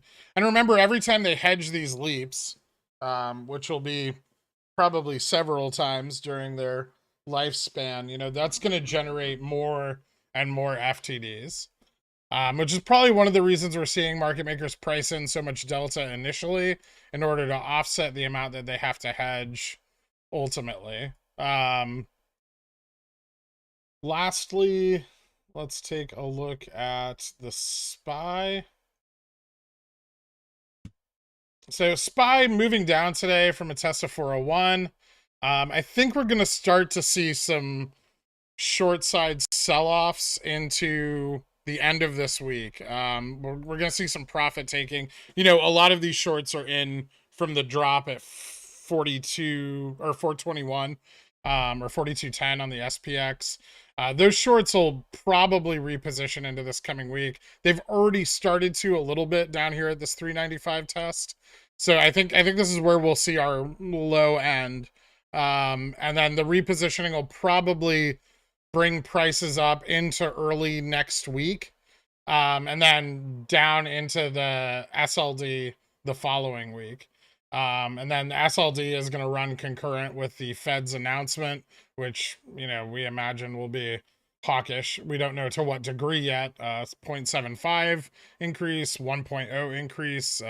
Obviously, those will have dramatically different effects on the market. But I think more than anything, people and participants are going to be waiting on hearing what the Fed's plan is and their projections for next year.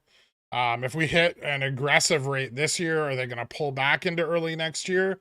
If we don't hit an aggressive rate this year, are they going to move forward with a more aggressive rate increase next year? And I think once that's kind of decided upon, that'll determine a lot of our price action going into October and November of this year. I think that's about it for today. Thank you guys so much for tuning in. And I will see you bright and early tomorrow morning. Have a good one.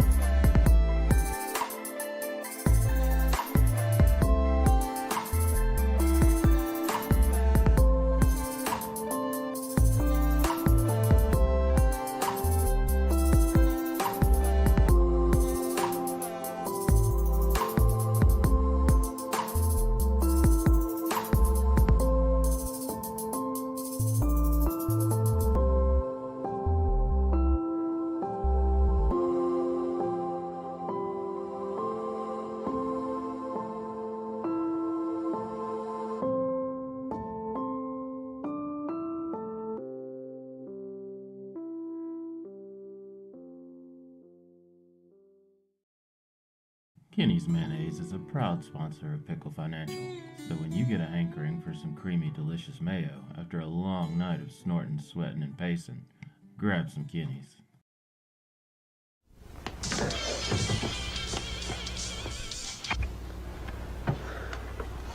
It's yours? No, My mother said she found it in your closet. I don't know. One of the guys must have... Must have what? Look, Dad, it's Where not... did you get it? Dad, Answer me. Who taught you how to do this stuff? You, all right? I learned it by watching you. Parents who buy weeklies have children who buy weeklies. Just some pickle themed fuckers, not a cult, no. Like them AMC suckers, not a cult, bro.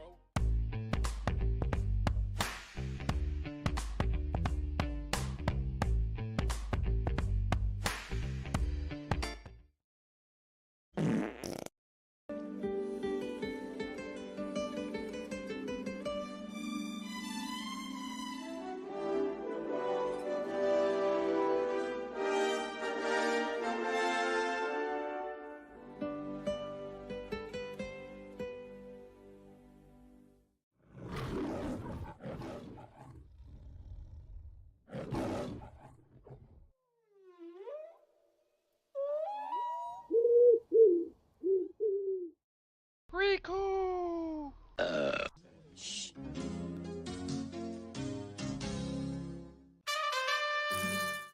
Sit, Krian, sit. Good dog.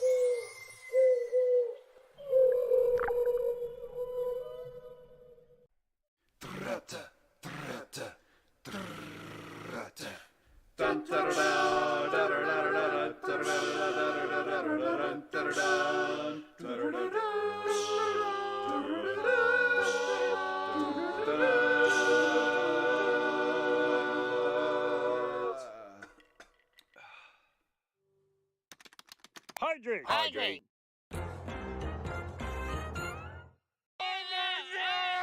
Did you get any of that? It's a good show! Not an advisor.